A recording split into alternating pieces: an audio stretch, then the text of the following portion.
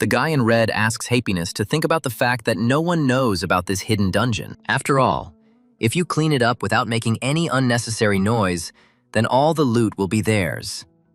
There is someone who agrees with him. Happiness ponders the words about the seekers receiving pennies for clearing dungeons. In the end, he agrees with his comrades, announcing that they will clear the dungeon on their own. Our main character, whose name is Will, expresses doubt about this. She thinks that this might be a risky undertaking.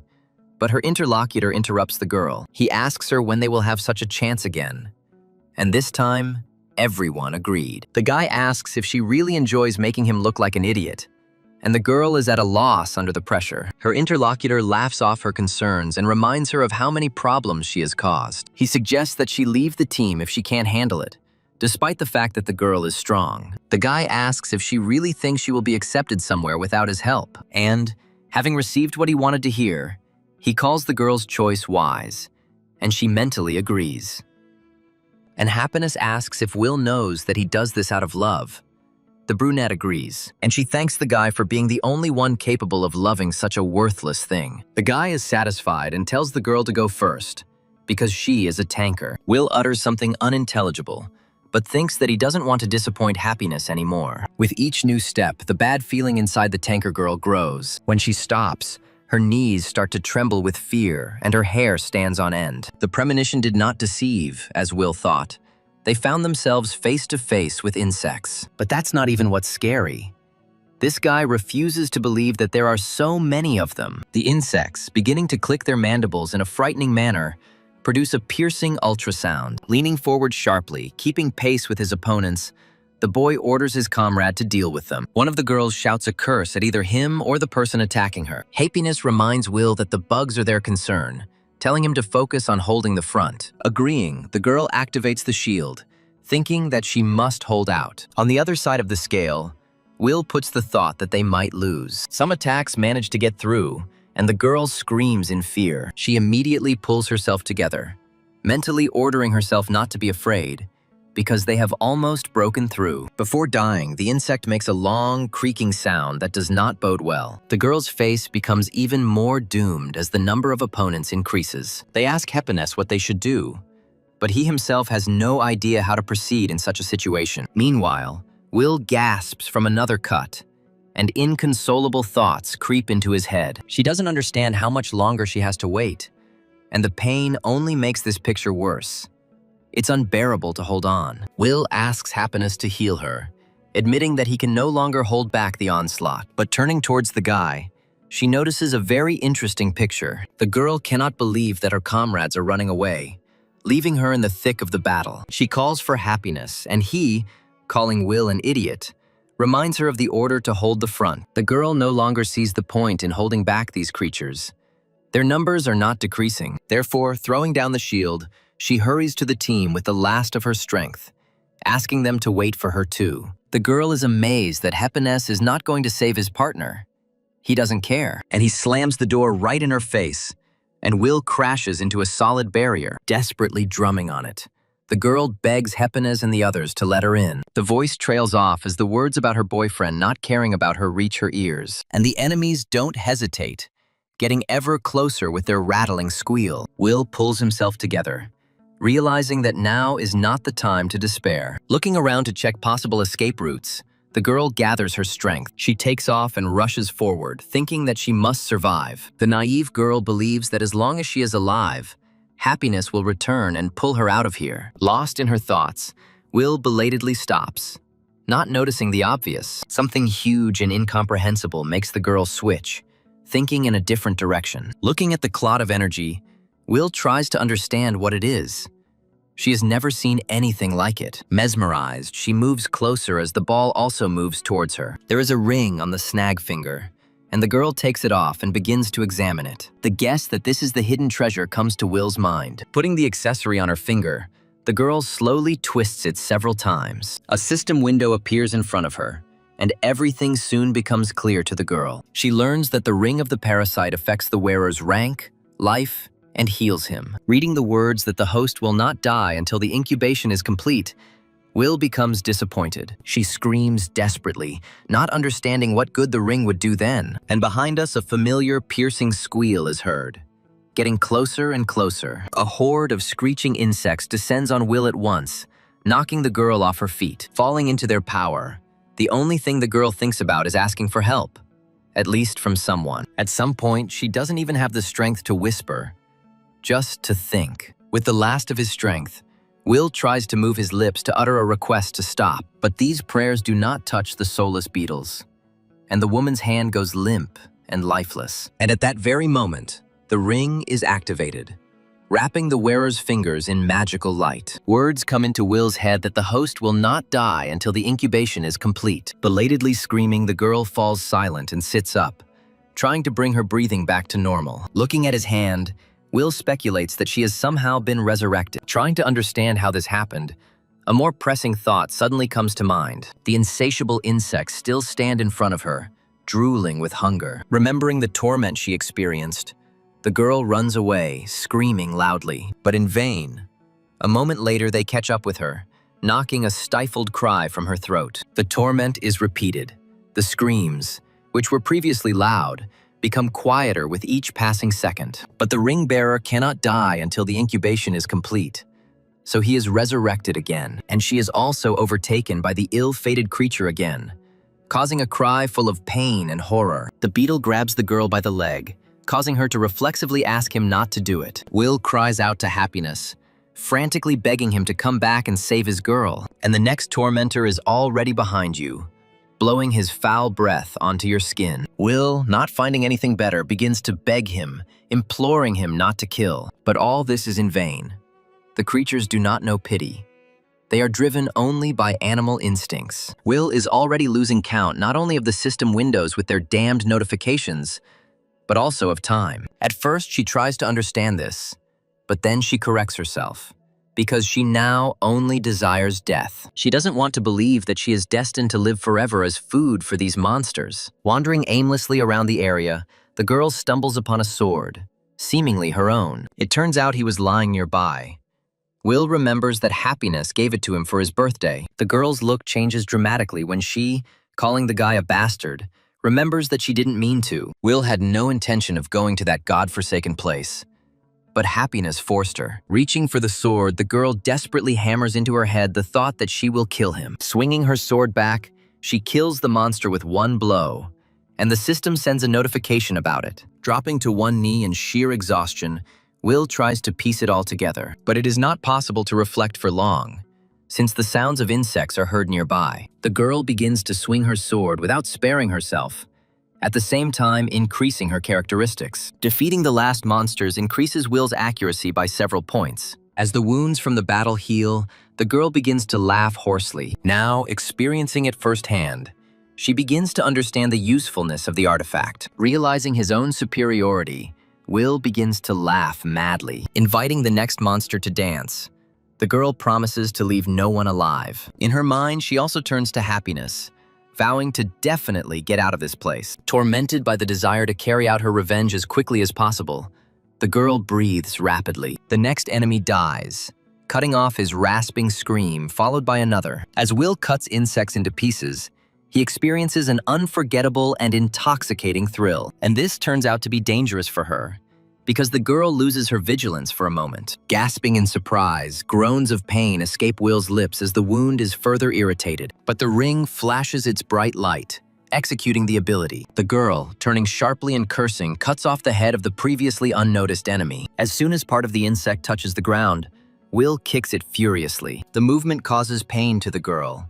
She knows that it is bad, that the wound is penetrating. But the enemies still have no limits.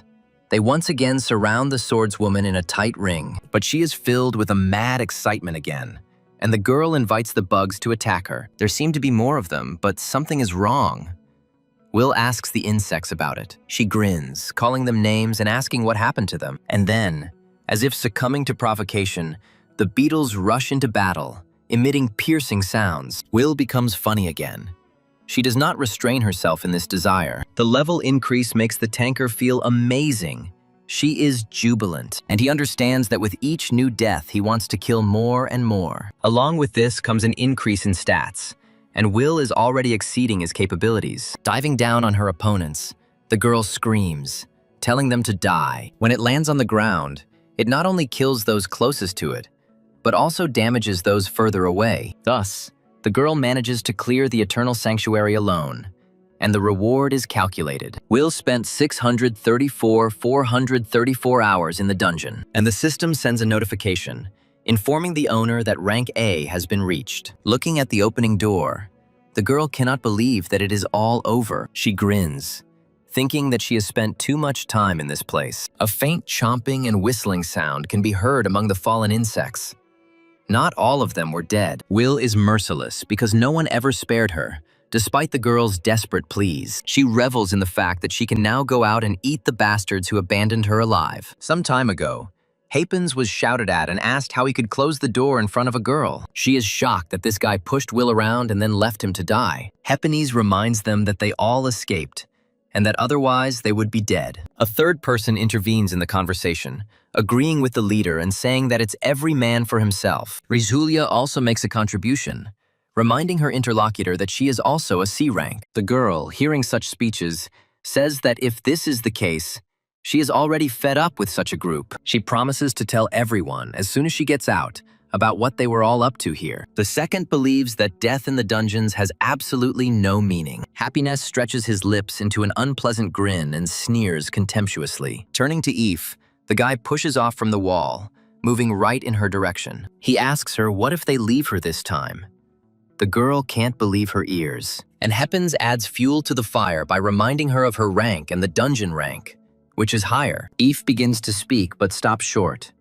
Her interlocutor asks her what she was afraid of. He says he wanted to suggest that they get out of this place together, without holding grudges against each other. Hepens adds that Will chose to stay, so it's not their fault. At the same moment, a loud explosion is heard very close by, washing over everyone with its wave. Eve, already scared, becomes even more uneasy, while the others are still surprised. A familiar voice, approaching, asks what's wrong, because he's still the same. Coming out into the light of day, the girl, by her standards, notices that they haven't seen each other for a long time. Happiness can't believe her eyes when she sees Will approaching in front of her. Although he doesn't understand her greeting, the guy pulls himself together and switches to something else. He is now incredibly interested to know how the girl survived in this dungeon. Eve stutters when she says her former teammate's name, and Hapens suddenly changes his shoes, expressing joy at the return of his girlfriend. He apologizes to her for not being able to save her, about to add something else. He pauses and then explains that he had no choice, as it was all for the group. Will says he knows she understands, and the guy is happy with the predictable answer. And then he thanks this kind soul who, as always, understands everything. Turning to her again in an attempt to say something, Happiness stops short, recoiling in fear. He can't understand what this strange look is. The guy has never seen anything like it. As he begins to examine the girl, Happiness notices torn and dirty clothes, but the girl doesn't have a single scratch, which makes you think that something is wrong. The couple's reunion is interrupted by a third participant, who loudly places his hand on the girl's shoulder. He agrees with the leader, expressing joy that Will understood everything correctly. The guy invites the girl to go again and fight this time with the final boss. Will laughs, wondering if they hadn't already killed him while waiting for her. She thanks her friends, and Happiness relaxes a little, chalking it all up to paranoia. The hugger agrees, saying that he couldn't even move from the spot, he was so scared. And this trio, talking along the way, leaves under the long gaze of their leader. He still wonders if it's just his imagination, or if his girlfriend really came out of the dungeon differently. These thoughts do not allow Happiness to relax properly, forcing him to remain tense. The peaceful tranquility of the forest is disturbed by a flock of birds that take to the sky, disturbed by something. Following this, the sound of mighty hooves belonging to the final boss reaches the ears. He is a B-rank monster and is called the Moose Fist. Happiness peers out from behind a tree, tracking the target with his team. He tells them to get ready, ordering them to go out in the same formation as before. Will must draw attention to herself, and the others must attack at the right moment. The guy addresses the girl personally, asking her to simply distract the boss. When she agrees, Hapines again says that they must act according to the plan. But neither he nor the others expected such a quick reaction from their tanker. They wonder why she suddenly started off alone. Hapins tries to call out to the girl. Will does stop, but only to slam his shield into the ground and scream. Her scream is so powerful that leaves fly off the trees. It is a call. Naturally, this does not go unnoticed by the boss monster's ears. He strikes a pose and responds to his opponent's cry with one of his own. Happiness doesn't understand what this crazy woman is doing. Considering her to be too aggressive, he orders the entire crew to immediately position themselves behind the tanker. The creature, seeing the source of the sound, rushes towards it, stomping heavily. The team captain encourages the participants, saying that it is only a B-rank boss. When the monster hits the tank's shield, the girl moves forward. Hepines reminds her that all she needs to do is hold the line. And at that very moment, the girl is thrown into the air by one powerful movement of the beast's head. Hepines looks up at his team's tanker with apprehension, but it wasn't the monster that hit her. But she herself somehow miraculously dodged it. The guy in red thinks to himself, wondering what would happen if Will retreated now. His look becomes completely wild as he starts to speak, but stops short. Looking at these massive horns, the guy understands perfectly well what fate awaits him. And so it happens. And he releases his last words along with the blood. The girls, seeing such a terrible sight, begin to back away, trying to make themselves smaller. Hepines tries to find a way out, but the proximity of danger confuses all his thoughts. Will, meanwhile, lands deftly on a giant head, not far from his former friend. She addresses him, still alive, assuming that he is probably in great pain. In an apology, Will says she was so scared that she accidentally tripped, and she speaks in the tone in which Happiness spoke to her, saying that they must understand her. Settling more comfortably on the boss, the girl directs him towards the frightened people. They barely manage to jump to the side to avoid being hit, but it wasn't easy. Hepines angrily asks the girl why the hell she is doing such a thing. She also asks, as if by the way, what, in his opinion, all this looks like. The guy asks her to stop fooling around and come back down right now. The girl is extremely amused by the word fooling around, and she asks him to repeat it to clarify. Glancing at the already dead man,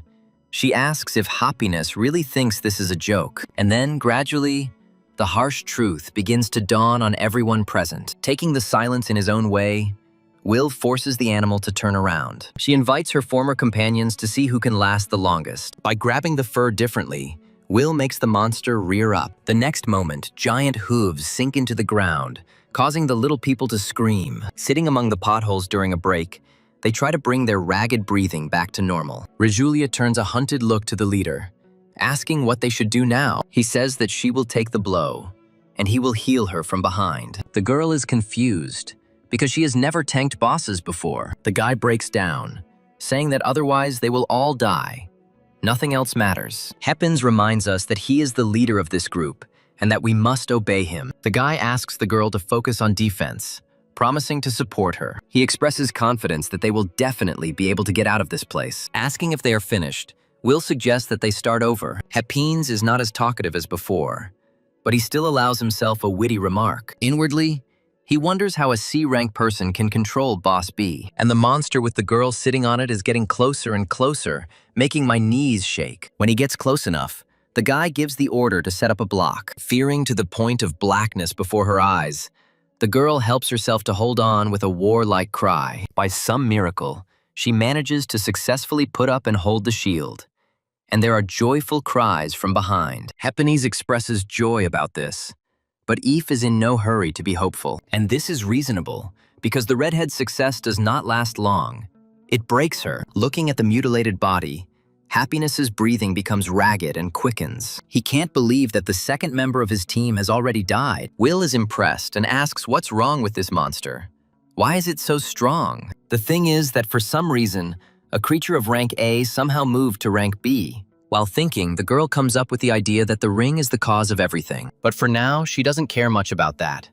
First and foremost, she needs to kill this guy. By directing the animal towards the said one, Will forces him to apply diligence. Sometime later, she acknowledges the fact that Happiness is still holding on. In between catching his breath, the guy turns to his ex-girlfriend. She pauses, asking him in a frighteningly indifferent tone what is the matter. The guy hesitates, mentally noting how easily the girl handles the boss. He is almost certain that she has the treasure from the dungeon, hence the change in her character. Suddenly, the guy says something that Will never expected from him. He apologizes to her, and not just verbally. Happiness slavishly falls to his knees before her. The girl then asks him what he is apologizing for, if that's the case. Hepines repents of his sins, telling how he closed the door and ran away, how he manipulated. Will isn't impressed.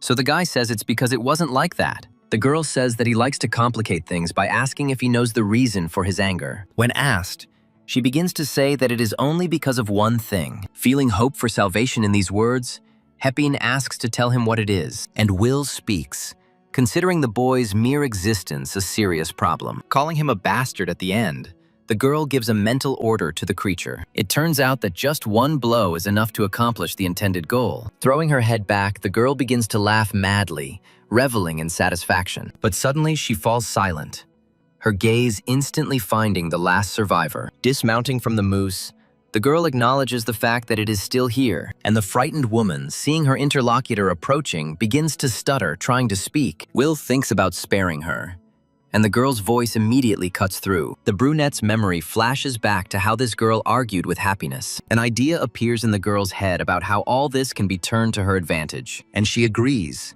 saying that now Eve had better listen to her. Will is open about the reason why she is going to spare her. She asks the girl not to forget that they are people, and she agrees with her friend. Will says there's something else that's important to never forget. The girl starts talking about what will happen if her interlocutor spills the beans. She cuts through an A-rank monster with just one swing, leaving the onlookers stunned. The girl screams in fear as drops of blood rain down on the ground from the giant's height, and Will evasively asks if his interlocutor knows what will happen in that case. Eve at first simply nods his head, unable to force a word out, then speaks. Will is satisfied with the fact that they will stick together from now on. Eve agrees, and his interlocutor remembers that they still need to collect magic stones. The girl agrees with this too, saying that everything will be done in the best possible way. From the outside, the portal is enveloped in small static discharges, and those around it observe. And then two girls appear from it. The people who greet them are waiting, but no one else is visible. A member of the dungeon regulation group of the Gads Guild asks about this. Will, as if nothing had happened and without explanation, replies that everyone else is dead. Eve tells that the boss monster's rank has increased and his comrades have sacrificed themselves. Will, who had stepped aside, stopped, began to tremble and sob. Eve demonstrates how deeply, to the point of tears, the girl experiences the deaths of her comrades. She says that, leaving the magic stones here, they will leave as they are both shocked. This man can't believe that the low-ranking one survived while the rest died. He comes closer to the girls, reminding them of the level of this dungeon. The head of the Gads Guild and Hepina's uncle orders everyone to tell everything that happened inside without concealment. Will can hardly contain himself, remembering that this man is still here. The man starts shouting, believing that the increase in the rank of that deer does not matter. And he also blames the girls for failing to do their job of protecting the attackers. Will finds the moralizing so boring that she can't help but yawn. Eve mentally curses his neighbor,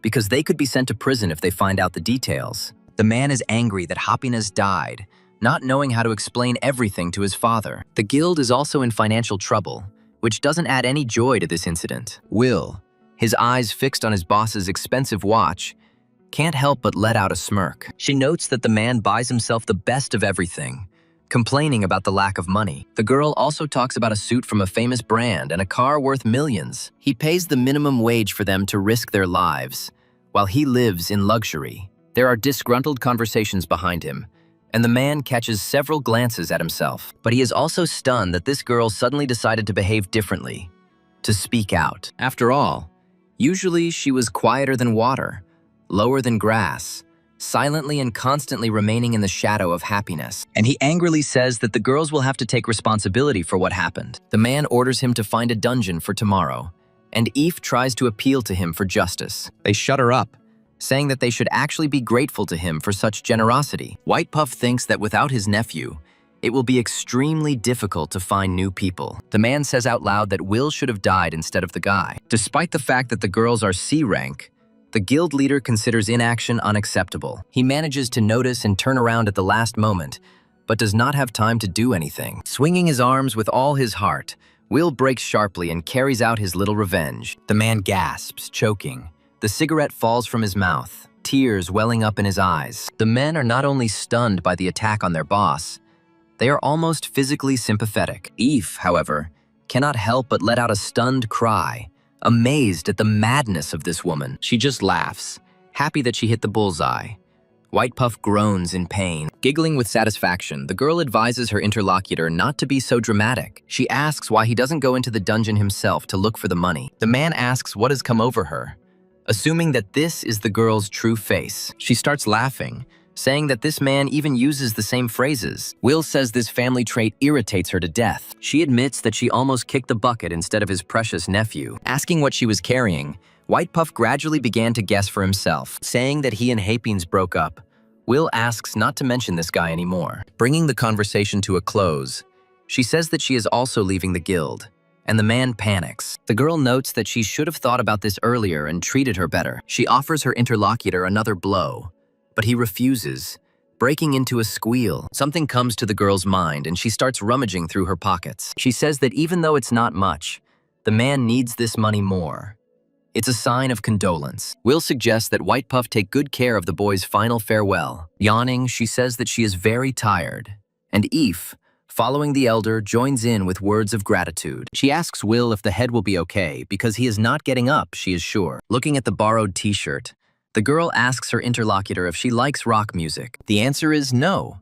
It's the first thing you see in the store when it comes to shopping. When she says that Will might buy such a thing, she says that Happiness wouldn't like it. Eve asks what she is talking about because he knows perfectly well that this man is no longer there. The girl bursts into flames, beaming with happiness, and states the fact of his death. Joyful as a child, she adds that it was she who killed him. Eve thinks that this girl scares her when she changes so abruptly. She apologizes and asks why Will suddenly wanted to go to her house instead of his own. The question about the girl not having her own home makes her expression change, but then she changes again, asking if she can stay here for a while. Will says she lived with Happiness before and doesn't want to go back there. The girl wants to refuse, but she fears that she will die if she does so. Eve allows it, but only for a short time, and her interlocutor thanks her very emotionally. The girl asks about Will's future plans, since she left the company because of discomfort. She asks her interlocutor if she has any guild in mind.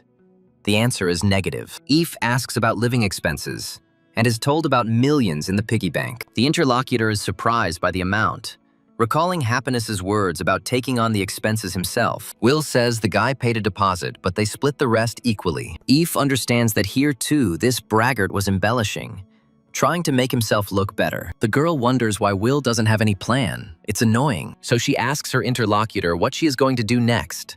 Look for a job, she thinks, slowly saying the words that for now she doesn't want anything. She adds that she has already achieved what she wanted, and now she doesn't know where to go. Eve doesn't quite understand the girl, so he asks directly what the goal was. Will finds the answer obvious.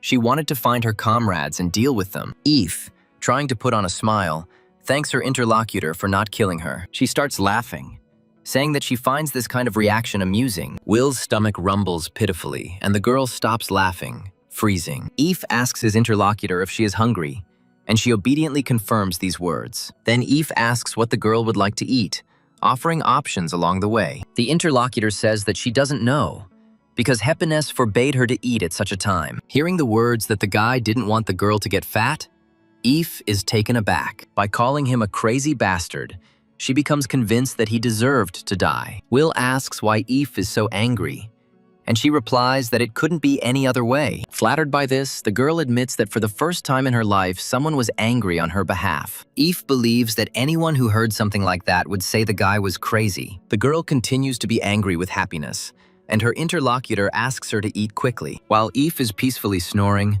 Will still can't fall asleep, she's thinking. The girl hadn't thought about what she wanted from this life for a very long time. The first thought that comes to mind is that she wants to stop exploring dungeons. She doesn't want to be a member of the guild either. Right now, Will wants to take a break from everything. The girl thinks about how nice it would be to just be weird and live comfortably. A strange feeling interrupts my measured dreams, destroying the magic of this moment. Will jumps up abruptly in bed, his breathing quickening, his heart racing. The girl is desperately trying to understand what just happened.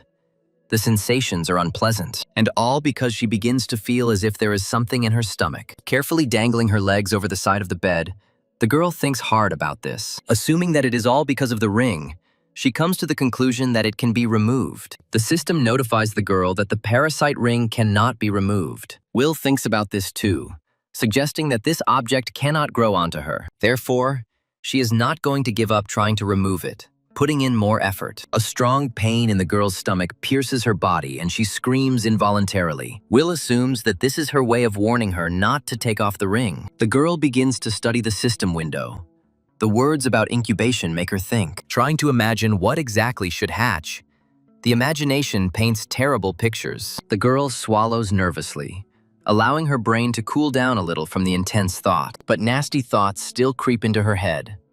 Will remembers that she was saved by the ring. However, he believes that now is not the right time to relax. Looking at the ring with a penetrating gaze, Will expresses his intention to get rid of it. First, the girl wants to understand what this thing is. She understands that problems will arise if the world finds out about items of such rank, and this means that we will have to resort to some illegal methods. Will tries to find a solution all night long until the first rays of the sun. Smiling sadly, the girl understands that this is only the beginning, and a long road awaits her. Eve asks his interlocutor why she rushed to the hospital so abruptly in the morning. The girl tells her friend a half-truth, saying that she has a stomachache, and she also adds that that night she decided that she would live with Eve. The first thing that comes to mind blurts out from the interlocutor. She refuses Will. The latter asks the reason, saying that she can even pay the rent, and when he says that the apartment is already small, he suggests moving to a more spacious place. The interlocutor looks at her with bewilderment, clarifying what exactly she means. When it comes to Eve, she overcomes the temptation and still refuses. Will clarifies. Eve repeats her refusal, and her interlocutor suggests that she die. The former is surprised by such a change. The girl asks to wait until she saves up some money, and then she will leave. She argues that she doesn't want to live in Happiness's apartment. Therefore, she suggests to her interlocutor that they invest in something else together.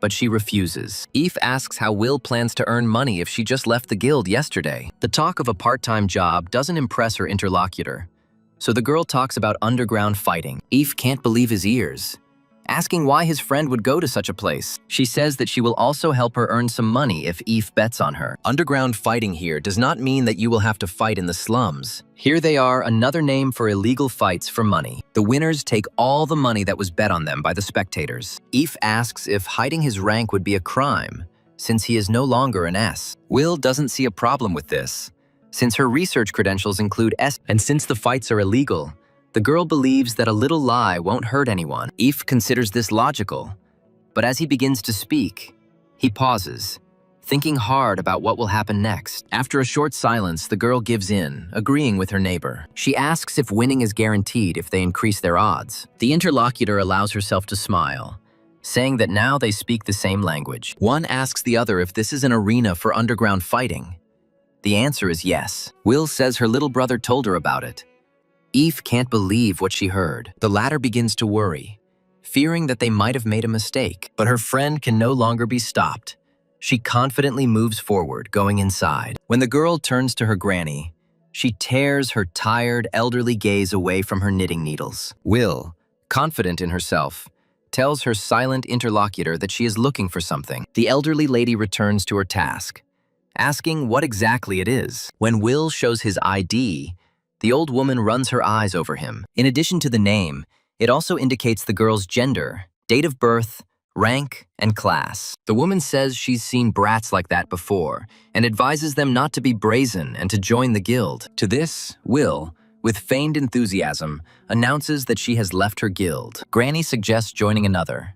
Rank C is hired more readily than lower ones. When Will says she's on vacation, her interlocutor thinks there's nothing to get tired of there. She thinks that the problem is that the girl standing in front of her is spoiled. After studying Will thoughtfully with her eyes, the old woman speaks up again. She asks the girl if it is true that she killed someone, but there is an oppressive silence. The old woman is tearing it apart, talking mostly to herself about what Will has forgotten here. The girl tries to deny it, and her interlocutor interrupts her, then telling her to go home. Moving closer to the counter, Will changes his posture to one of greater arrogance. She asks what she should do to be allowed to go where she wants so much. The old lady's gaze changes, and in the oppressive silence that reigns, she begins to think about something again. Her finger rises until it reaches her lips, a call for silence. And then Will casually asks if the woman accepts card payments. She, grumbling discontentedly, advises taking cash next time since paying by card is more expensive. Will expresses understanding over the typing sound of the cash register. The grandmother directs the girls,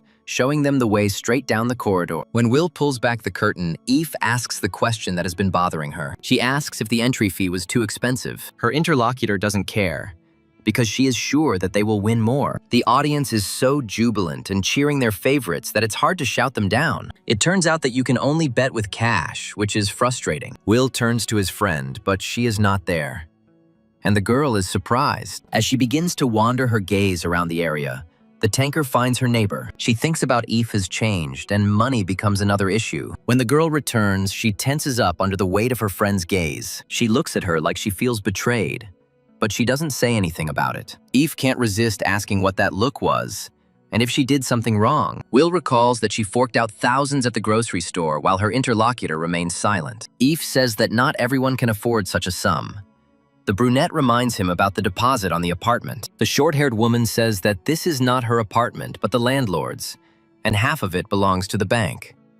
The argument is interrupted by a voice asking the girls if this is their first time in this place. Looking towards the source of the sound, Will notices a guy looking at them expectantly. He asks his silent interlocutor if he can sit next to her. She speaks up, answering that she is not at all against it, and the guy takes his seat.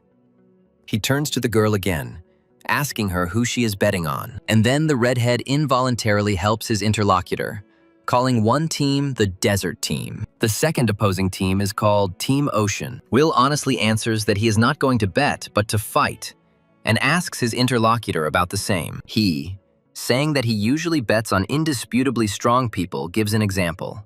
The girl herself is the one who cannot hold back her emotions for a moment, and then he wonders if he really checked her stats, and asks about her specific preferences. When Will checks the person's system window, he finds nothing. This raises deep confusion and the question of why she cannot analyze it. This may indicate that this person has either an A rank or even higher. Then Will tries to understand what a man with such an impressive rank is doing here, and she asks him directly about it.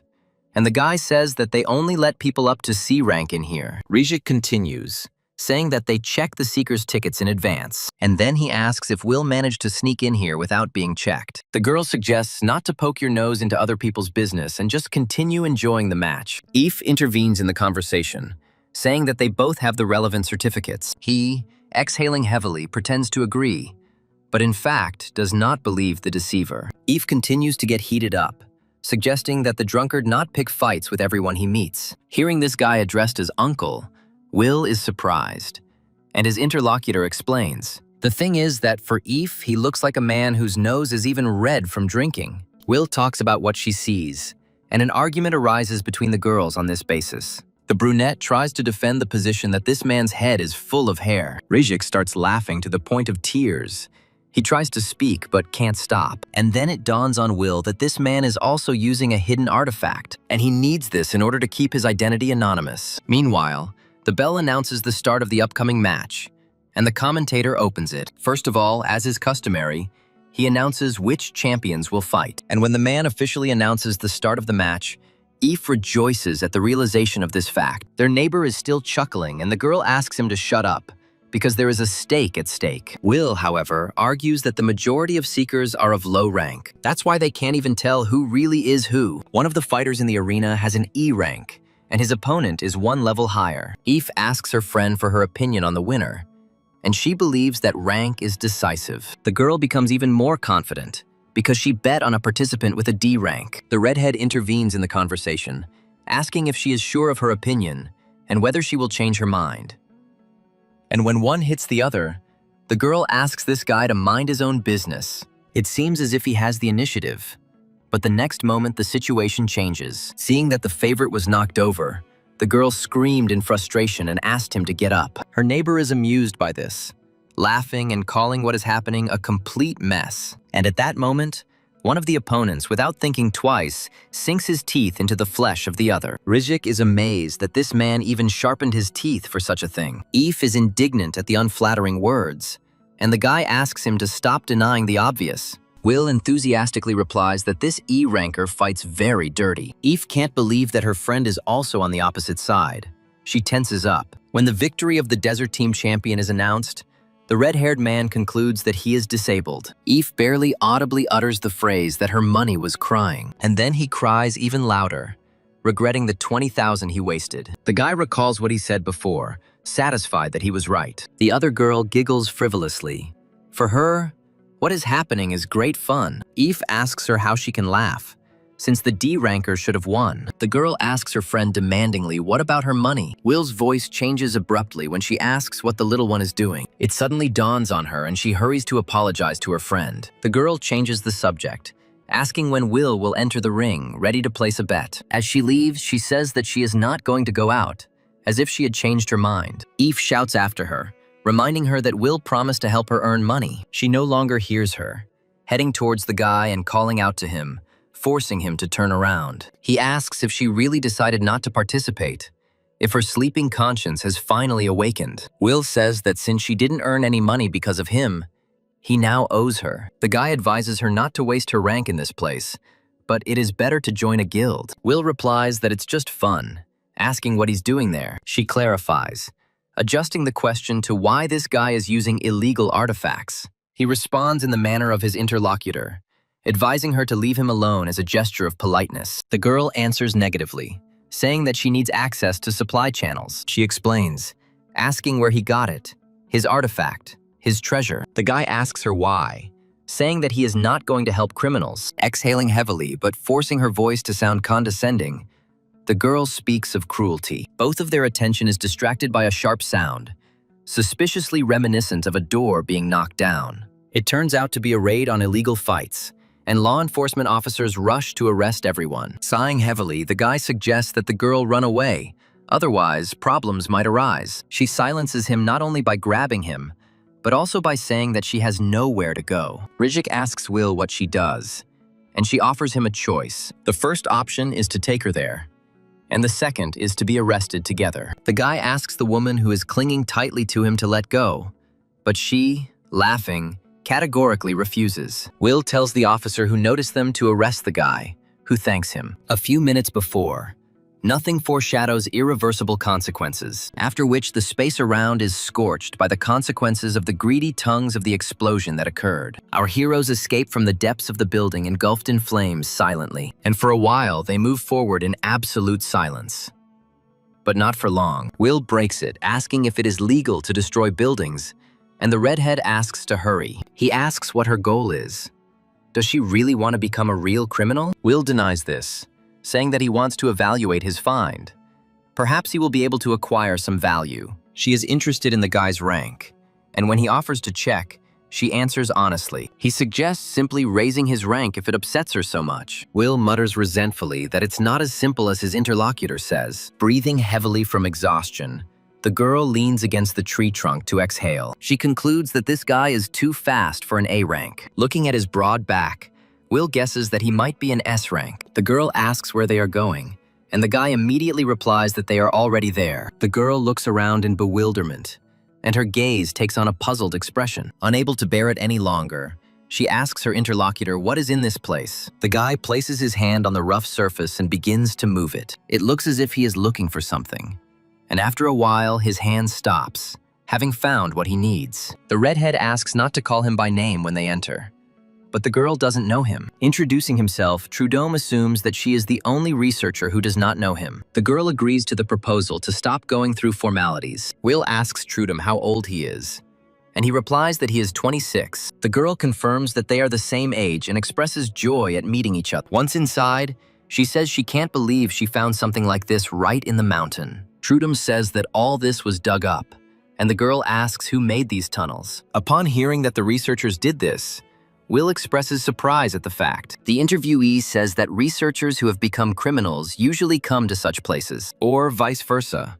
Will asks how he knows so much.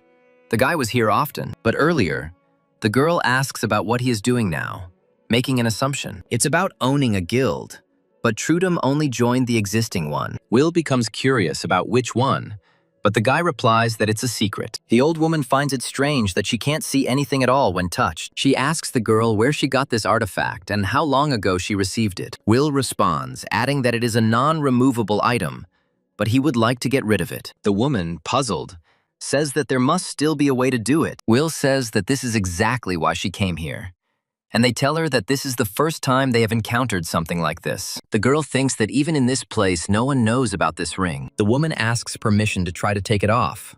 Will allows it. The old woman reaches out and touches the ring as if the client's words mean nothing to her. And at that very moment, the girl's stomach was pierced by a familiar pain, causing her to hiss. The old woman suddenly jerked her hand away and jumped up and down, screaming. Will says it hurts when she tries to get rid of the ring. The old woman says that she can hardly appreciate it and asks the name of this ring. The girl wonders whether she should tell the name to a person she meets for the first time, so she decides to say that she was unable to determine the name of the object. The interlocutor repeats that she cannot evaluate the ring and says that she will not take money for the session. Expressing understanding with this, the girl hesitates a little, but then gets up, saying that in that case she will go.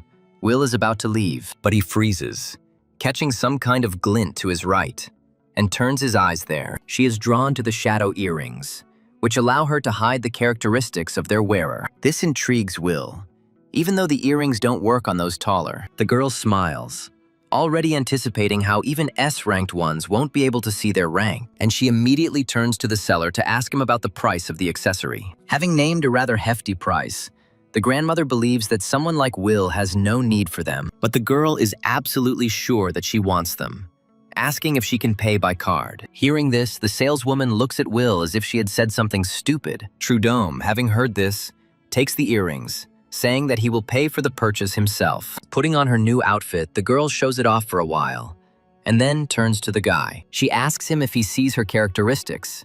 He answers negatively. When Will says she hasn't seen S-Rang, the guy responds with a mysterious vagueness. However, he is much more interested in the girl's mysterious ring, and she quickly retreats. Pretending to be interested in something on the counter, Will impresses Trudome with her speed. He slowly closes the distance between them, hissing in displeasure, and the girl ponders. She's considering whether to find another appraiser, as it could spark rumors. At the same time, Will cannot leave everything as it is.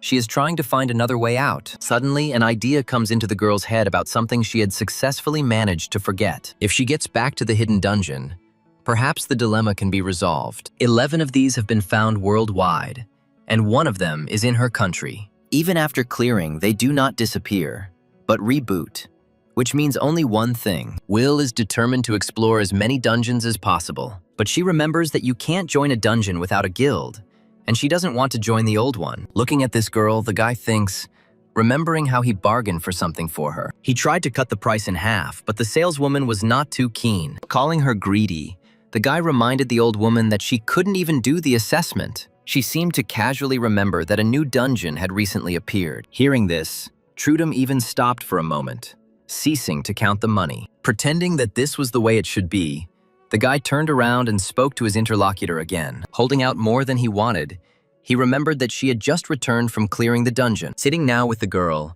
Trudome asks her full name, and she is surprised by this. The guy says he has a hobby, and that is collecting treasures. The girl reminds him that he saw with his own eyes that the ring would not come off. Labor thinks differently. He is firmly convinced that a way will always be found. Trudome ominously says that he can always take the ring along with the finger it is on. In retaliation, the girl, using the same tone, calls her interlocutor's hobby feeble. And yet, it is strange, because no new dungeons have appeared lately. With difficulty, leaning even closer, he clarifies whether the girl was in the hidden dungeon. She thinks that now this man's help doesn't seem so surprising anymore. Now, just one look at this guy's enough to understand. All this time, Trudome jealously hid all his magical potential of impressive proportions. It's hard to believe that she and this overwhelming pressure are separated by only one rank. However, even this cannot compare to all those days of despair spent in real hell. Unable to bear the devastating memories, Will screams, ordering his interlocutor to shut up. He reflexively covers himself with his hand when an unexpected magical wave hits him, and the one sitting next to her continues to shout, forcing her to take more decisive action. The guy is forced to cover his ears,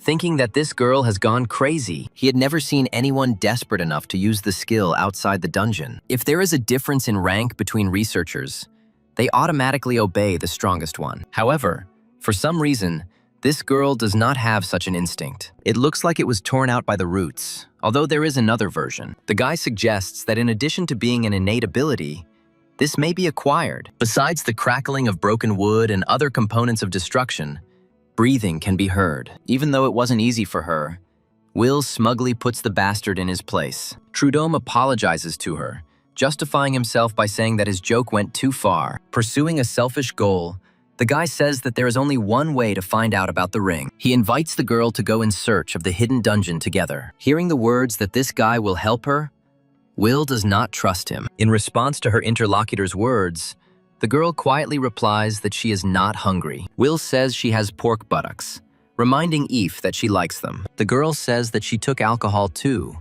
but her interlocutor replies that it was something else. She asks the brunette where she was and how she could leave Eve in that destroyed building. The girl continues to whine for a long time about how these guys left her there alone. And sometime later, the neighbor asks her if she has finally calmed down. She, eating her favorite dish, responds with consent. She really does feel better. Eve asks about Will's plans now that the arena is closed, offering to join the guild. She refuses, revealing her plans to search for the hidden dungeon. The interlocutor cannot believe her ears. She has many questions about this. Eve wonders how the girl is going to do this if she is not part of the guild. Will says the issue is resolved, and Trudum Gold said he will help her with it. Eve thinks it's a joke, but asks if this is the same Trudum Gold who has an S rank. Now Will is surprised, asking why his friend didn't recognize him at the underground fights. Eve doesn't believe her, but her interlocutor assures her that she is telling the pure truth. Then the girl shows her friend the face of their respected Trudum Gold. She wonders how she could have made such a mistake, assuming that it was because of her age. Eve asks his interlocutor if she knows the Red Ship Guild. He is from there. Will agrees that it is Trudome, but she didn't know that he was a member of this guild. But her interlocutor is deeply stunned when she hears that it really is him. She's incredibly curious to know how that guy could have turned out to be this handsome guy and vice versa. Will explains that Trudum used a treasure that changed his appearance. Eve has no words, so she screams for a long time. The girl reproaches herself for what she said to him, and Will assures her that Trudum is not angry. Eve lets out a sigh of relief and regrets that he can't even join the guild now. Her interlocutor becomes interested in what makes this guy stand out so much. Eve is angry at his friend's ignorance, but explains that the ship provides better conditions. This guild was founded by one of the 2 known SS-ranked people in the world. 3 of the 8 existing S ranks acted as assistants. Their influence was comparable to that of an entire nation because of the power these people possessed. Eve says the odds of getting into this guild are 1 in 1,000. Asking if it's tasty, the girl suggests that her friend eat more. The next day, Will silently looks at the man standing opposite him, as if he were a stone statue. Straining under the increased attention to his person, he asks, "What's the matter?" Will finds it surprising that the guy in the ship is surprised by her knowledge. A guy asks a girl, referring to a shield, why she needs it, but she doesn't understand the reason for the question. They are going underground, but Trudum says that she herself will soon understand everything. The girl asks to tell him everything now, but the guy is adamant. As he takes a step, he stops, saying that he almost forgot one more thing. Trudum advises the girl not to let down her guard for the following reason. He is sure that the hidden dungeons inside are much more dangerous than the girl can imagine. Jumping out of the makeshift shelter, the monster opens its mouth with a disgusting sound. His plan turns out to be a losing one, and the lizard soldier is sent to increase the seeker's points. Remembering her partner's words, the girl still doesn't understand that such a thing could happen. He's delighted at the joke's success.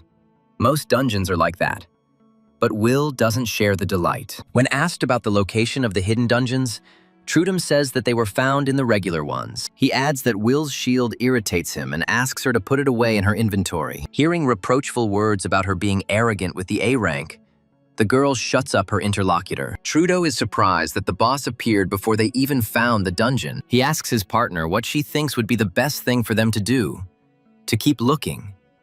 Remembering the thrill of the battle, Will seriously considers this option. The lizard general manages to catch something in the back of his mind, but only a moment before. Will, after his rapid dash, asks why waste time. She thinks that if they haven't found anything yet, then he simply isn't here. And the girl suggests that the guy move on, reminding him that time is short. The ring glows as if in mockery of Will's suggestion to go to another dungeon. With a loud and piercing squeal, The insect takes off, rushing towards its victim. It bites into the tanker's shield, causing her to cry out in effort to hold back this monster. Will screams desperately, asking Happiness for support. The hand that falls on the shoulder is accompanied by a painfully familiar voice addressing the girl. Her boyfriend, in a cold voice that brooks no argument, tells Will to die for him. It's no wonder that his family sponsors the girl and allows her to live in his house. Without even intending to receive an answer, the man's hand gives a strong push, and bitter tears flow from the eyes of the girl,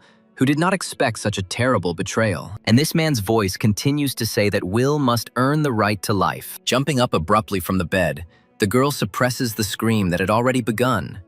She breathes heavily. The nightmare I just saw still stands before my eyes, refusing to dissipate. To distract himself, Will raises his hand to his eyes, but notices that it is shaking. Clenching her fist vigorously, the girl reminds herself that this rotten man is dead. Then Will can't understand why he's still pursuing her. The girl says with envy that this lucky woman is already seeing her 10th dream. She mentally adds that Eve is now begging for her life to be spared now. However, Will is sure that sooner or later this girl will definitely betray her. She thinks that he can kill her at any second, but now is not the time. Once she figures out what's inside her, she won't have to go into the dungeons anymore. Will thinks with delight about the time when she will not be tied to anything. Just as the girl is about to finish her thought, her attention is distracted. As she starts to dress on the go, Eve screams desperately, the essence of which is her lateness. Will asks his neighbor where she's going, and finds out she's going to a guild interview, Lotus. While Eve is hoping for a broken alarm, her interlocutor offers her a ride. She doesn't understand what she's talking about because, as far as she remembers, Will doesn't have a car. When Eve understands what is being said, he is surprised, and even more so a little later. Trudomov, greeting the girl, reminds her of their last meeting and asks how she is doing. Unable to believe his eyes, Eve stutters and asks the boy what he is doing here. Will, saying that he is their peer, suggests omitting formalities, but Trudom does not approve. Eve is thinking about something completely different.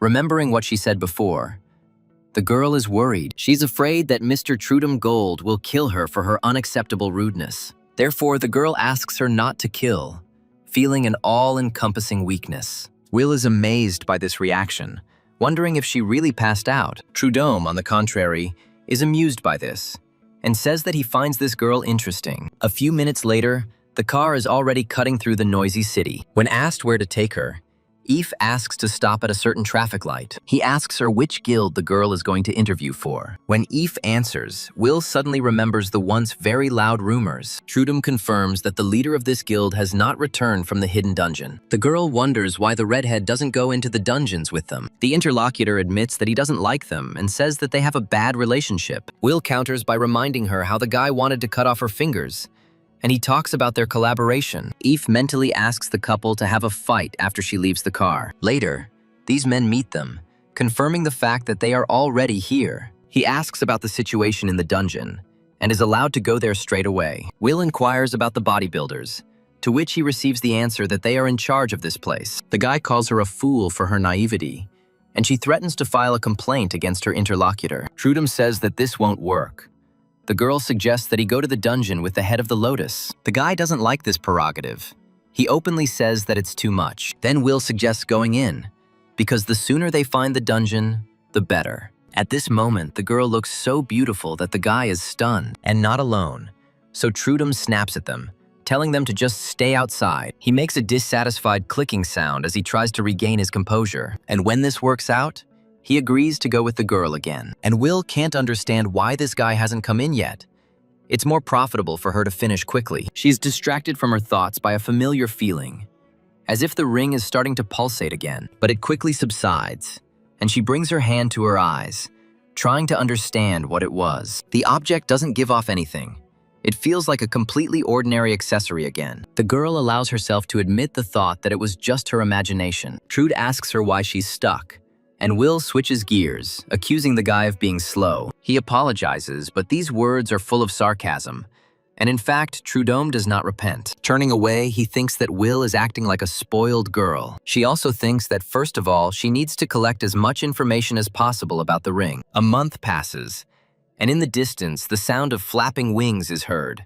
like that of a large bird. Several more join her, and the whole pack begins to track down prey. As soon as they succeed, the birds dive down like stones with a piercing cry. But because they underestimated the victim's abilities, a crushing defeat occurs. Before dying, one of the birds manages to begin its last song, and the girl begins to dance between the remaining opponents, tearing them to shreds. Noticing that Will is too active today, Trudum makes a guess about an unlucky day. It seems to him that they will not find anything today either. And the guy suggests that his partner leave. Instead of a verbal answer, the girl gives him a withering look, and suddenly he takes off, reaching his interlocutor in an instant. He, smiling, directly asks why this girl is behaving this way. He suggests that Will wants to test his abilities this way. It doesn't take much effort for a guy to restrain her, unlike the girl herself. Putting a little more pressure into the push, Trudum pushes Will away from himself. But this turns out to be enough for her to cover a decent distance. At some point, Will concentrates, forces himself to slow down, and shingles. She stops and remains inactive for a while, then comes to her senses. The girl herself is surprised by what just happened. Only the feeling is stronger than Trudum's. Noticing the confused look, the guy finds Will looking tired. He suggests that she take a rest, while he himself is going to go and tackle the final boss. Will doesn't respond to this, but an active thought process is going on in her head. Trying to bring her breathing back to normal, the girl tries to understand what she just did. Now she no longer knows whether it was right to go in search of the hidden dungeon. Each time she feels more and more strange, as if someone is trying to control her. Involuntarily glancing at the parasite ring, the girl tries to figure out what to do. Crossing the threshold of the house, Will announces his return to his neighbor. Her friend's look causes concern, and she asks what's wrong with Eve's face. She, periodically whining, shares that she was not accepted into the guild again. When asked how she is doing, Will honestly replies that in a month of searching, they have not made any progress. Giving her friend a bag, the girl offers her to order something. These words puzzle Eve, and she asks her neighbor what is inside. Will replies that they are pork legs, asking if there is alcohol in the house. Sometime later, Eve says that a nightmare is happening in her life. She is sincerely perplexed as to why she cannot find a job and makes assumptions. Eve hates that she is a support, but her drinking buddy has other thoughts swarming in her head. Forcing the latter to be distracted from them, the girl says that she wants to become stronger. Will suggests they go kill monsters, but Eve says he can't even attack properly. To this, the friend replies that in this case, the only thing left to do is to accept it. The girl starts to cry even harder, calling her interlocutor evil and insensitive. A stream of feverish thoughts takes Eve's thoughts in an interesting direction, and she asks a question. The girl assumes that Will managed to become strong so quickly because of the ring she picked out. Eve considers this a stroke of luck and begins to think about going with her to look for the hidden dungeons. Will mentally says that she doesn't think she's lucky at all. Quite the opposite. The girl believes that if she became at least a little stronger, it would be easier for her to find a job. Will, however, continues to think that becoming prey to beetles cannot be called lucky. After all, she didn't even have the opportunity to die and had to become stronger in order to survive. Will is outraged that her neighbor, knowing nothing, continues to talk about it like that. And the girl continues to imagine how good her life would have been then.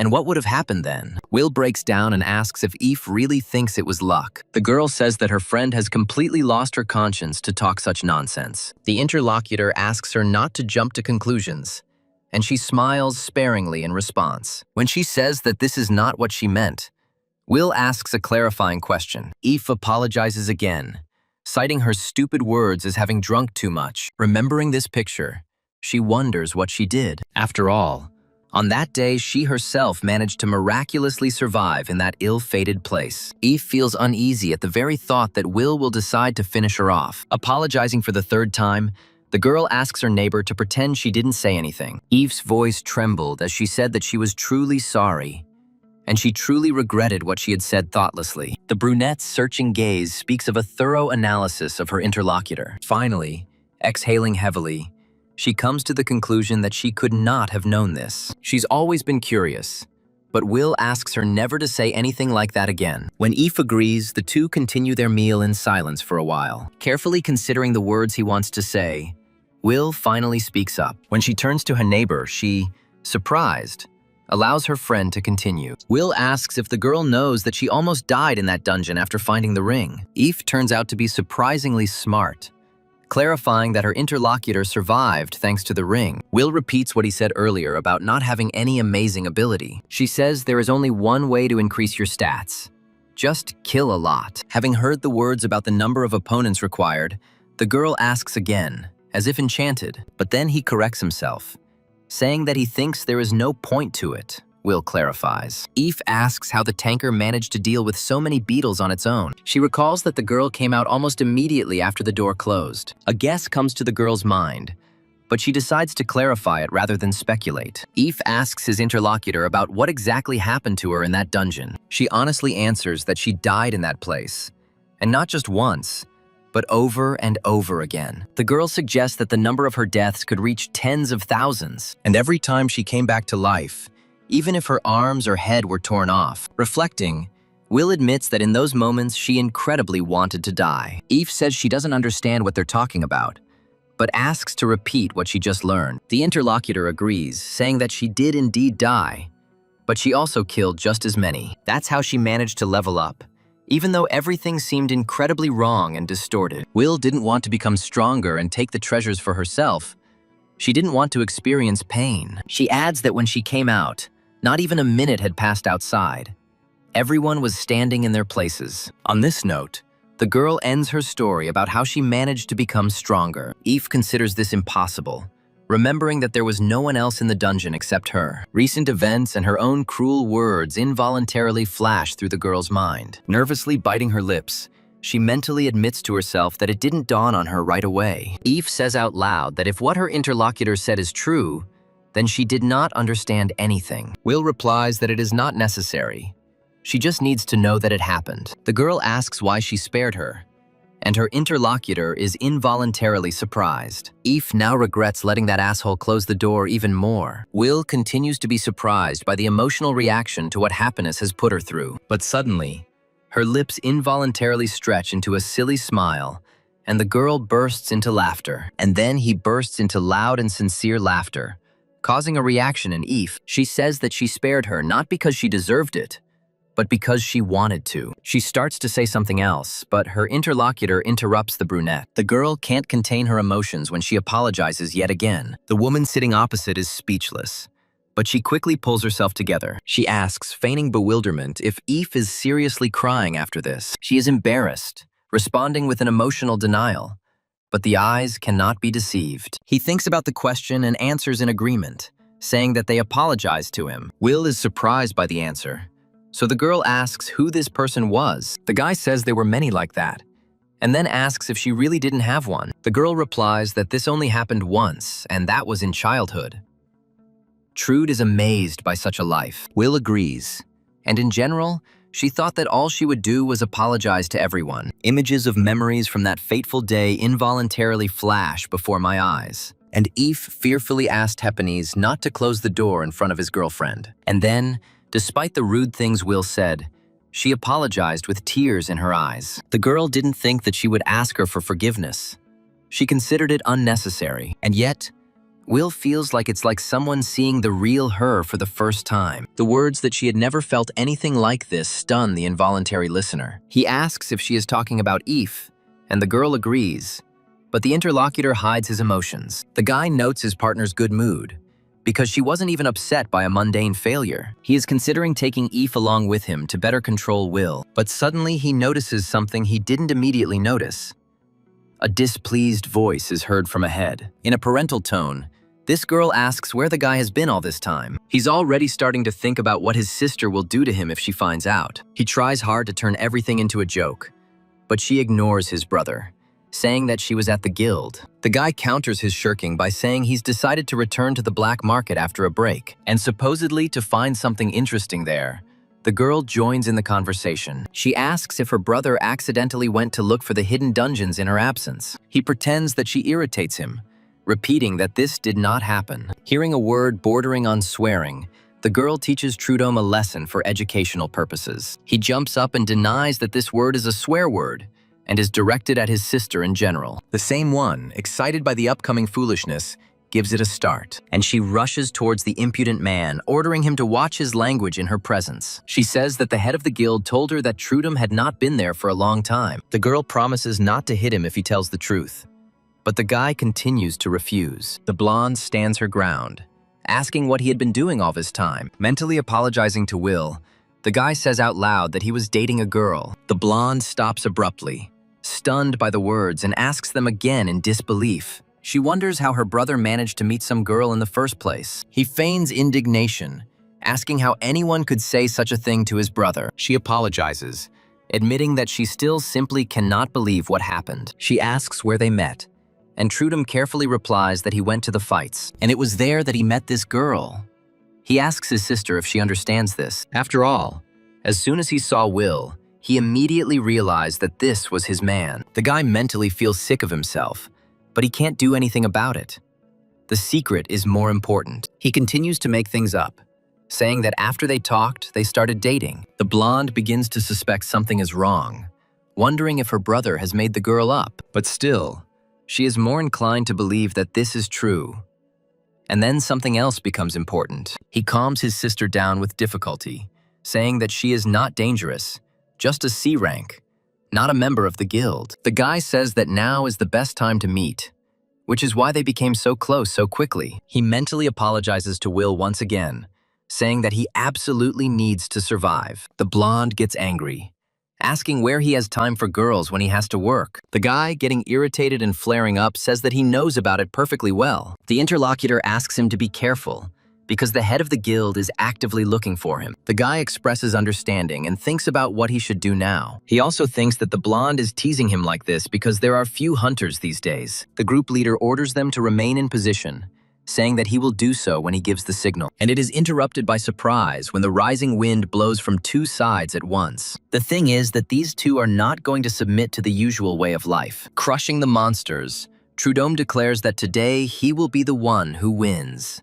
But his opponent does not agree with this outcome and tries to keep up with her brother. Smiling contentedly, she stops him, asking him not to run ahead of the locomotive. Although everyone usually followed the leader's instructions, these two didn't care about him. The brother and sister were simply competing with each other, enjoying their game. At the same time, they complemented each other perfectly in their intentions and thoughts. This did not leave the best impression on their teammates. They caused a lot of trouble, and eventually all the guild members stopped cooperating with them. The girl asks if her brother knows anyone useful.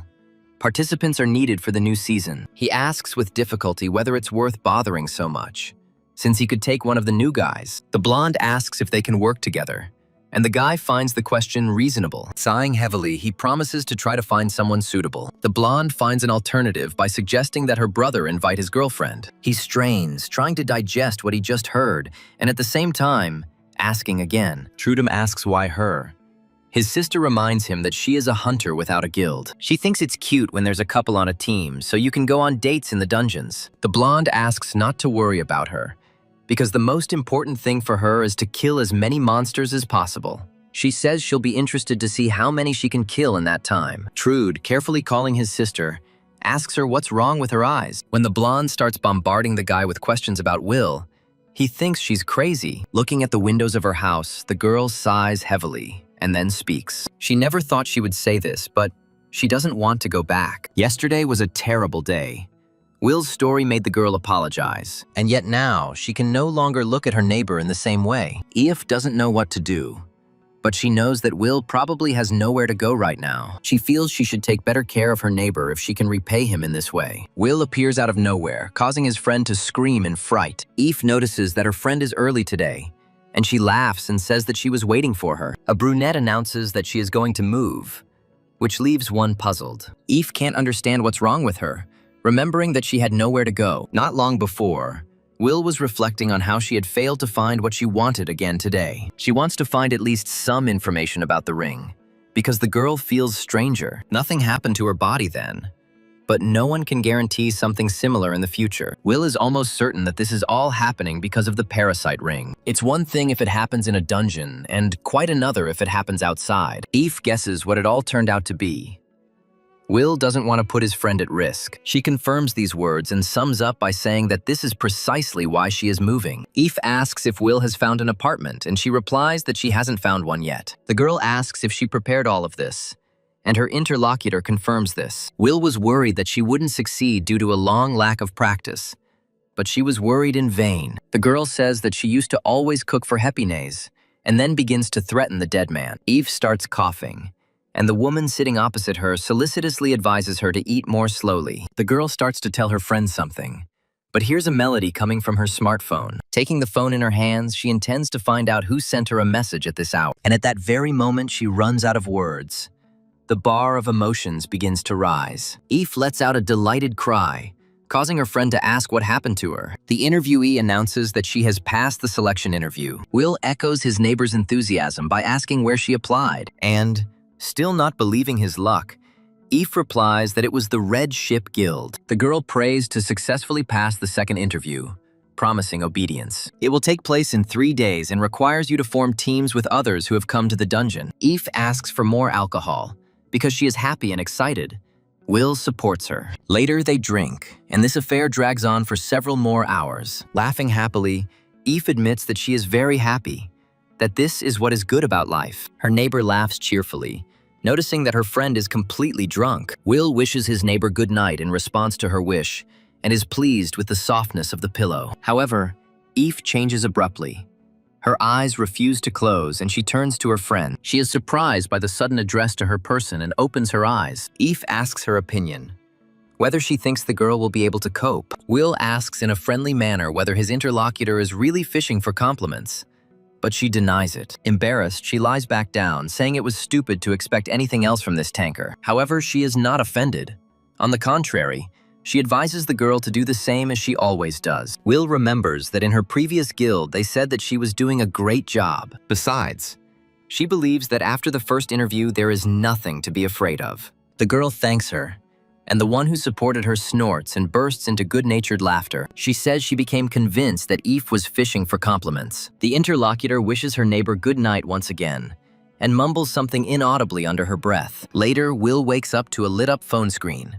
Someone has sent her a message. The girl picks it up, intending to find out who is writing to her at such a late hour. It's Trudum, and he asks his interlocutor if she would like to join his guild. As she sends her reply, the girl begins to giggle softly, satisfied with her own resourcefulness. As she falls asleep again, she says that it would be better if this guy took her to the hidden dungeon. The next day, Trudum tries to control himself so as not to collapse on the spot. His sister, standing nearby, beams as she politely greets her brother's girlfriend. Will looks at the strange couple with bewilderment, trying to understand what is going on. The blonde introduces herself as Trudum's sister and says that she has heard a lot from her brother. Will doesn't understand why the guy needs this, and the fact that he's dating a blonde also causes confusion. When Trudum starts making strange signs, the girl becomes even more surprised. The blonde explains, saying that she simply wanted to meet her interlocutor in person. After all, Will was the first to reject the offer to join the Red Ship, and the blonde decided to invite the girl to join the guild personally right then and there. The girl thinks that most hunters would not be able to refuse in such a situation. She says directly that it is difficult to get a direct invitation from such a guild,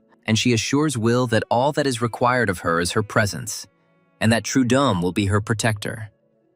The blonde rushes the girl to answer, adding that this way you can earn a lot of money. Will responds bluntly, stating that she is not at all interested in the proposal. Her interlocutor cannot believe her ears, even losing the gift of speech, and mentally amazed by the answer. He is not at all surprised by labor, thinking that this is exactly what he expected from the girl. The blonde tries to find out why Will refuses, assuming that the brunette is ignorant. She thinks that the girl doesn't know about the Red Ship, nor about who her interlocutor is. The blonde admits the idea that Will considered the proposal a joke.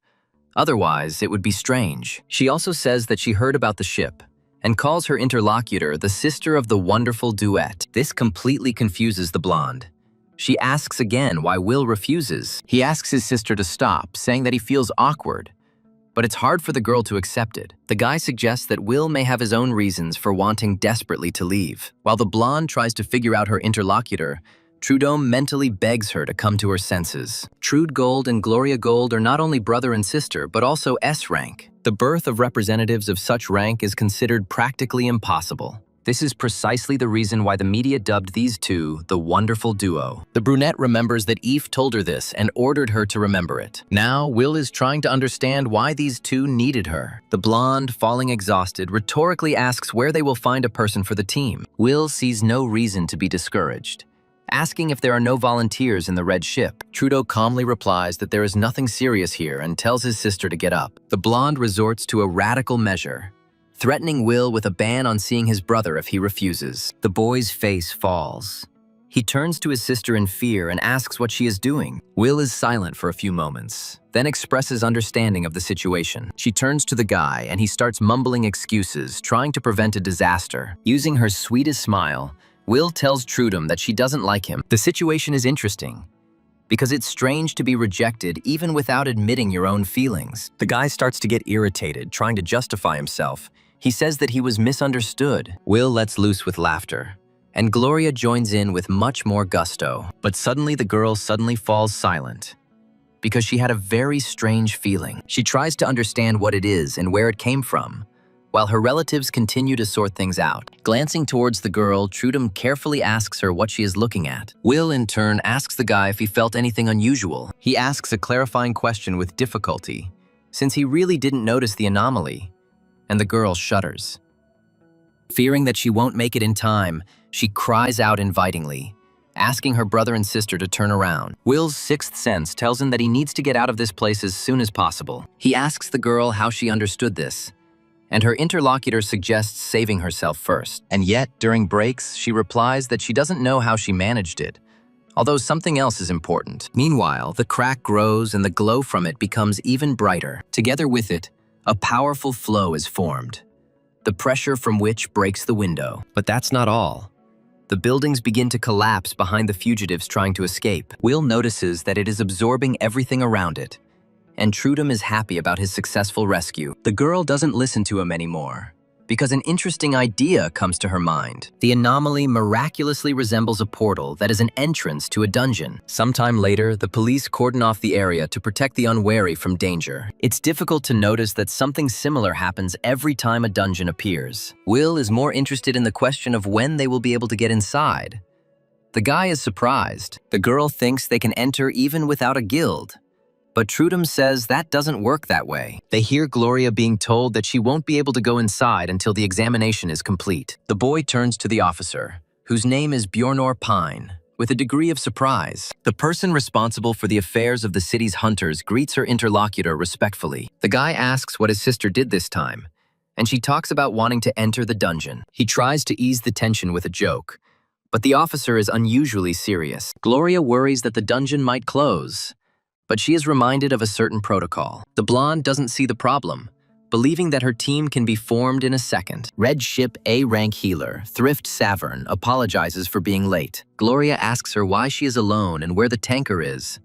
Her interlocutor begins to hesitate. It turns out that the tanker said that the team with 2 S ranks could handle it without him. The blonde suddenly remembers Will's existence and begins to beg the brunette again, but she is not there, which surprises not only Gloria, but also her brother. Looking up at the dungeon, the thoughts of everyone present converge on one thing. They suggest that this girl, taking advantage of the situation, could have entered the dungeon. Judging by Will's actions, Trudum is starting to think that his sister isn't the craziest person he knows. Thrift politely asks the guy if it's legal, and he honestly replies that it's not. Gloria's opinion of Will begins to change, as she herself wanted to enter the dungeon. He tries hard to dissuade his sister from this crazy idea, but she doesn't care. Declaring that she wants the same, the girl rushes towards the portal to the dungeon. The guy asks for help, and the blonde, breaking free, actively resists him. He takes his words back with difficulty, wondering why there are crazy people around him. Meanwhile, the hunter is addressed respectfully and allows the dialogue to develop. The officer asks if it was Will Good who accidentally entered the dungeon,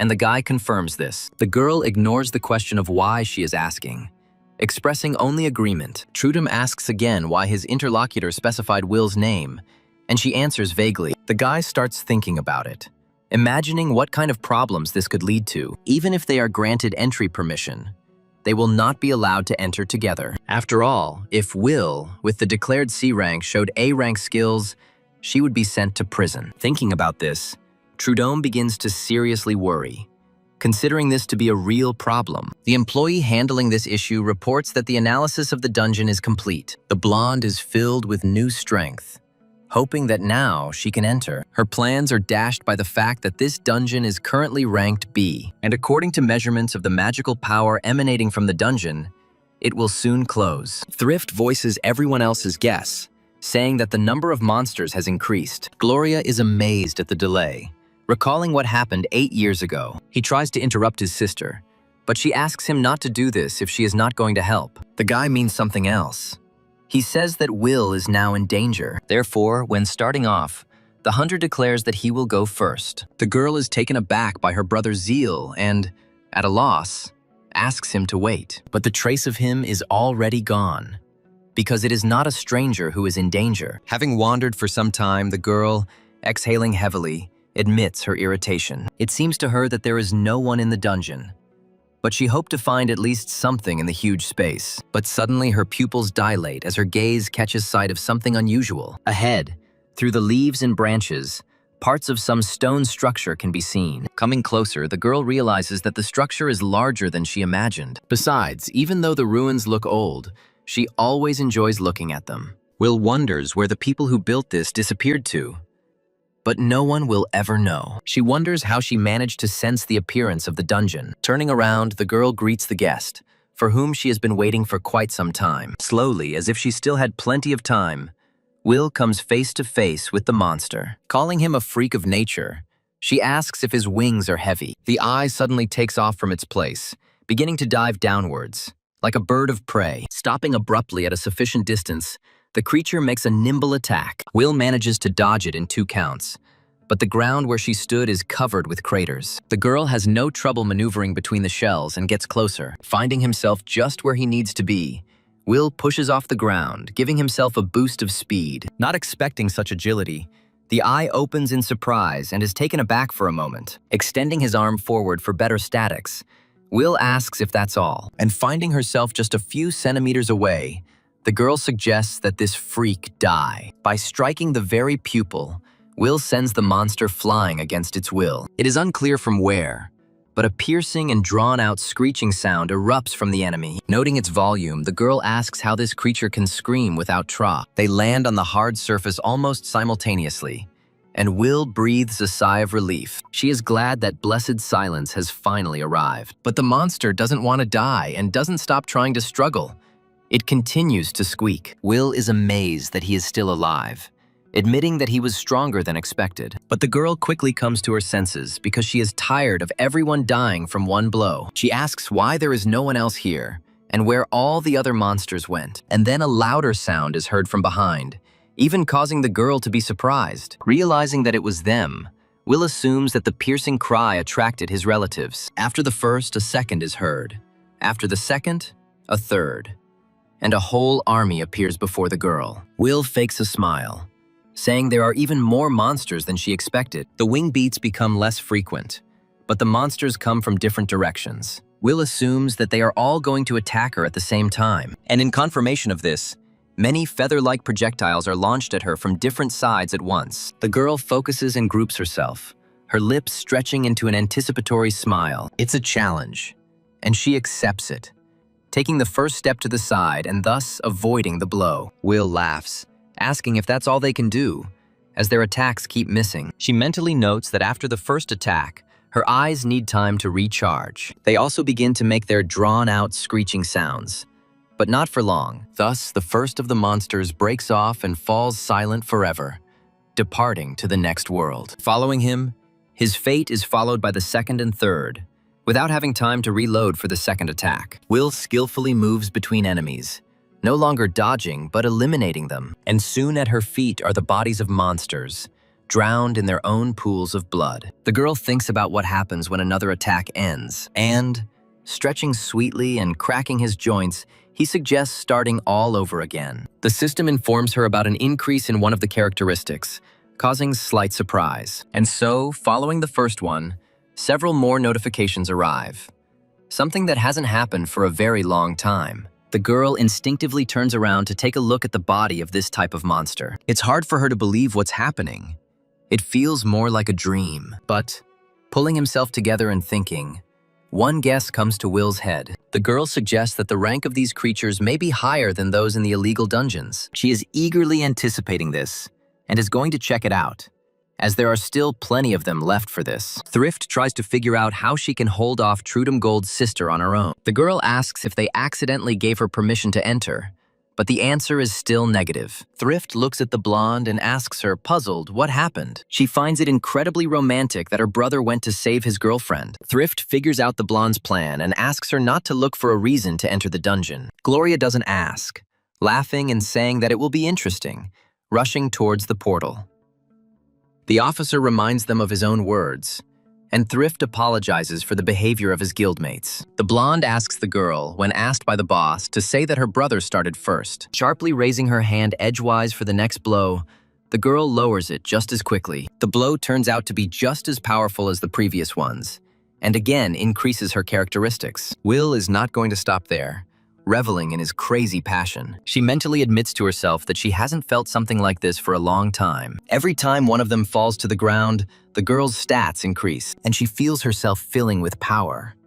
But the girl stops, switching over. Thoughts start to appear in her head that this is not enough for her, that she needs more. Will is becoming increasingly convinced that this is not enough. She needs to keep killing. The girl's attention is distracted from her thoughts by the sound of wings appearing from behind. The next moment she hears the soft feathers begin to harden, compacting the structure. Will even allows them to break away from their master and rush into her, lazily turning around. However, she, pushing off from the air, hovers above the eye, thinking that she wants more. Flying higher than her opponent, the girl deftly lands on him. She grabs his wing, thinking that she wants it to awaken. And then he asks, bending closer to the monster, if he is the last one. Will mocks the creature, that his friends no longer come.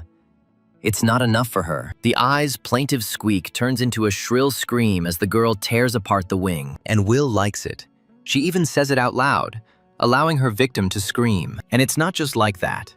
The insatiable girl wants other monsters to come and save their fellow monster. With a helpless cry, the eye falls to the ground, no longer able to maintain its balance. Throwing the unnecessary wing aside, the girl calls up a window of her characteristics. Although the stats increased, it was less than Will had hoped for, and she was disappointed. The girl is pulled out of her thoughts by a familiar sound that attracts her attention. She expected this, and now she is glad that there are still many of these creatures left. Tapping her sneaker on the hard surface, the girl expresses satisfaction, and, tearing off from its place, it rushes towards its nearest victim, anticipating a bloody feast. But something is wrong.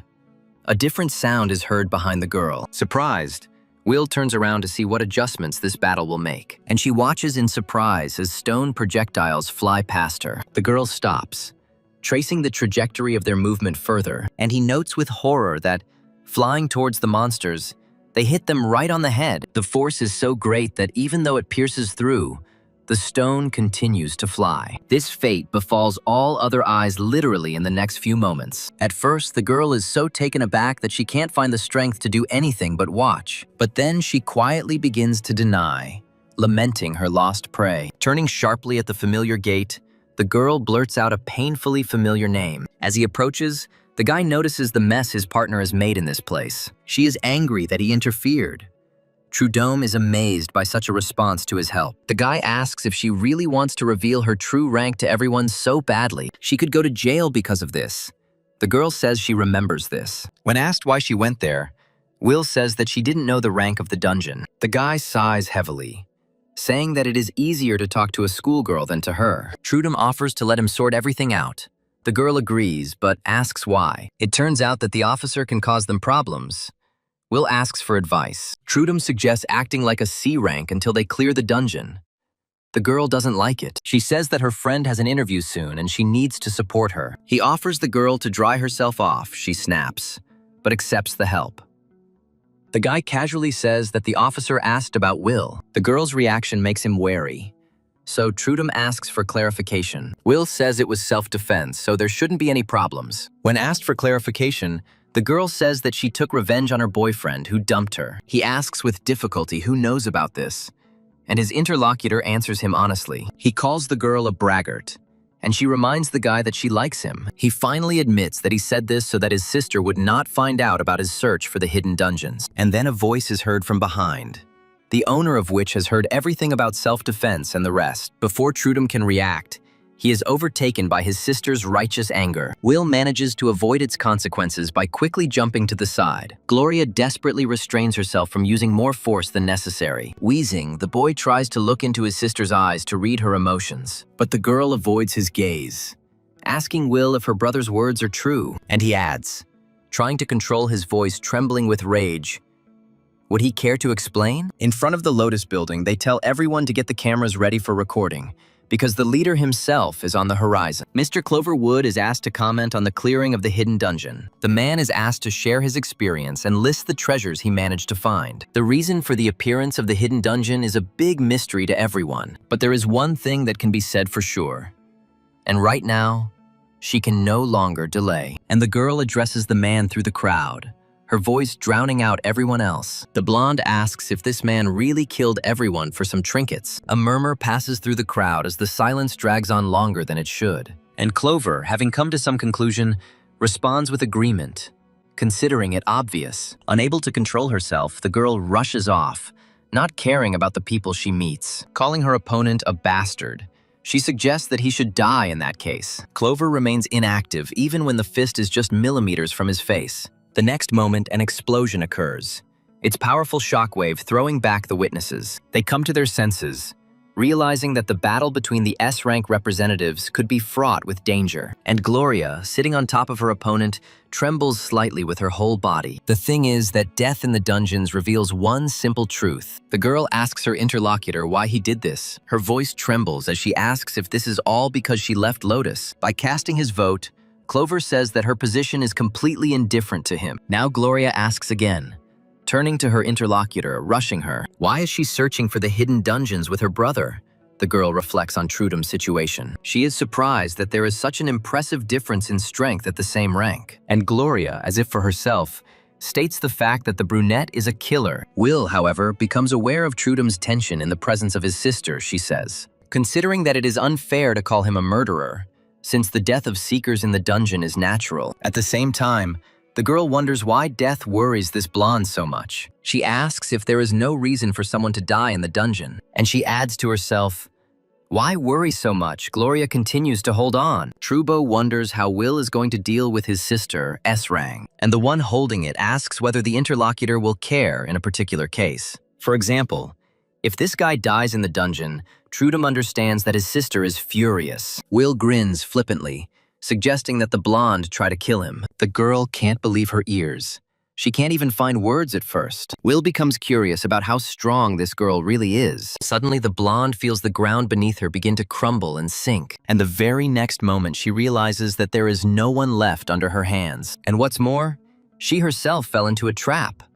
The girl is trying to digest all of this. The hole that is formed nearby gives rise to certain thoughts. Gloria is angry that Trudum managed to get away from under her nose. A familiar voice comes from underground, asking his sister to calm down, and a reminder that it is very awkward to remain in this position forever. Will draws an enthusiastic parallel, as if Trudum had just crawled out of the grave. The guy advises the girl not to let anyone dare her because she is already crazy. Glaring at Trudum, she asks him to repeat who it was he called crazy. Addressing her brother by his full name, Gloria asks him to move away from this girl. The blonde says that she considers the craziest person to be someone who hangs out with such people. She starts talking, suggesting that Will is using him for his own purposes, and the interlocutor asks his sister to understand that it was he who took the initiative. The girl says that she thinks that her brother does not need any treasures. She considers the hidden dungeons an illusion, reminding her of how many adventurers have died. The blonde asks Trudum to wake up because there are other ways to become stronger. She reminds him that she made him stronger even without the hidden treasures. Will is intrigued by these words and begins to analyze them. She comes to the conclusion that this guy was not an S rank in the first place. And, carried away by her thoughts, the girl notices the attack only at the very last moment. The blonde gets too close, gathering energy for the next attack. The previous one achieves its goal because it was noticed very late. Seeing the girl fall unconscious next to him, the guy involuntarily shudders, and then he shouts out his partner's name as the blonde lowers her weapon. Gloria thinks that Will takes on too much, but in reality, she is an empty shell. She only calls the girl C rank under a cool guise, especially in the dungeon. Thrift struggles to keep the forced smile on his face, and all because the officer nearby dispels the depressing aura. The girl finds it difficult to even breathe, She prays that permission will be given as soon as possible. Hurried footsteps are heard, and people run up to the couple, addressing the officer from afar. The thing is, they were finally given permission to clear out this dungeon. Labor reproaches his sister for what happened, and she says that everything is fine as long as she is alive. The guy thinks that this girl survived only because she was an A rank, but if she really was a C rank, Will would already be in her grave. But the wound is still much more serious than it seems, and the guy wants to heal his partner as soon as possible. In response to his sister's words to hurry, he asks, what about this girl? Gloria says that if she dies from something like this, then sooner or later she will drop out herself. The guy can't believe his ears. He asks his sister again about what she just said, and he says that he considers this too cruel. The blonde thinks that he is stating a fact. She says that she can give Trudum everything he needs, and asks about his understanding of what he said. The blonde reminds that she is the one who made this guy stronger. Trudum says that she knows this, and asks if this is not the reason she left Lotus. 12 years ago, the first underground tunnel opened in this country, and the government was unable to adapt. The result was the deaths of 10,000 residents, including the parents of these two. Then he asked the new head of the family what they should do now, how to live on. But the girl did not answer, because she herself had fallen, perhaps, into an even greater abyss. Due to her young age, Gloria simply could not cope with such a loss. From that day on, the world began to change rapidly because of the awakened. And then, the young girl changed. It was shown on TV, announcing that the 4th S rank in the country had awakened. Everyone talked about nothing but her and the girl's brother, dreaming that he would also wake up. And then, for the first time, the relatives were mentioned as the wonderful duo. It all started with the older sister, and eventually the younger brother was drawn into this mess. Trudum recalls that at that time, people treated him ambiguously. The reluctance to give the ball to the opponent and the taunting of his teammates did their job. Everyone froze, looking warily at the almost smoking stone with the ball stuck in it. Someone found the strength to express the opinion of everyone present. He barely remembers that it was on that day that he woke up as a C rank. And then, things took off. That day, the boy asked his sister why she left one guild and joined another. She, saying that it was just in time, handed the box to her brother, asking him to accept the gift. He clarified with difficulty whether this was really a magic stone, not understanding why it was given to him. Gloria then said that if you eat this rare thing, it will increase the user's stats. Trudeau asked incredulously whether he really could eat it, to which he received an affirmative answer. Gloria said that she got it just for her brother and would try to get more, but she had a condition that until Trudum reached S rank, no one would know about the awakening. The boy didn't like this. He was afraid to imagine how long he would have to hide, and Gloria said that this is a condition of the Red Ship Guild. Almost no one knows about these stones because they are mined in the guild's domain. The girl then asked if it was bad to have the prospect of moving up to S rank from C rank. I didn't see any advantages to working hard, believing that I could become a researcher without it. Gloria said that her brother was weak and would die without growth, becoming a researcher. She believed that this was the reason for her parents' death. They were weaklings. The girl said that if her brother did not want to die, he had to become stronger, and she wanted to make sure of everything herself, to be sure that her little brother could handle it. When asked if he understood her, the boy responded with a sullen, unenthusiastic yes. At that time, he felt that he didn't have much of a choice and could only obey his sister. That day, after vomiting blood, the boy tried to bring his breathing back to normal. When she extended her hand to him, he did not find the strength in himself to reciprocate. Then the girl found her brother's cheek with her palm and gently stroked it as a sign of support. Thus, the guy rose for the first time, overcoming the C rank bar. There was no joy when the sister, giving praise to the gods, rejoiced that it worked. She said then that now all he had to do was become stronger. Trudum was not happy about this, going over the voluntary compulsory consent in his head. He even believed that if he couldn't endure it, they wouldn't value him at all. Now Gloria expresses satisfaction that her brother understands everything. He remains silent when the blonde says that they will leave this girl in this dungeon. As she lays out the strategy, Trudum asks if his sister knows what it was for. Gloria suggests that he was looking for the hidden dungeons because Will tricked him. The guy asks his sister what makes her treat strangers this way. The blonde is confident that the dungeon is not a place where you can improve your stats. He remembers with difficulty that Gloria always frightened him with her own powerlessness and insecurity, and now it looks like she still thinks so. But now the guy doesn't care. He now understands through hard work that no matter what he achieves, he will be weak in his sister's eyes. And he offers to let everything go, whether he survives or not, if she agrees. Taking her sword out of the ground, the girl clarifies whether it will really go to the hidden dungeon. Trudome agrees, offering to tell afterward how everything went. The blonde rushes to her brother, asking if he would be happy to die in this place. After all, she believes that whether here or there, the result will be exactly the same. She asks with difficulty who told her that he was going to die. And, protecting himself and the girl, he uses his new technique, causing his sister's displeasure. She smiles nervously, asking what kind of childish trick this is. She's not going to play around and says she'll simply destroy everything here. Gloria begins to carry out her threat by crushing the crumbs. He says out loud with difficulty that he will have to hold out somehow, which raises a question from the one who has woken up. The guy says that everything is done so that the girl can be cured, but she thinks she's a cucumber. Toro is too tired to argue, and the girl slowly gets out of his arms. She says she just needs to get up right now and check herself. The girl thanks the guy for the break and asks if his sister is really furious, and then it dawns on the redhead. He starts to ask a question, but stops, finishing it mentally. He can hardly understand why this girl doesn't have a single scratch. Well, Will, stretching sweetly, jokes to herself, suggesting to start over. He makes another attempt to speak with difficulty, turning to the girl, who responds. Stuttering, the guy clarifies what exactly the girl heard from their conversation. Will replies that she heard literally everything from the moment she passed out. Labor begins to feverishly scroll through memories in his mind. Among them was a proposal to let things slide and words about his own development. And then the guy realizes what exactly the girl heard.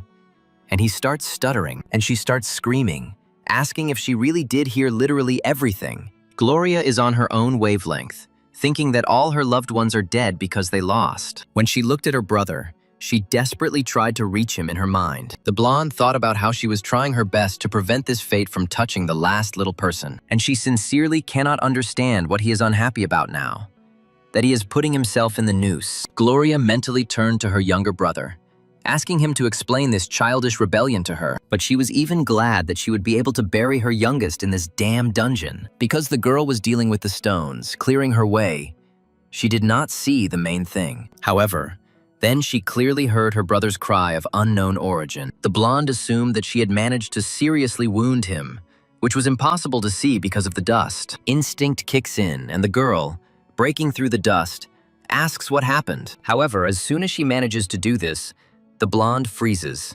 stopping mid-sentence. Will grins, ironically wondering if the goddess herself had decided to descend to them. While the girl says that she herself was wondering how to get Gloria down, she is amazed at her integrity. Even if the blonde had held back, the blow would have been fatal for the C rank. The only thing is that when viewing the status window of this person, they cannot be identified. At first, the blonde assumes that the girl is also an East rank, but dismisses this theory. Even if she can't see the stats because of some junk, Will is definitely not higher than A rank. He suggests to his partner that they run while they can, but she doesn't see the point. The guy says she can't help him, and the girl gently counters his concerns. Gloria thinks of a special reason to search for the hidden dungeons with this girl. Almost singing the phrase that she is the first, the girl suddenly takes off. He calls out to her with difficulty, but in reality, he understands perfectly well that this girl doesn't give a damn. Will is already raising his fist, asking his opponent why she is staring at him like that. Gloria is not going to give in to emotions again, having already calmed down considerably. Analyzing her opponent, the blonde comes to the conclusion that she was C rank. However, her stats have increased in a short time, or she has the ability to quickly regenerate. Gloria is confident that such abilities do not appear after awakening, and in this case, this can only mean one thing, which the blonde certainly intends to take advantage of. Feeling a pull of unknown origin, Will no longer feels so confident. The impulse intensifies, now not just exerting pressure, but producing a powerful push. He can hardly contain his worried cry, shouting out his partner's name. Having crashed into the wall, the girl separates from it and sags, her breath ragged from her exertion. She's trying to figure out what kind of attack it was that Will didn't even have time to identify. It was like something was pulling her back forcibly. It is not possible to think about this topic for long, since a similar force is pulling downwards. Will comes to the realization that her opponent has the ability to choose her direction. Her lungs felt like they were sticking together, leaving the girl unable to take even one breath. What can we say about moving our limbs or fingers? Will compares the feeling to every bone in her body pulling her down. A leisurely gait is heard, and a voice announces the disappointment of its owner. Gloria says she expected more after Will bragged about her strength. The blonde comes to the conclusion that the artifacts of the hidden dungeon are useless, but Will doesn't give up, continuing to make attempts. She tells her opponent to watch her language. Considering her situation too humiliating, the girl intends to get out of it. Gloria advises her rival not to move, starting to talk about the possible consequences for the bones, but it's too late. The discomfort gives way to a crunch, and its cause becomes visible. A cry of pain escapes Will's throat against her will, and Gloria calmly states the fact. Relaxing exhaustedly, the girl makes no effort other than to breathe. Noticing that her opponent immediately recovers, Gloria condescendingly allows her to continue. Trudoba is about to rush to help his partner, but his sister stops him. He asks the blonde to stop, saying that he will not become a good boy just because she asks him to. The girl resorts to threats, promising to crush Will if Trudum tries to help her. But she also offers an option in which the brunette will be spared. This will happen if the redhead stops looking for the hidden dungeons. The guy gets lost. Gloria doesn't understand what there is to think about here, and the guy talks about what his sister did. After all, she was the only one who made him stronger. Without her, he would have been dead long ago. The blonde chuckles sadly, calling her brother a weakling, and his breath catches. Meanwhile, the interlocutor asks about the fact that Trudum cannot defeat her. In fact, the guy starts to get turned on, and he asks if the blonde is finished. Will laughs, repeating the words about them planning to spare her. She recalls Happiness saying that he did everything for the sake of his love for his girlfriend. And another time he said that without him, she would have been dead long ago. He pressed on her feelings, skillfully manipulating them, and asked if she understood his feelings. And in the present, Will asks her opponent and tormentor rolled into one not to make her laugh.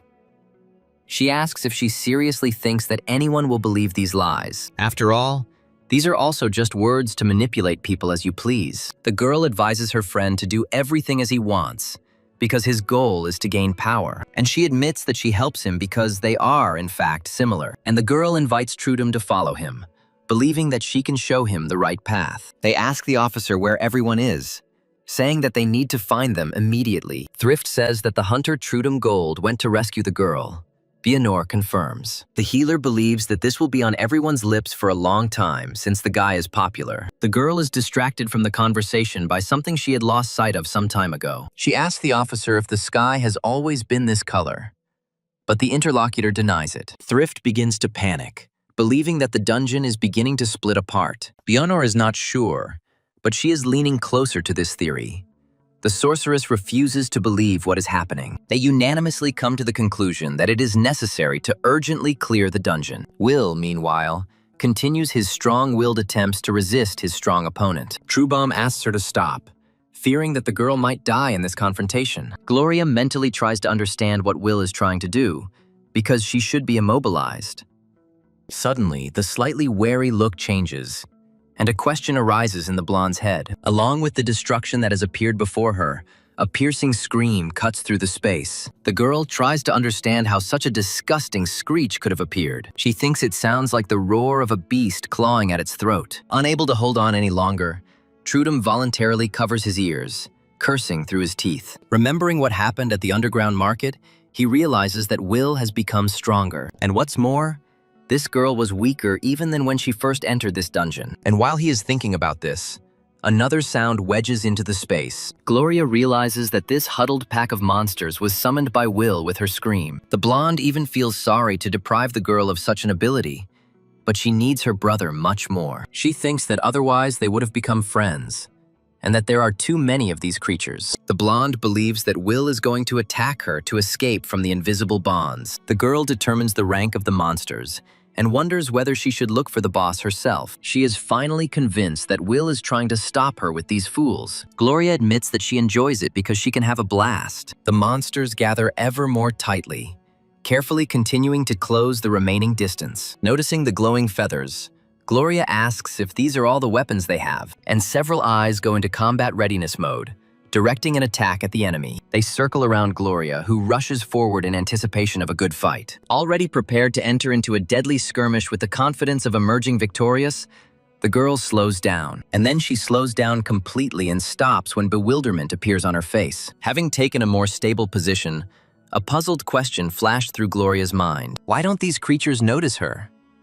Are these eyes just decoration? After tracking their attacks, questions only continue to mount. Gloria loses track of what is happening, trying to grasp the logic of the monster's actions. No matter what she thinks, the blonde can't understand why they are all attacking Will. The illogical guess that this girl is deliberately attacking her own body comes to Gloria's mind. As she continues to watch, she realizes that Will is thus destroying the ground beneath him. The blonde knows better than anyone that this is the only way to get out from under the spell. However, she believes that this way Will not be able to survive such attacks. When the shells hit her body, the girl tries to hold back, but not for long. After all, at a certain point it becomes simply impossible to do this. And then Gloria realizes that despite all her regeneration, the sensations have not gone away. The blonde believes that these monsters will not break the spell, since they are only C rank. But the next moment, the sight that appears before your eyes makes you lose your train of thought. Gloria swallows reflexively as she peers into the clouds of dust and the reflections of the attacks. She is even afraid to think what it could be,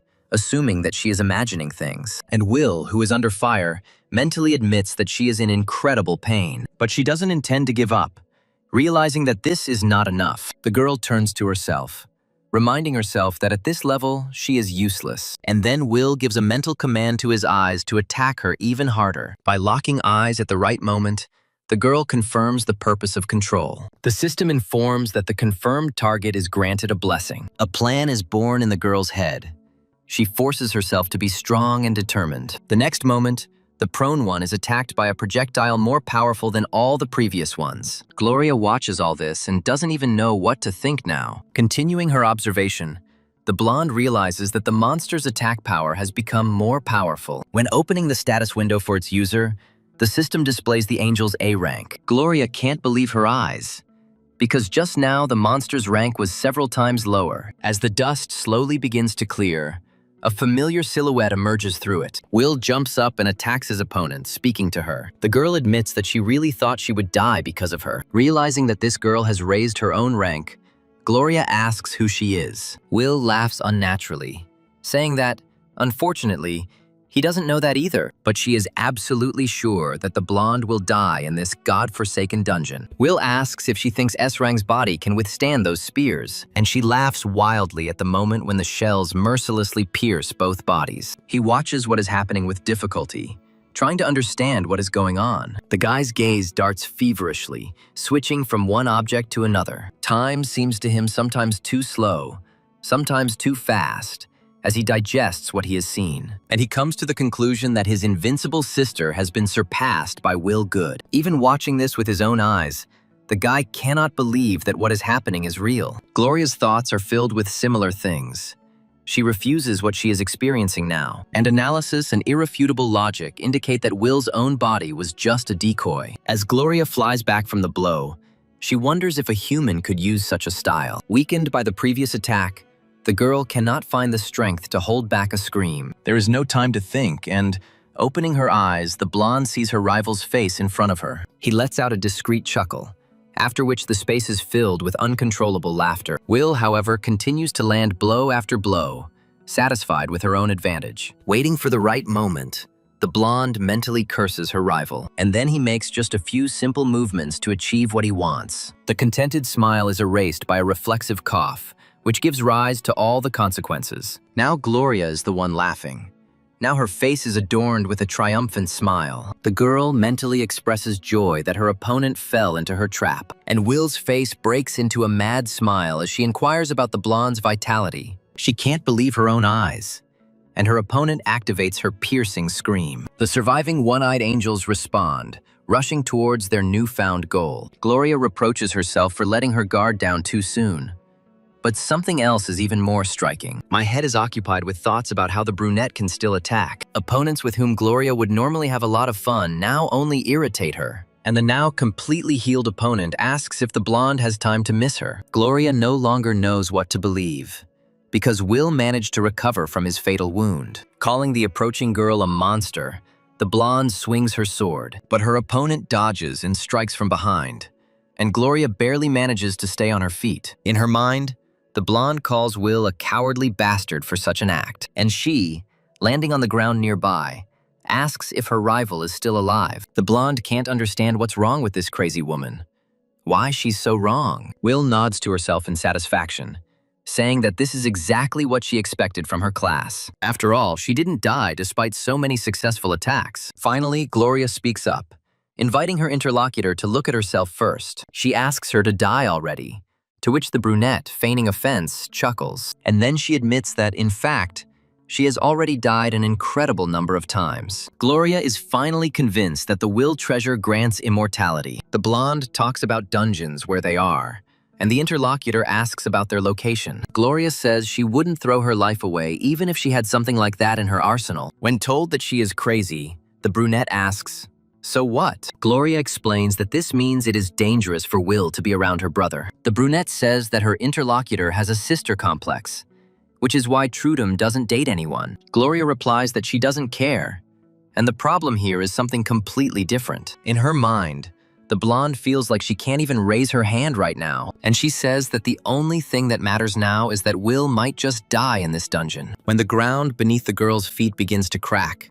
she remembers something important. Finding her brother with her eyes, Gloria turns to him, asking him to leave this place, because the girl doesn't want her brother to get hurt, especially from her own attack. Trudum opposes this idea, confident that Gloria will not survive with her wounds. Will is sure that her opponent is bluffing, because she can't even lift a finger. However, spreading her arms out to the sides, the girl declares that she doesn't care about it. This time, she intends to destroy her opponent with absolute certainty and certainty. Jumping up from her seat, the girl takes a deep breath, and right on the run, he lets out his famous long cry, giving the command to the monsters. They react instantly, approaching the stated target and launching a series of attacks at it. Gloria thinks about a black hole that erases existence itself, being a point of no return. She didn't want to use this technique, but her opponent's tenacity simply forced her to. About to erase the very existence of this crazy woman, Gloria suddenly hisses in pain. She understands perfectly well that her idea is risky, because these wounds are too serious. However, pride proves stronger, and the blonde overcomes herself, forcing herself to move. Gloria realizes she can't last long, so she plans to take the monsters with her. The creatures that flew closer suddenly felt the pressure and began to resist it. But the forces are clearly unequal, and they begin to be sucked into the funnel created by the blonde. Even a relaxed Will slides along the ground for a few seconds, but stops. She laughs and calls the skill amazing if it can consume an entire dungeon. The monsters continue to be sucked into the black hole, and Will's laughter can be heard nearby. She asks the blonde if she really doesn't know when to stop, because she could die like that. Gloria replies that she knows, adding that she will do it anyway. But it is a gift. The brunette feigns impressment by jumping up and sarcastically asking if it's true. She suggests looking at what kind of gift it is and in what form it will be presented. The girl laughs loudly, telling her opponent that she is already burning with anticipation. Calling her crazy, the blonde notes with annoyance that she has been driven into a corner. However, she offers to watch Will laugh after her next attack. She reasons to herself, filled with confidence that her rival will disappear without a trace. The girl freezes, trying to understand what just happened in the dungeon. For some unknown reason, the magic power level in the B-rank dungeon increased, but this can be analyzed later, because now it is much more important to report where necessary. The girl requests emergency evacuation from the dungeon monitoring department, and this request must be carried out as soon as possible in order to avoid irreversibility. Gloria's technique unleashes an even more destructive force that erupts in the sky. He notices it before anyone else, realizing what it is, but refusing to acknowledge it. The fact is that the B-rank dungeon turns out to be unable to withstand the blonde's strength. Piece by piece, the sky begins to split,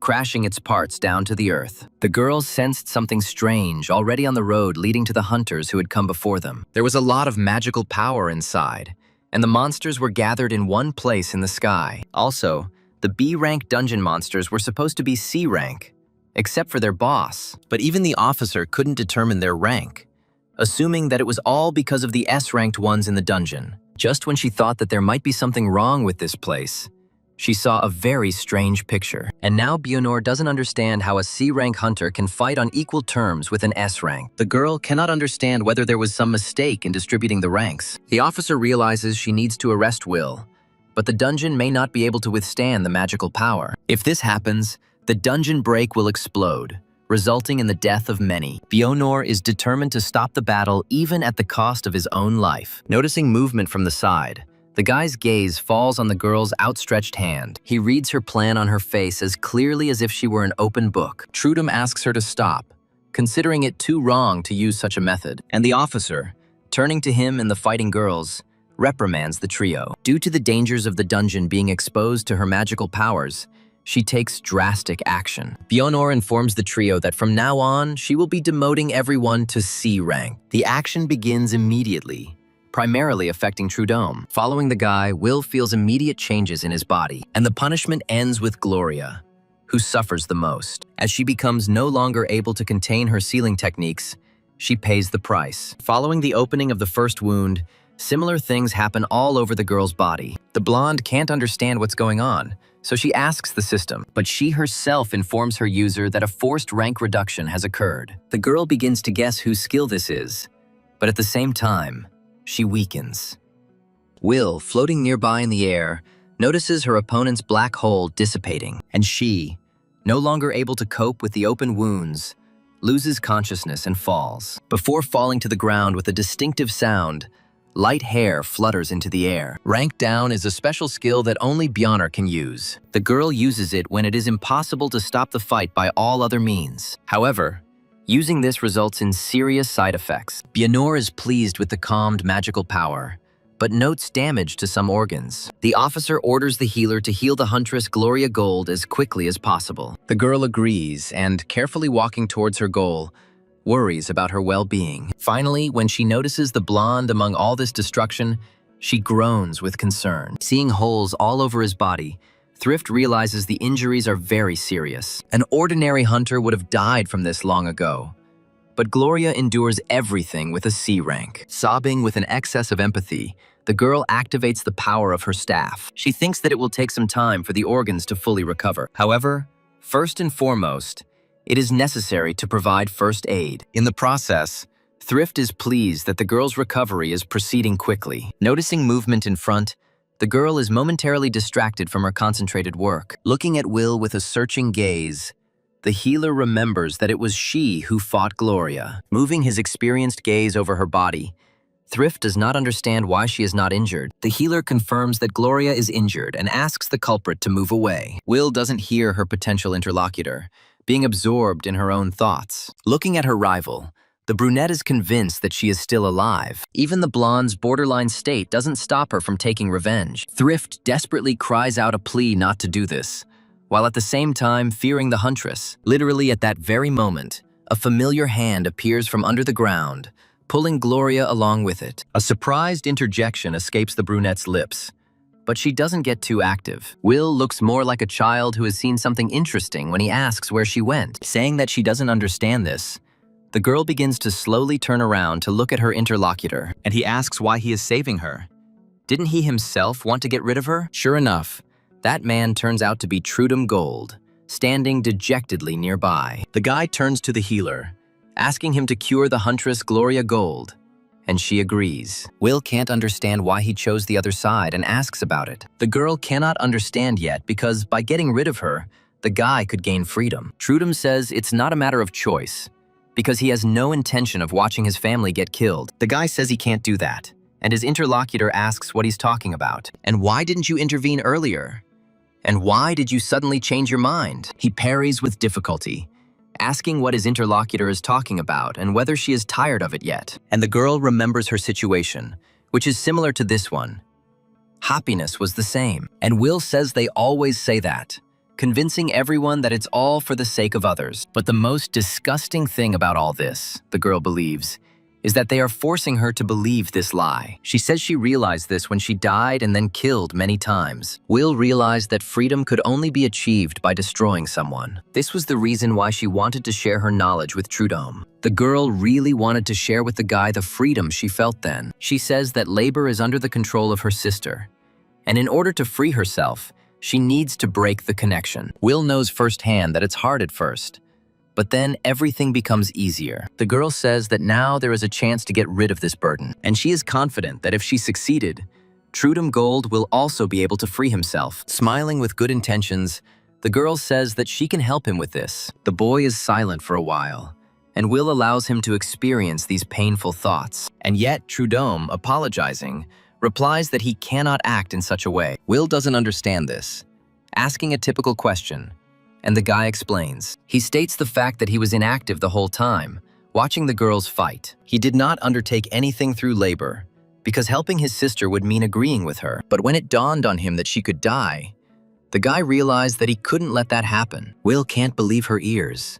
She realizes that all this time she's been wasting her time. Calling him an idiot, the girl asks what he is going to do now, and the guy says that in that case, he will have to stop Will because of the change of sides. When, under the influence of Trudum, the peak rises out of the ground and heads towards her, Will is calm. She does nothing even when he is just millimeters away from her throat. And Trudum says that he is obliged to do this since he needs to protect his family. Will grins colorlessly, reminding them that the boy did nothing to help his family in the fight. And Trudum is on his own wavelength, saying that, although they are of the same rank, he has more experience in battles. Will says he's talking nonsense because she even outdid that blonde, and she invites this C rank to answer for his words right here and now. A voice is heard from behind, commanding both hunters to stop immediately. Thrift says that researcher Gloria Gold will definitely die if she is not healed quickly. The healer says that if this happens, these two won't get away with it so easily. She asks to put the blonde back in her place, postponing all fights until a more opportune time. Turning to Will, Thrift asks her why she got so worked up so quickly. Watching this scene, the brunette cannot understand why Trudum tolerates this. Meanwhile, Thrift asks the guy to be more careful until he is C rank. He asks the healer to stop rubbing salt into his wound. A thought comes to Will's mind, and she begins to understand what kind of guy this is. Then she approaches Trudum and calls out to him. He asks, puzzled, "What's the matter?" And the girl with the sweet face asks this bastard to apologize to her. The guy flares up. Will realizes she misunderstood him, and they begin to talk about apologizing. Bionor asks the healer if the huntress Gloria Gold is okay, and she answers positively. The officer feels guilty for the blonde's worsening condition, but the healer calms her down. The girl believes that since her mana has been stabilized, she needs to finish the research as soon as possible. This means they need to clear a B-rank dungeon with their current roster after healing. Thrift reminds his interlocutor that they are not from the attack classes, expressing concern. Will asks the guy what they are talking about, and he replies that they are talking about their helplessness. The brunette notes that she was a C rank initially and remains one. The guy asks his interlocutor to stop chatting in a dissatisfied tone. He's already telling everyone that even with their C ranks, it's still possible to clear the dungeon. Will still can't understand why no one wants to believe her, because it's the truth. She addresses the discussion, but a glare from the side attracts her attention. Disappointedly, the girl notices that this thing is also not going to die, just like its owner. Noticing that Will has become quiet, the guy turns to her, asking what's wrong. Catching sight of his sister's equipment, Trudum cries out in amazement, surprised by its durability. Looking at the bright light, the guy involuntarily swallows, starting to think about the worst. After all, this technique should disappear on its own unless the mana concentration is high. Trudum asks the healer if his sister has woken up and receives a negative answer. He asks to take it and get away from here, but he himself is going to detain this thing. The officer approaches Trudum, asking how she can help, but the answer is negative. But Bionor says that she can't leave C rank so easily by just walking away. The guy notes that it's all the girl's fault, although something else is more important right now. This golden point needs to be destroyed, and Trudum says he has already done this. Freeing the peak from underground, the guy asks to simply trust him in this matter. Watching the stone giant continue to grow, Bionor asks a question. She wonders if this boulder is too big, to which she receives an answer. The guy says that this is how it should be, because this is the only way to stop the equipment. He draws Will's attention to himself, prompting her to ask a follow-up question. Saying that it is dangerous there, the guy asks her to come closer. The girl immediately agrees. She asks if it's okay that he's doing all this even though he's only a C rank. The guy doesn't seem to hear her, worrying more about the fact that the girl might die. Carrying out the manipulation gradually, first of all, labor creates a barrier. Jumping in to check its thickness, the guy is satisfied. That's exactly how it should be. And now, all that remains is to release the cobblestone right into the core of this luminous clot. This is where the process of destroying Gloria's equipment ends, as always. Satisfied with his skills, the guy announces his intention to start, and he does this. And a stone block of incredible size rushes down towards its target. Hitting the exact center of the golden source, she imprints it into the ground. From such a force, cracks begin to crawl across the ground in all directions, growing into webs of interweaving. A moment later, the stone shakes, doing its work, steam rising from the cracks. Pleased with himself, Trudum informs those present about the successful manipulation. But something seems wrong, because the barrier is shaking, and chips are appearing in some places. Labor acknowledges the fact that he could barely stand it, and Will asks what he is doing. The guy, in turn, asks why she climbed onto the barrier, because it's dangerous. Will asks how he did it, and Trudum explains the principle of creating a black hole. When the girl lost control, the technique became, to put it bluntly, a piece of mana without a master. Will is surprised, clarifying the fact that this is the work of Trudum's sister. The guy says he uses the cobblestone to redirect mana to the ground. Will finds this interesting, and Trudum adds that all that remains is to wait for the collapse. The girl finds this idea dubious and speaks about it openly. Trudum counters by saying that he has used something similar many times before. Will is puzzled by the glow and asks how long it has been going on. He answers with difficulty that everything is fine, just at the moment when the cobblestone splits. Will says that she's still lost, and the guy screams, calling what is happening madness. And, leaning down, he asks Gloria to come to her senses, telling her that she has lost. Smiling sweetly, the healer pauses for a very long time, and then he says that the recovery will take longer, most likely due to the lowered rank. The girl clarifies whether they were really going to die, but she believed Trudum. Will thinks of the situation as a mess when the guy asks the healer not to panic. As she casts a not particularly interested glance at the crash site, the girl experiences something unusual. The feeling seems strange to her because it reminds her of something very familiar. And then it dawns on her that these are the same flying eyes with which the girl fought the day before. Will senses that monsters are hiding below, and there are many of them there. The girl finds the dungeon quite interesting, because she can easily level up here. Will thinks the only problem is that everyone will die before completing the dungeon. There are only two options: either go straight to the boss, or destroy this thing, which is more logical.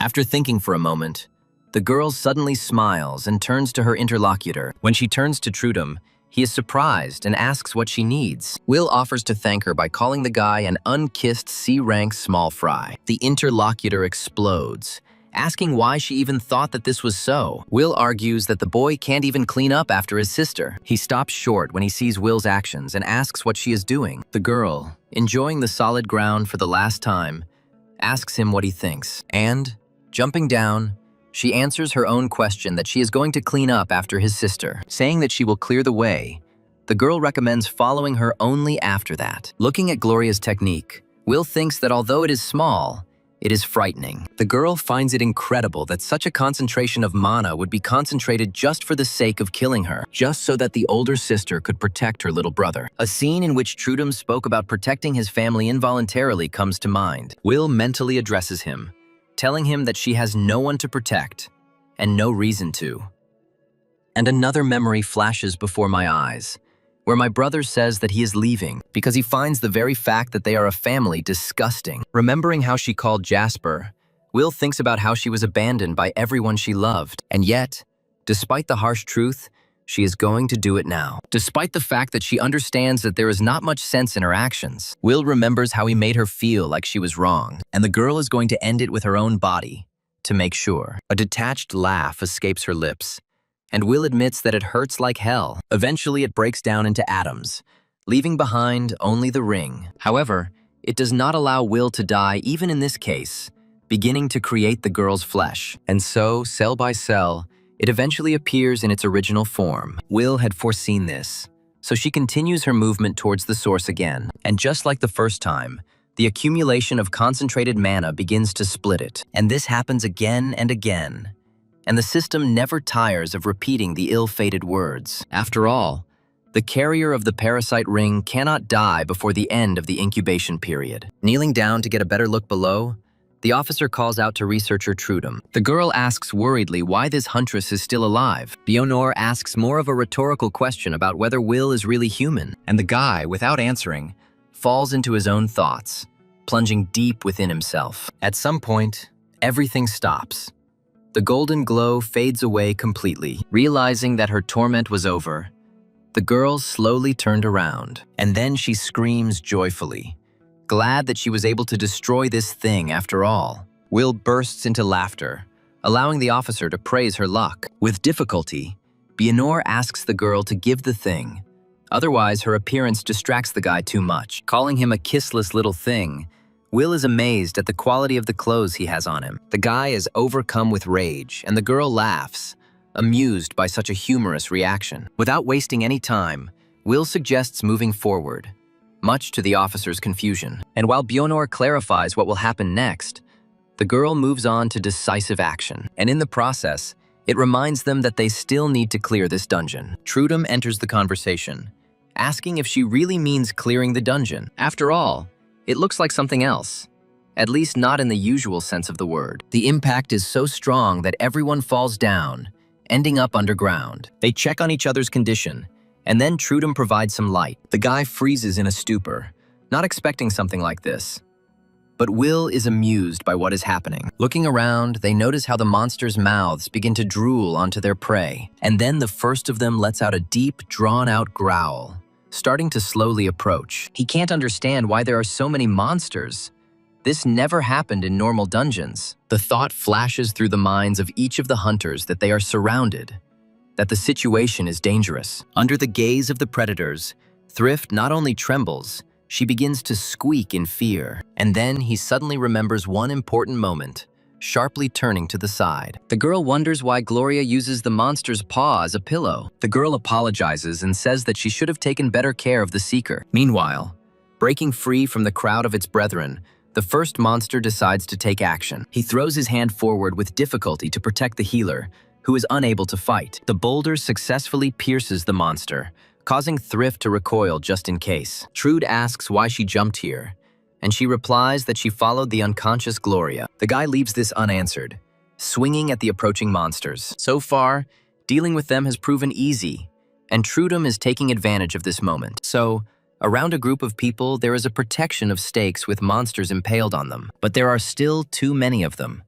So Trudum suggests leaving the creatures to the other team. The girls agree with the guy unanimously, realizing that there is meaning in his words. Satisfied with the answer, Trudum gives the order to search for the boss's hideout. He himself does not intend to sit on the sidelines, joining in the search. The guy mentally addresses him, asking where he is. Moving his eyes first one way and then the other, Trudum slowly scans the area. But so far, his searches have yielded nothing.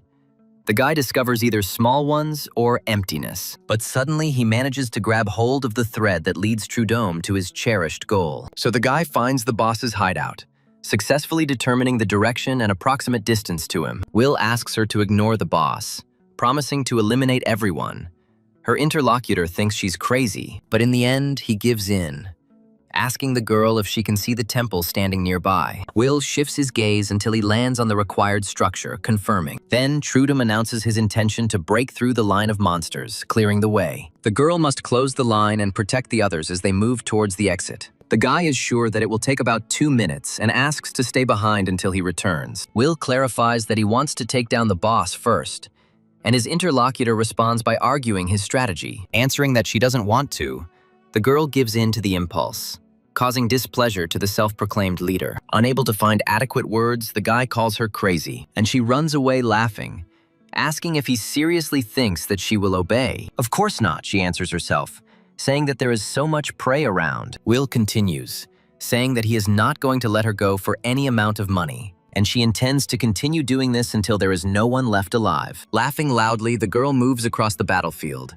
enjoying every moment of it. She states that no one will go to the boss's arena, irritating Trudum. All the monsters that come don't stop Will, and they don't diminish her excitement in the least. On the contrary, she is becoming more and more heated, increasing her stats at an impressive rate. Unable to keep up with its owner, the system continues to send notifications about her success. Will, frozen for a few moments, acknowledges the fact that the monsters never end. But instead of grieving about it, the girl's lips stretch into a mad smile. Will suddenly looks up, realizing she's gone a little further than she planned, because she found herself right in front of the place where the boss of these creatures lives. But before entering, the girl is going to make another small increase to her strength. She gets into a more comfortable position, slowly beginning to fill her lungs with air. And then he starts screaming at the top of his lungs, influencing nearby monsters. As if hypnotized, the monsters, one after another, begin to look back at the source of the sound. Those who had been hiding begin to crawl out of all the cracks, heading towards the prey past the others. Realizing that Will is luring everyone to himself, the officer is perplexed by the girl's plan. She's terrified to think what Will is going to do with all this crowd. The huntress's actions are even more disarming. Her intentions seem insane. Bionor doesn't understand why this is so, since she personally lowered the girl's stats to C rank. Trudum is also outraged, believing that Will remained at A rank all this time. And while he is thinking about this, a monster that has strayed from the pack sneaks up on Thrift. The healer is already preparing for the worst, but she is saved just in time. Trudum asks, shouting, if the girl is okay, and she thanks him just as loudly in response. Will, who noticed this, is worried about something else, that the guy stole her kill. She asks him to stop stealing, and the guy is amazed at the recklessness of this girl. He asks if she really wants them all to die, to which she answers in the affirmative. The guy promises to beat up his interlocutor as soon as his previous rank is restored. She just teases him, asking if he really doesn't need her help anymore. He answers with work in his hearts, confirming his words that he does not need the girl's help. Noticing the newly arrived monsters, the guy announces that their numbers are growing. He begins to beg Will to help him, and the girl mocks him in response. She turns around at the exact same moment when she is told to put up a block right now. An unpleasant shudder runs through the girl's body. She can't believe what she's hearing. She would recognize this voice among 1,000, but it cannot be here at all. Trudum again asks the girl to help him, reminding him of his request. Will agrees, but calls the guy by his ex's name. Screaming disgustingly, the monster approaches from behind so that Trudum will not be able to block. However, he faces a fiasco, caused by a swift backhand movement. Will rushes next to him, making a few more movements with his shield, which he uses to cut the monster. He tells the girl that he believed in her, and sincerely thanks her for saving him. He turns to her and asks if everything is okay, since Will, for some reason, does not answer. She says that he is already dead, asking why he still continues to command. She is also extremely concerned about why she continues to hear it. There's a loud noise from behind, and Will turns around with the hated name on his lips. She sees in front of her something other than what she should, but she remembers that she killed Hephanes Kama. The girl can't understand why she still obeys her ex-boyfriend's orders. Trudeau thanks him again, admitting that he is already beginning to feel awkward. Will leaves the question of why she removes the shield unanswered, forcing her to ask additional questions. The girl doesn't answer them either, which irritates the guy, who expressed his thoughts. Well, Will, hurrying forward, doesn't hear anyone, scattering curses along the way. The girl tells them to get out of her way immediately, otherwise there will be trouble. But the warnings are in vain, because she scatters them left and right, destroying them. The girl is so strong that it is no trouble for her to punch through bodies with her bare hands. Mangled limbs fly in all directions as Will clears a path. And so, having dealt with yet another monster, she sends him back to his own kind. Finally, the girl slows down, seeing that there is no one else nearby. Looking around, she realizes that she has already overcome the barrier and found herself on the boss's doorstep. Will's gaze becomes serious as a firm intention appears and strengthens in his mind. Having glanced at the vault, the girl resolutely begins her journey deeper into the lair. Approaching her interlocutor, she asks to clarify whether he was the one who called her. Lazily glancing at this monster, the girl clicks her tongue, calling this thought absurd. The ruler of the fallen paradise, a B-rank boss, stood before her in all his glory. He starts to say something, but the girl doesn't understand the words. They sound completely unfamiliar. Will asks him directly what he just said, asking him to speak more clearly, and the boss says something again. And although the words are incomprehensible, the emotion is discernible in his furious speech. Will again says he doesn't understand, but notes that the noise is too loud. The ruler of the fallen paradise continues his speech in an incomprehensible language, and the girl exhales. Saying she was bored with it, Will took a wide leap, rushing towards her opponent. But he is not as simple as he seems, and is already beginning to exude his magic, concentrating. At that very moment, a painfully familiar voice is heard behind the girl, addressing her by name. Stopping and turning around, Will can't believe her eyes, her eyebrows rising in surprise. Approaching the girl, Happiness greets her with the words that they haven't seen each other for a long time. He says he missed her very much, continuing to close the distance. But the girl does not allow the illusion to get any closer to her, eliminating it at the root. Not a muscle moves in Will's face, and her answer is sarcastic. She shakes her hand after the blow, as if she had stepped in something disgusting, and the system sends a notification that its characteristic has increased by 1. The girl thoughtfully says the words about how she raised her characterization after the murder of Happiness. However, glancing at the guy, she finds in his place just an ordinary monster. Looking at the boss, the girl becomes curious about how he managed to find out about Happiness. Will comes to the conclusion that this is exactly the ability of this monster. The girl clarifies, paraphrasing what she means by reading other people's memories, after which this creature brings the traumatic events of a person to life. Will finds this effective, remembering how she used to blindly follow Happiness' orders. The girl even starts to laugh at how much effort the monster put into this illusion. Admitting that she doesn't know why she was lured here, Will says she's not interested, and if it is necessary to kill 1,000 copies, then she is ready to destroy them all at once. Trudum growls with displeasure, remembering that he asked Will to help him, and now he can't even imagine how he can cope with his whole pack on his own. But then he suddenly realizes that there really are too many of them. But the nearest creature makes a sound that is not like those that were before, and runs away. His example is immediately followed by all the others,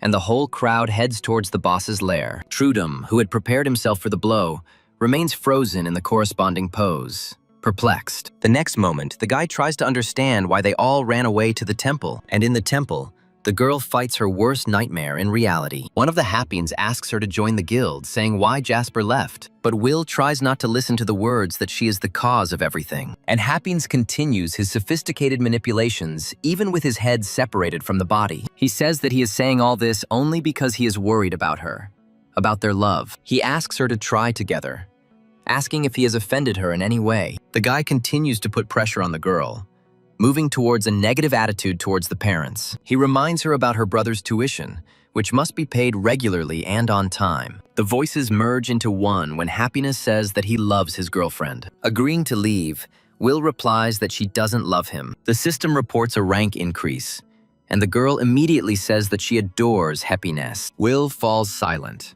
but his lips involuntarily stretch into a grimace smile. Jumping up abruptly, the girl says what she now has to do. And, soaring above the giant eye as a sign of his superiority, Will says goodbye to the boss. Saying that she had a lot of fun, the girl believes that everything comes to an end, and a strong blow provokes an explosion, hiding what happened from prying eyes. With a sigh of relief, the girl, with a clear conscience, announces that the dungeon is cleared, and the dying eye turns to her, speaking in human terms and asking a question. He doesn't understand why she betrayed him, because they are of the same blood. And then the girl realizes that it is not he who speaks like a human being, but she understands him. Will stares at the soulless monster for a moment longer, thinking. He waits, not losing hope that the girl will answer the question asked. The answer is a sudden and sharp kick to the very core of the huge pupil. Will asks the monster to speak more clearly, citing that he does not understand him. A ghostly glow begins to emanate from the ring,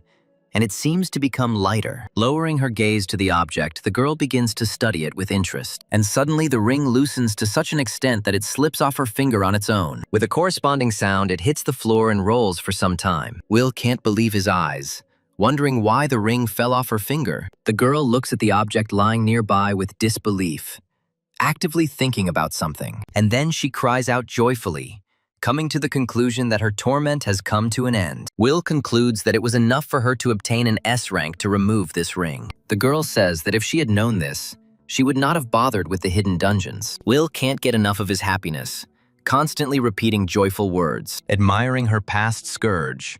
The girl notices that everything turned out easier than expected. She's in for a surprise when the system tells her that this E rank ring is empty. The girl does not understand how this is possible, remembering that it used to be the parasite ring. And then the system, raising questions, reports that the primary development has been completed. As Will thinks about this, a distorted, rattling sound bursts into her head. The unknown interlocutor continues to say some incomprehensible things, causing panic. Will tries to understand what is being said, but she can't do it. The girl does not give up, stubbornly asking herself what this creature wants from her. Gloria's eyes widen and she gulps in air, filling her lungs with oxygen. She can hardly believe that she is still alive, so she says these words out loud. The healer and the officer notice that the blonde has woken up and openly express joy. They ask her not to move and apologize for contributing to her worsening condition. Gloria politely brushes off the pleasantries, asking what's wrong with her little brother. The healer cannot hold back tears of emotion and joy that the blonde is alive. She also apologizes to Thrift,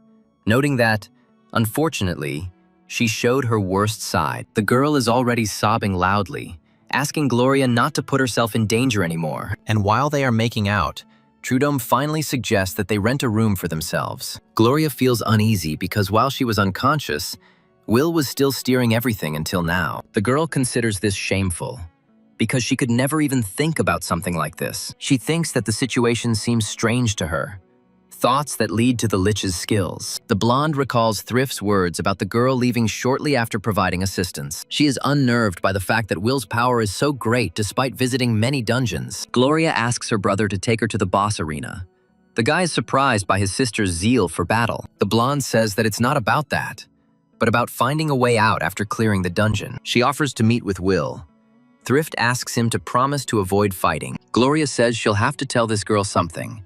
Her brother clarifies what. The blonde replies that she wants to thank Will because she saved their lives. The guy is amazed at his sister's calmness because the brunette almost killed her, and she doesn't care. Gloria emphasizes that she is alive, which means she should be grateful for that too. The guy states that people change after clinical death, and the interlocutor jokes, and he suggests that she wait until she gets home if he really wants to argue with her. The girl promises to listen to her younger brother, which surprises him. Taking advantage of the moment, he is going to go to the hidden dungeons, which is still forbidden. Not understanding how it works, the guy asks why it's still not possible. The old Gloria returns, saying she doesn't want her little brother to die. Thrift notices that the blonde really loves her brother. The officer confirms this. Entering the final boss's chambers, the hunters and Bionor are amazed by Will. It's not that they doubted her, but now they were convinced that she had killed all the monsters. Gloria asks her brother not to relax, because there was no sign yet that the dungeon had been cleared. The guy agrees to be left alone, but notices that the place is very quiet. As they clear the final obstacle to the boss room, Trudome whistles. As the defeated boss comes into view, one of the girls voices everyone's thoughts. Trudome speaks of a sea of blood and asks Will, calling out if she is finished here. Coming closer, the guy suggests to his partner that they leave this place as quickly as possible, and he suggests simply finishing off the boss, since that's how the exits from the dungeon open. The girl mumbles something, but Trudome cannot make out her words and asks again, but she doesn't answer him at all. Will is talking to the defeated creature. Hoping that he is imagining things, Trudome turns his attention to the situation. But Will is clearly speaking. Frightened but cautious, the guy asks if she is really talking to a monster right now. Noticing strange clots in the girl's hands, the guy feels uneasy and calls out. And the interlocutor, turning around, addresses the guy, her intonation changing to a question. Trudomov does not understand what she is saying and tells the girl about it. His fear intensifies. Will, or whatever she has become, changes her intonation, her speech becoming more and more emotional. Realizing where this is all heading, the blonde screams hysterically, telling her brother to run away immediately. And Will is already very close, twisting and jumping in the blink of an eye. Gloria is also not slow, rushing to help as soon as she can. But she is only a C rank. She doesn't have time, because their forces are far from equal, and the guy barely has time to be amazed by the impulse. The contacting forces cause an explosion, engulfing the entire space around in fog. The girls standing at a distance only see the blonde fly back. Thrift screams. They, along with the officer, shout out Gloria's name in unison as they rush towards her, and she, burping, tries to understand what fate befell her younger brother, whether he is alive. Gloria asks why the demotion didn't affect Will, but she doesn't understand. Bionor says she only knows that this researcher is different from the others, but Gloria doesn't believe her, believing that the officer used the demotion only on her and her brother. Bionor denies this, saying she personally saw the ranks of each of the three drop. The idea comes to the girl's mind that Will is no longer human. When the healer decisively leaves somewhere, Gloria asks where she is going. Choking from coughing, Trudum asks if the girl herself understands what she is doing. The guy wonders why he has to jump from his seat. Can't he just take off his eyes first? He asks her to stop acting like this. And Will responds in a non-human language. She continues to say something, making her intonation questioning and moving closer. And Trudum mentally curses from frustration that now they don't understand each other. The guy assumes that Will went crazy after eating this monster. He struggles to remember how he managed to bring the girl back to consciousness last time. Meanwhile, Will starts babbling something again, forcing him to look at her and ask for clarification. Judging by her smile, he concludes that the girl is talking about something extremely pleasant. And the next moment he guesses, without words, in an incomprehensible language, what's what. The guy doesn't want to believe that Will now wants to eat him, but it's the truth. When Trudum thinks all is lost, salvation comes in the form of an angry healer. Will is thrown back slightly by the force of the blow, but doesn't lose his balance. He cries out with difficulty and screams softly but long drawn out, afraid to imagine what will happen. The healer turns to Will, reminding her of her words about warning her. She told the girl that she would never again allow a hair to fall from Gloria's head. Trudum reminds her that the healer's attack will not end well, but she has her own opinion. Thrift tells the guy to calm his girlfriend down, to which he says they are not dating. And Trudum asks the healer to stop saying such terrible things. Will, meanwhile, comes to his senses and begins to say something in the language of monsters, and she leans forward with the intention of getting Thrift, who dared to interfere. She recoils in horror, not knowing what to do, already regretting that she dared to interfere without a plan. The guy comes to the rescue, anticipating the touch and attacking from both sides at once. A bloody cough comes out of Will's mouth, accompanied by some incomprehensible word. Trudum apologizes, but reminds his interlocutor that healers are a rarity these days. Gloria asks if Thrift is okay, to which she apologizes for getting angry. The blonde thinks there is no difference, but it was still all too much. The officer asks if Will is okay. Trudum is confident that such an attack will not kill her. Bionor suggests waiting a little before they can leave this place. Gloria tells her brother to leave the brunette, and he reminds her of her own words she said earlier. The guy turns to Will, asking if she heard what they were just talking about. And, saying that this is all for her, he asks the girl to get out of her unconscious. He has a hard time believing in her, and he says he doesn't think Will is a maniac, no matter what. Even though she might not be all there, the guy doesn't give up. And although the girl has no pupils, no iris, Trudum is sure that she is looking at him, just like he was now, right into its depths, periodically calling Will by name. She manages to wake up and asks, perplexed, what he wants. And then he asks what this crap is, and the guy carefully asks the girl not to move. The brunette's gaze involuntarily meets the one standing opposite her, not far away. Seeing that the blonde is alive, Will enthusiastically announces this, noticing the patched wounds. Gloria carefully clarifies whether her interlocutor is currently okay. She is perplexed by these words. And then Trudum asks if she really doesn't remember anything. Will racks his brain and asks how they all ended up here when no one else was there. The girl also begins to remember how the parasite ring fell off her finger, and the system reported that the primary development was complete. Will's memories of what happened afterward also return, but they are far from encouraging. Saying that the girl was still too weak, the creature ordered that this eye be devoured. It punished Will to strive for a power that was much greater. This is how memories come together, beginning to form a coherent picture. Turning around, Will realizes that she has started eating this monster. The girl's breathing quickens, becoming intermittent as she thinks about it. And after this, consciousness begins to cloud over, and a dark veil descends over the eyes. Noticing that something is happening, Trudum has a bad feeling, and the girl falls down, wondering why she ate the monster boss in the first place. As Eve moves towards her goal, she is forced to slow down by some strange sixth sense. She stops to turn around questioningly,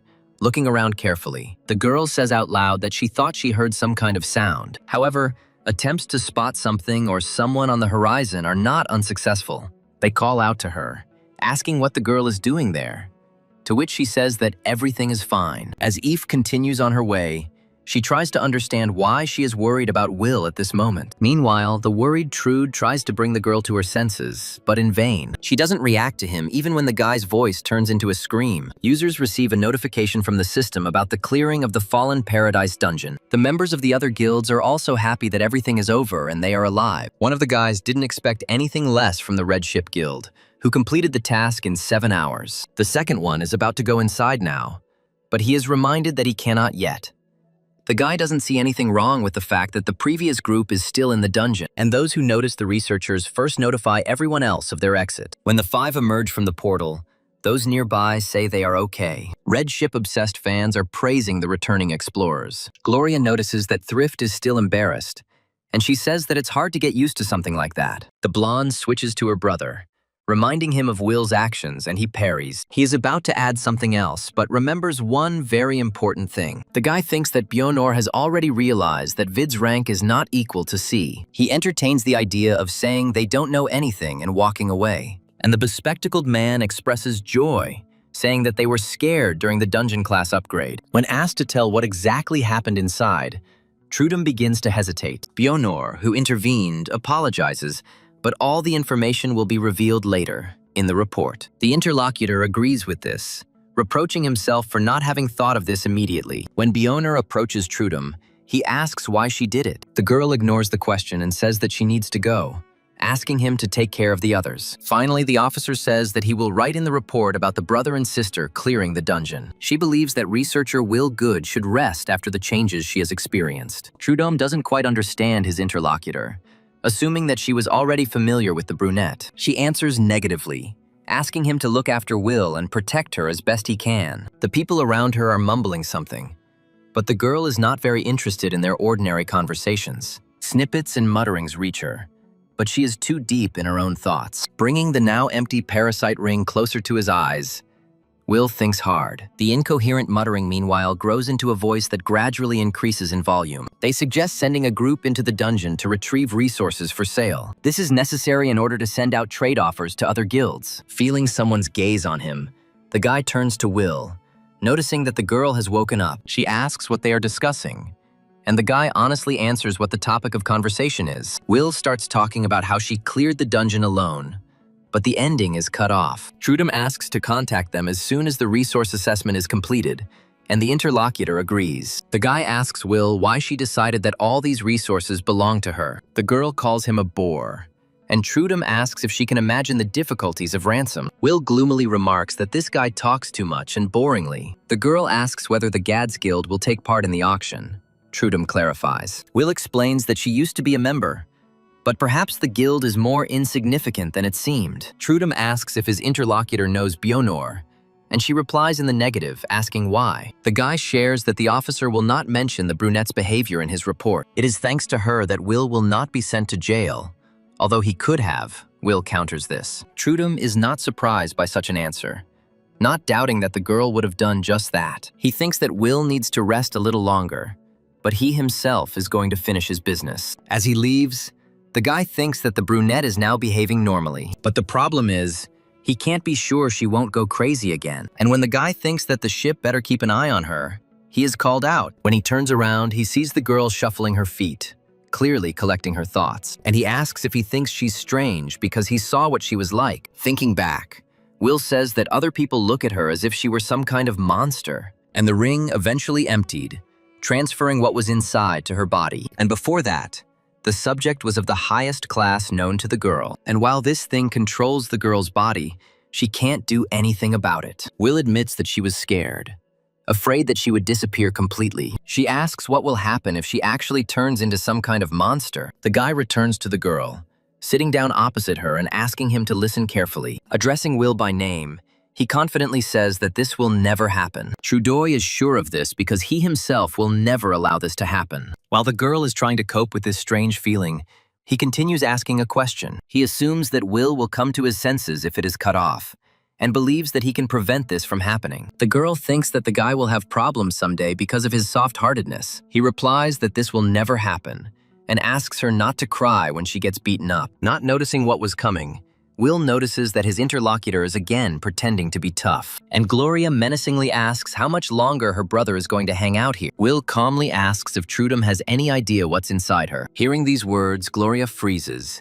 involuntarily completing the picture with her imagination. The blonde seems to stop breathing, trying to understand what this girl is talking about. And Trudum says that when it gets out of the villas, it will be just as unbearable. And when he asks her not to worry because he will take responsibility, Gloria growls. The unsuspecting guy asks his sister when she managed to come, and she, calling her brother a little bastard, talks about the problems that arose because of his adventures. He doesn't resist with difficulty because he doesn't even understand what could have enraged the Fury so much. And the blonde is already asking Will if this child is really her brother, the guy retorts. The girl thinks for just a moment, and then a cunning plan matures in her head. Gloating, she orders Trudum to take responsibility for this, calling him a scoundrel. The guy gets even more furious, asking how dare this girl set him up. Embarrassed, Thrift finds the strength to congratulate the young father, but he refuses, and Gloria, having heard this dialogue, becomes even more furious, shouting her brother's name. He tries to explain everything with difficulty,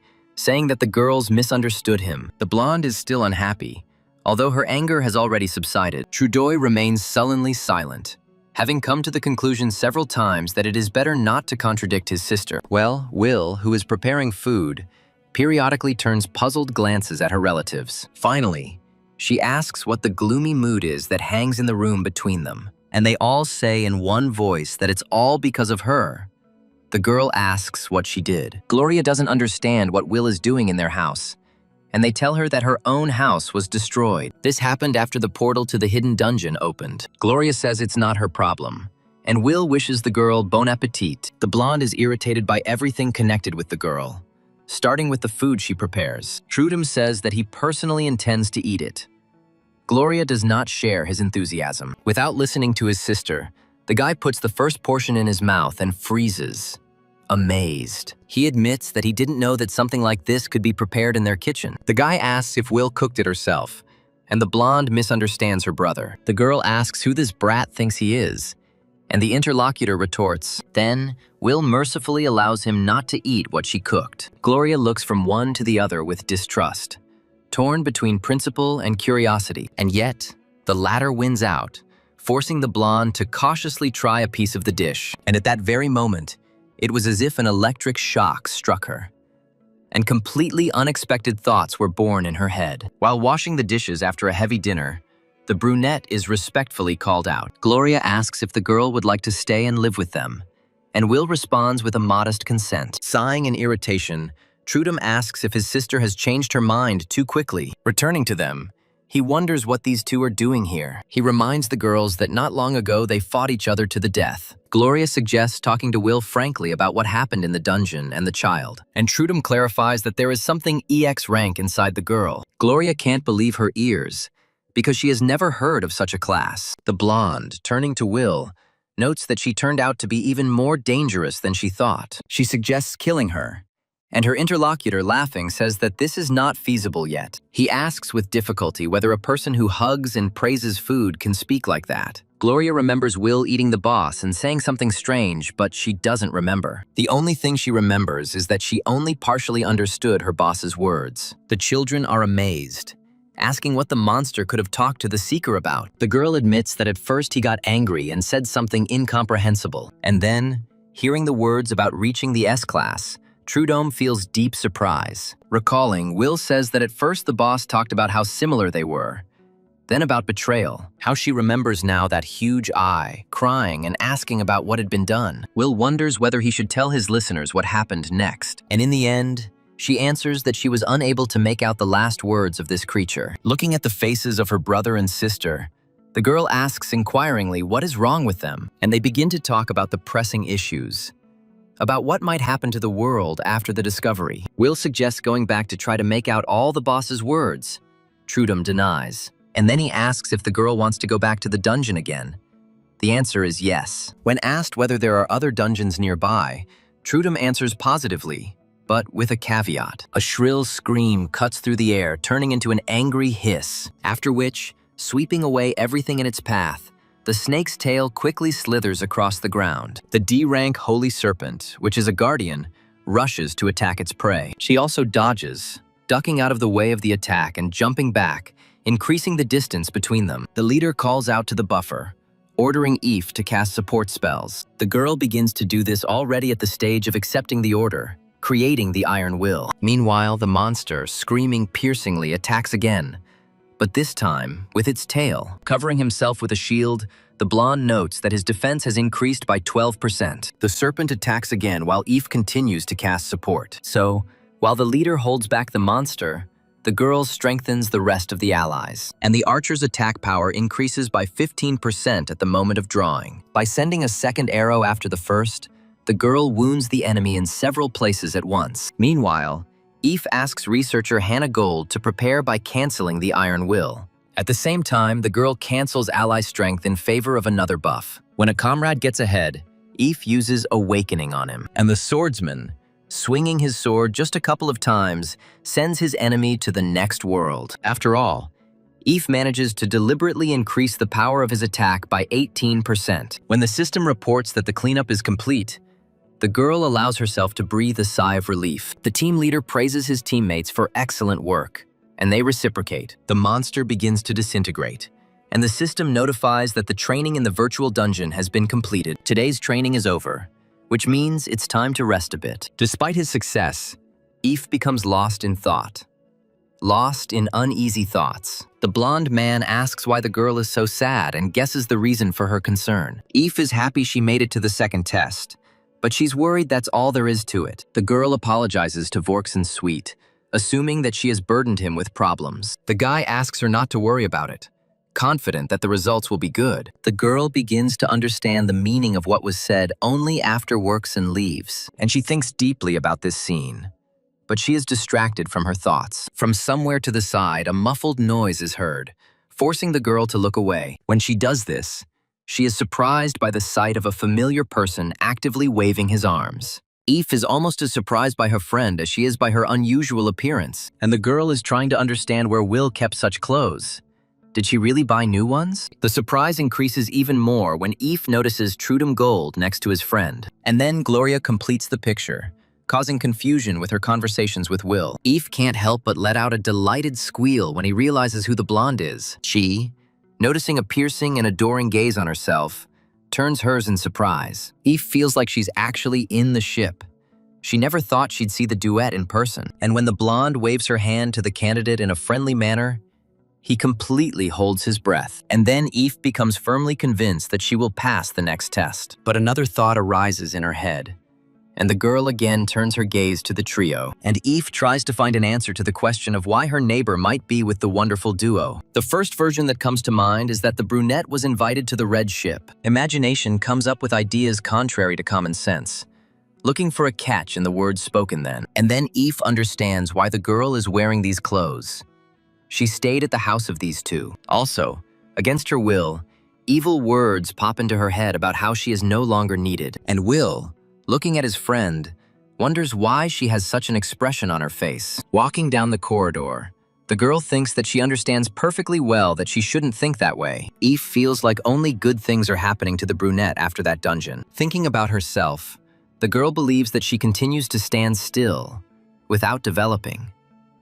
Saying that Eve suddenly became gloomy, Will wonders if something serious has happened. Gloria suggests that the girl might be feeling unwell, and her interlocutor is worried about this. When Will asks Eve to pass, the blonde starts laughing, touched by the friendly bond. As if by chance, he says that he thinks he knows why the girl is behaving this way. Remembering that his sister was originally an S-class and Will was empty-headed, the guy capitulated. Will asks if Eve will be taking the test in the restarted dungeon tomorrow.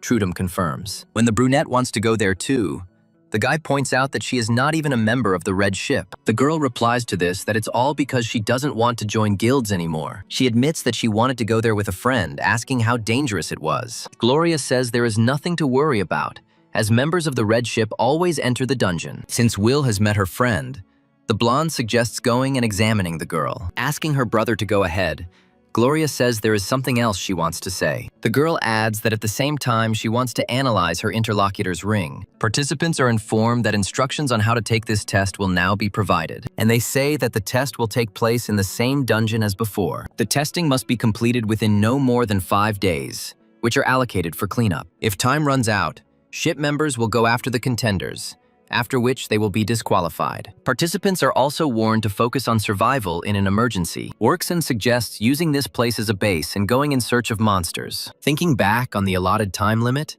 Eve reflects that the record was 3 days. She counts the number of monsters, not counting the boss, and remembers how long it took them to defeat them. Dealing with all the mobs will be difficult due to their concentration areas and other surrounding factors. Hearing the approaching growl, the guy is glad that he managed to say everything before the monsters appeared. The team members begin their preparations. Khan draws his sword from its sheath. The archer follows her comrade's example, knocking her own weapon. The others also concentrate, focusing on the approaching sound of the monsters. And he, having reached his boiling point, reveals several snake-like creatures at once. The serpent, opening its fanged mouth, lets out a long hiss and takes off. Apparently sensing the blonde guy as a leader, the monster attacks him first. Worksan, stoically resisting the onslaught, turns to the researcher Eve for help. By announcing her readiness, the girl confirms that she heard the order. Just like before, the support casts Iron Will on the leader, increasing the shield's protection. Eve wonders if she has forgotten everything because she hasn't been in the dungeons for a long time. While Workson is busy holding one monster, the second one goes around him from the side, and, growling in anticipation, he is already preparing to jump, sinking his teeth into his first victim. However, his wish is not granted due to a magic arrow that hits the target. By buffing the archer,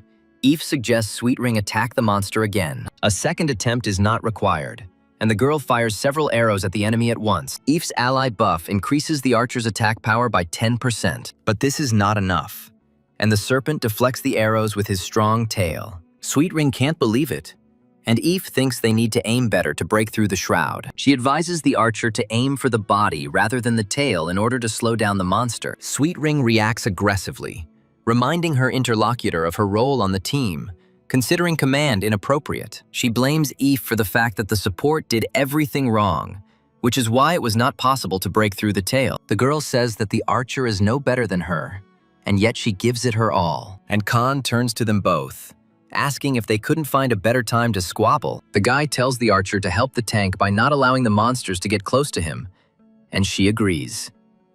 And he releases several arrows, which approach their targets with a whistling sound, and they are successfully overtaken because they end up in weakly defended areas. Amidst the furious sounds of monsters writhing in pain, Eve languishes in injustice. She understands perfectly well that this is a randomly assembled team, but this kind of attitude is insulting. The memory of happiness closing the door behind Will comes to mind. She herself tried to defend the brunette and also said that she was fed up with this group. Eve remembers very well the words that her team leader at the time said to her back then. He asked her what she would do if she was abandoned the same way as Will the next time. The guy thought that no one would notice if a C-rank dungeon explorer disappeared inside. Hepenez was confident that finding a new support player would not be difficult for the team at the moment. Thinking about it now, Eve wonders if they really needed her at all. Meanwhile, Khan asks her not to stand there like a pillar, but to finally apply the buffs. Swallowing all the pain and resentment, the girl dejectedly answers her interlocutor with consent. She obediently cancels Iron Will and Ally buff at the same time, and it casts the awakening effect on the swordsman,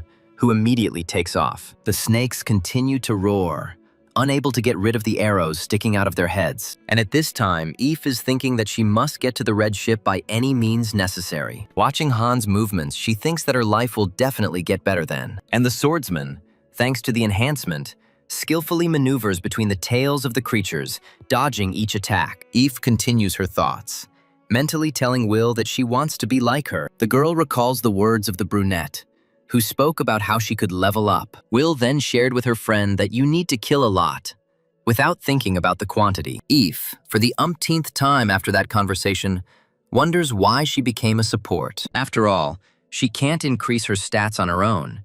She exists with the class she awakened with. Lost in her thoughts, the girl doesn't hear the team leader addressing her, which notifies Eve that there is still one more monster looming right above her. And the support continues to envy Will, who found herself locked in that dungeon that day. A cry full of pain comes out from the open mouth, ready to grab onto prey. Having reached its desired target, the arrow throws the monster back with the force of its thrust. The girl, struck by a blow from a powerful tail, tries to somehow group herself together, reducing the risk of injury. The boys rush to the researcher, inquiring about her condition as she tries to cough. Suddenly, Workson slows down, his gaze becoming puzzled at the person in front of him. The guy is desperately trying to understand why such a creature is in a place like this. Early in the morning, in one of the apartments of this high-rise building, the sound of a persistently ringing telephone is heard. Opening his sleepy eyes, Trudum does not give up hope that his potential interlocutor will give up. In vain. And this forces the guy to pick up the phone and try to make his voice sound more cheerful. The speaker announces that a C-class dungeon has suddenly upgraded to S-class. With a disgusting, chomping sound, this creature, superior to its opponents, devours the serpent. Worksan is afraid to even move, watching the sickening spectacle, as if mesmerized. The fair-haired man still cannot understand where such a creature could have come from in the dungeon. Continuously watching the movements of this creature, the guy feels his stomach rise to his throat. The test team leader knows for sure that there are no such monsters in the C-rank dungeon. After all, this is an A-rank creature, and its appearance here can only mean that the dungeon has increased in level. The guy hisses loudly at Eve to get the researcher out of here before the monster notices her. But the girl doesn't hear. No matter how the blonde man raises the decibels, bound by a sticky fear, the guy keeps trying to call a group member, and the archer suggests leaving the support and going out on their own. After all, they will all die because of her. And Eve is desperately trying to hammer into his head the order for his body to move. She understands perfectly well that she needs to leave. The girl does not want to become a burden for these people. Eve continues to give himself commands to move, hearing the rustling of the monster becoming audible closer and closer. With varying success, the girl is given the opportunity to move her head, and she gets the opportunity to appreciate the creature in all its glory. And then thoughts about its gigantic size mixed in my head, along with a feeling of fear. The latter take over her consciousness, and the girl can no longer think about anything other than the desire to live. Desperately, she repeats to herself, like a mantra, the words that she does not want to die at all. When the creature's limb touches the girl, she sobs convulsively, thinking that this is the end. However, there is no pain, and Eve widens his eyes in confusion, wondering. Looking up at this monster, the girl does not understand why he did not kill her. These large eyes seem strange to the support, as if human consciousness is flickering in them. A puzzled Khan asks why he doesn't attack, and the fellow archer replies that she doesn't know either. The fair-haired man doesn't understand why this monster is so calm, because usually such monsters have a monstrous appetite. Not believing his eyes, the guy assumes that there is something special about this researcher. The monster, meanwhile, approaches Eve again, touching her with its mandibles, which frightens the girl. As the creature begins to move its mouth, it makes strange sounds, somewhat reminiscent of speech. The girl, who had already calmed down a little, asks her strange interlocutor again what he said. The creature's gaze changes abruptly, and, as initially expected, it reaches out with its limb towards the victim. The support, unprepared for this, convulsively takes in air, accelerating her already restless heart. The leader of the group is already shouting at the top of his voice, trying to appeal to the voice of reason of the researcher. Unable to continue to stand idle, Khan walks around the blonde man, rushing to the aid of his teammate. Orksan continues to shout, now turning to the guy with an order to stop, and tells him not to provoke the monster. But it is too late, and the creature, making a lightning-fast movement, clicks its mandibles just once. The cry addressed to Eve and frozen forever on Khan's lips never manages to escape, and the girl, as if enchanted, watches as the blood of her comrade, who was just alive, sprinkles the area. The archer, unable to cope with her emotions, screams hysterically, but then pulls herself together. Rushing forward, she asks with hatred how this monster dared to attack this guy, and, succumbing to emotion, he fires a volley of his arrows at the creature, forgetting about caution. This turns out to be dangerous.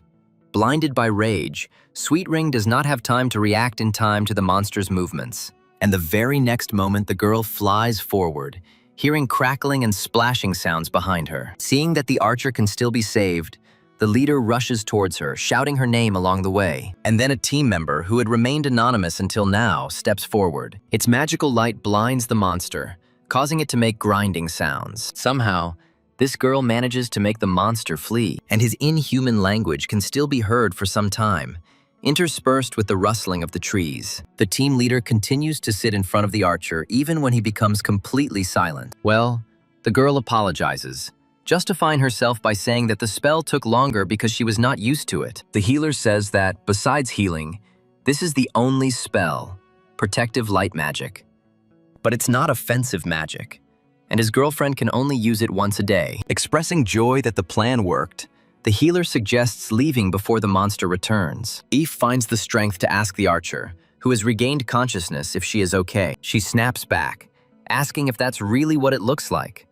And considering that these words sound much more like mockery, the girl feels guilty and asks her interlocutor for forgiveness for her stupid question. In response to these words, Sweetring addresses her formally, to which Eve responds tensely. Struggling to get up, the archer orders her support to track down the creature and take it out. The girl tenses up even more, inertially shouting out the question of whether her interlocutor is in her right mind. And she thinks that she is the only one who is out of her mind, because she should have been the first and only one to die. After all, the monster was aiming specifically at Eve.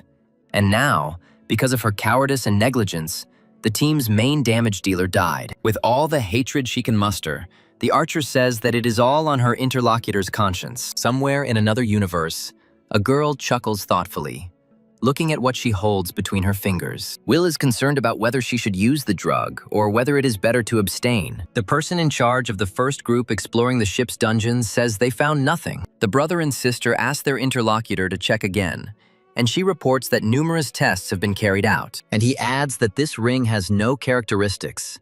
It is a low-ranking item. The researcher says the item is completely useless, but the Golds insist on re-examination. Will imagines how the woman was looking forward to examining her ring from top to bottom. Brother and sister are unanimous in their opinion about this crazy scientist. Gloria asks Will why the test didn't reveal anything, and she says the same thing happened at the hospital. It is difficult to assume that the problem could lie in the girl's idiotic character. The blonde pounces on her brother, reproaching him for an extremely unsuccessful joke. Watching the relatives bicker, Will suggests that a second reassessment might be in order. Trudum agrees with her, saying that it will really be more effective, and asks to take something. When asked what it is, the guy says it's a deworming pill. Will finds these attempts to help pathetic. The girl overheard the question of how many A-rank researchers could be recruited now. The guy asks his interlocutor to continue gathering everyone until he gets there himself, saying that he will try to gather everyone he can.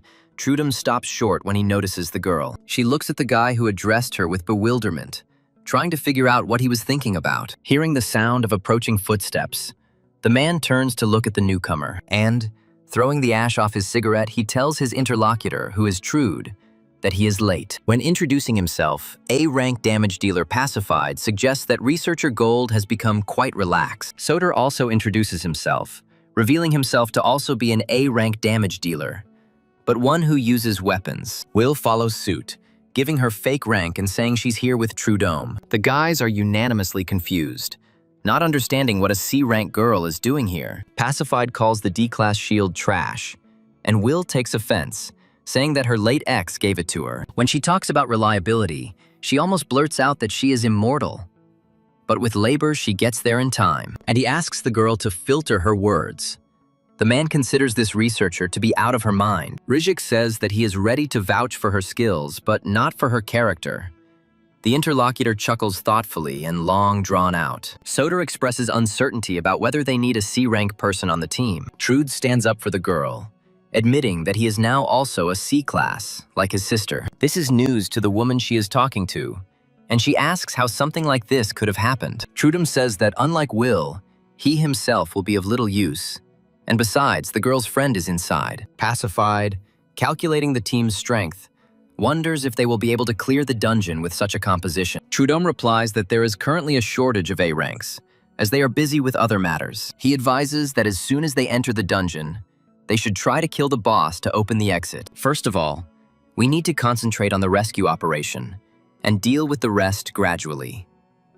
The guy also talks about what to do in one of the worst-case scenarios. Then, with a heavy heart, you have to forget about salvation, because the low-ranking ones will most likely be dead. Pacified and Soder unanimously accept the announced layout, expressing their understanding. Approaching the brunette, Trudome addresses her, lowering his voice almost to a whisper. He begs her to drive it like a normal tank, without doing anything strange, because now he can only count on her. The guy asks the girl not to eat all that junk and asks if she took the pill. Trudome promises to buy Will new equipment if she behaves well. The girl is inspired by this proposal and responds with an enthusiastic yes. Suddenly, faint echoes reach her, but the girl knows exactly who they belong to. Looking towards the portal, the girl swallows nervously, causing a questioning look from her interlocutor. Will can clearly sense the mantises, wondering why they are there now. The girl asks her friend for clarification, recalling his words about the secret A-rank examiner,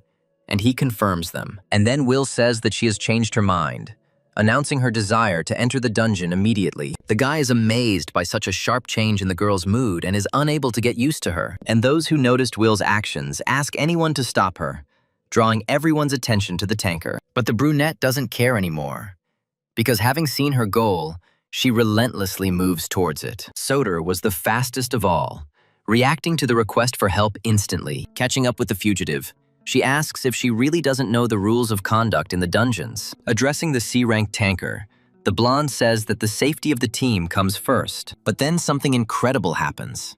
To his surprise, Soder feels a powerful push. Already in the air, the girl keeps a close eye on the brunette as she continues her escape. And she, turning around, says that she hasn't heard of such a rule and wishes the blonde good luck.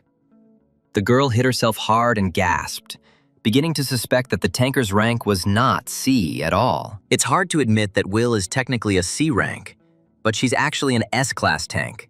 Pacified gets confused. Trudome starts to get angry, telling his interlocutor to treat the girl like an S rank and to move. The man accepts the order, and Soder echoes him, adding that he feels offended by it. Sweetring continues to insist, telling the support to just come out and take responsibility for what happened. Eve, in response, asks his interlocutor to watch her language, reminding her that she was hit in the back, not in the head. The leader of the group intervenes in the conversation, asking the girls to stop swearing. He regrets Khan's death, but believes that there have been enough deaths and that no more can be allowed to happen. The guy understands the confusion after the appearance of an A-rank monster, but he needs to calm down. The fair-haired man is sure that they should be pulled out soon. The guild should have already noticed the anomaly. After he says they need to wait for a rescue party, Eve asks again. The words of the instructor, who had just told about a similar case, came to the girl's mind. And then he said that after the arrival of a special squad, they would all be liquidated. Then a plan begins to form in the support's head, according to which they themselves can defeat the monster. Workson says he knows what Eve is thinking, but if she dies here, her death will be meaningless. The girl tries to object to him, but the guy continues to speak, arguing his words. As soon as he says that it will be difficult for their rank to kill an A rank, the hairs on the back of my neck stand on end. The guy starts, wondering how this creature could find them so quickly, and the monster attacks without delay, not allowing any additional words to be inserted. The guy holds back the pressure as best he can, but the wooden shield is already cracking at the seams. Finally, he can't take it anymore, and the girls scream, asking the group leader to be careful. The mantis instantly turns its gaze to the speaker, rushing towards another target. The grasping limb rushes towards Eve faster than the wind, rushing past the tense and frightened girls. As the giant paw sinks its spikes into the fragile body, the support lets out a piercing scream, putting up a fight. The praying mantis, oddly enough, brings its prey to itself rather slowly, moving weakly like a fly in a web. Because the movements cause pain, Eve asks the monster to let her go. Raising her voice, the girl says that she is in pain, wondering why everything is happening only to her. The pain turns into aggression, making the support feel stronger. Her voice sounds more insistent. Sweetring rhetorically asks what is wrong with this woman, believing that Eve has gone crazy, and the latter continues to rage, accusing them of now having to wait for a rescue team. The realization that she would no longer be able to join the red ship only made it more painful. The mantis is not going to tolerate the accusations any longer and squeezes the paw harder, causing the girl to cry out in pain. The pain is so intense that it takes your breath away, making your voice sound choppy until your vision goes dark. After saying for the last time that she is in pain, Eve falls silent, powerless to even speak. She feels like she's about to be torn in half, and she wonders if she's really going to die like this. A conversation with Will involuntarily pops into my head when the girl was ready to share. She told how her head or arms were torn off, but she could not die because of the cursed ring. This made her want to die, because it was impossible to endure this torment. EF doesn't understand why she suddenly remembered this, wondering how the girl survived all of this back then. After all, she probably felt even more pain and even more fear, and worse than the support does now. And in her gloomy thoughts, the girl does not notice the guy rushing to her aid. Raising his shield like a weapon above his head, Workson fearlessly approaches the monster and strikes. The blow is powerful, causing the creature to make an inarticulate but clearly pain-filled sound. She loses concentration and the prey slips from the weakened limb,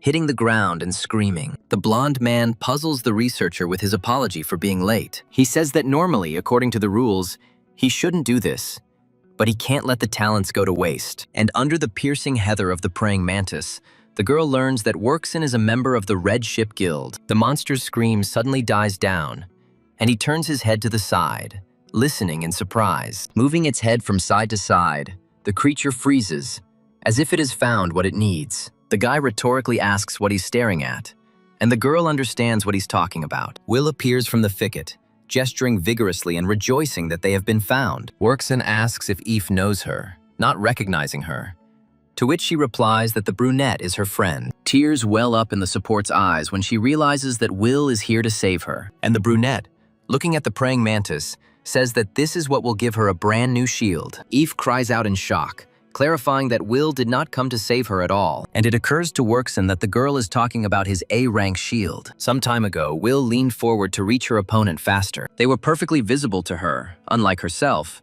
but they heard their approach, not without surprise. Pleased with her plan, the girl removes the shield, gripping it more comfortably in her hand, and he throws it in an arc, hitting several opponents at once with a dull sound. In this way, she manages to inflict several wounds at once, the element of surprise making its contribution. And, thrown at the right angle, the shield, meanwhile, unfolds like a boomerang, and he finishes off an already seriously wounded enemy, extracting death sounds from him. Skillfully grabbing the shield, the girl clicks her tongue with a hint of disappointment, calling the slain monster another loser. Will is irritated by the thought of having to find her goal on her own, running into weaklings along the way. She's almost certain that killing something so small won't increase her stats because they're D rank. Thinking about it, the girl wants to choose a different direction this time. She believes the most favorable outcome is one where they gather in one place. Once again, looking around the area and those gathered there, the girl concludes both the mantis and her new shield are in the same place, which is a good thing. Laughing contentedly, the girl remarks that she is incredibly lucky. The support asks why her friend didn't mention her, and she says that she was convinced that Eve was alive. The monster looks at Will carefully, watching the girl's every movement. Workson, in turn, watches the creature, noting that it remains motionless again. The guy can't understand why the monster behaves so uncharacteristically, then with Eve, and now with Will. Involuntarily, it reminds him of a person who is tracking someone specific. Meanwhile, Will, passing by the blonde man, stops and speaks again. She states with satisfaction that she liked this shield. The girl reaches out to take it, but Workson tightens his grip, and he asks if Will wants to let her go, but she denies it, saying that she hasn't received payment yet. Engrossed in fighting the girl, Workson doesn't notice the quick movement to the side. Realization comes to him only at the last moment, when the end of the mantis's paw is centimeters away. Will prevents the inevitable from happening by fending off the attack, which sends the boy falling to the ground. The blow is so strong that the old shield can't withstand it, and the girl gasps. What upsets her more than the fact that it was broken is the fact that it was a gift from her late ex. Addressing the monster in a growling tone, the girl cannot stand still. Annoyed, with a battle cry, she strikes the insolent man with all her might. Tom finds himself unable to withstand such pressure, and he falls on his back, already hitting his head on it. Eve cries out in surprise, realizing that her friend's strength has increased since the last time. For girls who haven't even seen anything like it, it has an even stronger effect. Even the A-rank tanker, who clearly didn't expect such a thing from Will, is surprised by the inhuman strength. The latter wonders if this creature is dead, since its stats have not yet increased. The blonde man asks Eve if he and this girl are friends, and she confirms it. Then the guy asks what her rank is, to which the interlocutor becomes puzzled and begins to hesitate. She wants to say that A, but still calls it technical. The others consider it nonsense. Taking the shield from Vorkson, Will says that it is now hers. Since her own is broken, the guy is indignant. He tells the girl to return it, but she runs away laughing, saying that she doesn't want to do it. In the end, Will is proven right, as the mantis rises with a terrible roar. Worksan, who is chasing the girl, stops, and the fugitive follows his example. Horrified that he is still alive, the boy asks Will to return his shield to him immediately, but the girl brushes him off. She is interested in how durable this thing is, and, not listening to the guy's lamentations about the loss of his shield, the brunette rushes into battle. Pushing off the ground harder, a satisfied Will attacks the praying mantis with her new outfit. Turning sharply to see her opponent, the girl prepares for her next maneuver. And as soon as the monster finds its target with its eyes, it already rushes towards him. He tries to attack the girl, but she ends up in a completely different place. And, enjoying his idea, Will sharply moves forward, using the shield again. The monster screams wildly as the improvised weapon slices through its body, severing another limb. The shield, spinning in a wide arc after its maneuver, returns to its new owner. Having deftly caught it, Will is already playing out the next move in his head. And, hovering in the air not far from the screaming mantis, he begins to study it, looking for weak spots. Remembering that she almost forgot, the girl says that she wanted to ask him about something. Although it is different from those she has met, it is still a praying mantis. So the girl asks him if the creature knows what it is. She clarifies, showing the former parasite ring, that this is the item in question. The creature's pupil reacts, dilating, and some recognition is noticeable in it. The mantis starts to speak, but Will doesn't understand him and asks what he's talking about. And then the creature bursts into a loud scream, which eventually turns into an inarticulate hum. Eve, giving in to the instinct of self-preservation, covers his ears, squinting tightly from the unpleasant sound. Everyone else follows her example, and Workson simultaneously tries to understand what this girl means, but she doesn't understand the monster, which she tells him, calling the interlocutor's pronunciation complete crap. And with all the force she can muster, she thrusts her improvised weapon into him, and the creature, losing strength, begins to scream in pain, but in a completely inarticulate voice. This spectacle is literally breathtaking. Not everyone can stand this picture, and although Eve has known Will longer than anyone, it is still difficult even for her to watch this. The girl mentally admits that she knows about the changes that have occurred in her neighbor since that day. However, she still has doubts whether this is the same Will Good that the support knew. And although she looks like Will Good on the outside, it seems that inside the girl has become completely different. The snake trembles from exhaustion. The sounds escaping from it are barely audible and plaintive. With his last strength, he tries to reach the exit, cherishing his last hope of salvation. However, his wish is not destined to come true. He understands this when he hears the painfully familiar footsteps behind him, and the next moment becomes fatal for him. His whole life flashes before his eyes, forcing him to scream. The predator drowns out the other's cry with its own, threateningly clicking its mandibles. Looking at its victim, the praying mantis begins to say something to it in its own language, and the voice of the one who never stopped trembling again becomes plaintive, asking for mercy. But the predator is merciless, mercilessly sinking its teeth into the flesh of its victim. The chomping sounds echo throughout the cave as more than one praying mantis dines here. But suddenly, their peaceful meal is interrupted, forcing them to turn their frightened gaze towards the sound. They don't just leave their food. The monsters move towards this desperate call. He spreads for many miles in the hope that at least someone can help him. The one calling for help turns out to be the one from whom Will saved her friend and her partners. The latter asks in a parental tone if the monster could be quieter, and pushing away from his flesh, he says that screaming will not be able to help him in any way. Starting to laugh, the girl expresses the opinion that the praying mantis would look good with a broken head, and with one sure blow, she cuts the creature from the crown to the very ground. The expression on his face is frozen, like an unexpressed cry asking him to stop. The praying mantises in the cave continue to look towards the now faded sound, continuing to listen. A clearly distinct voice is heard behind them, saying that the girl has been caught. And then the creature switches to the language of monsters. And the characteristic, meanwhile, increases by 1. Will is amazed that even killing an A-rank monster now gives so little experience. The girl considers this unfair because she only got dirty. Orksan is amazed that the tanker killed such a creature, when even a damage dealer would have had a hard time. He also doesn't recall hearing about a tank that can do something like that with just a shield. And while Will is busy cleaning, the guy wonders where such a thing escaped from. Soda admires, clarifying who exactly this brunette is. A tank or a damage dealer? After all, the girl managed to kill all these monsters alone. Pacified inquires about the target's location and is confidently told that they know where it is. The man then suggests not to waste time, but first open the exit, and he is supported. When he is deep in thought, the blonde, who has noticed this, clarifies what is wrong. Pacified finds the lack of monsters from the upgraded dungeons strange. They usually come in crowds. The girl suggests that this might be a new kind of dungeon, and says that it's even better for them. She believes that everything can work out the way they want, while her interlocutor talks about the selfishness of the East ranks. Soda agrees with this, but recalls that Will went here to save her friend. Pacified, exhaling heavily, admits that they need to find a common language.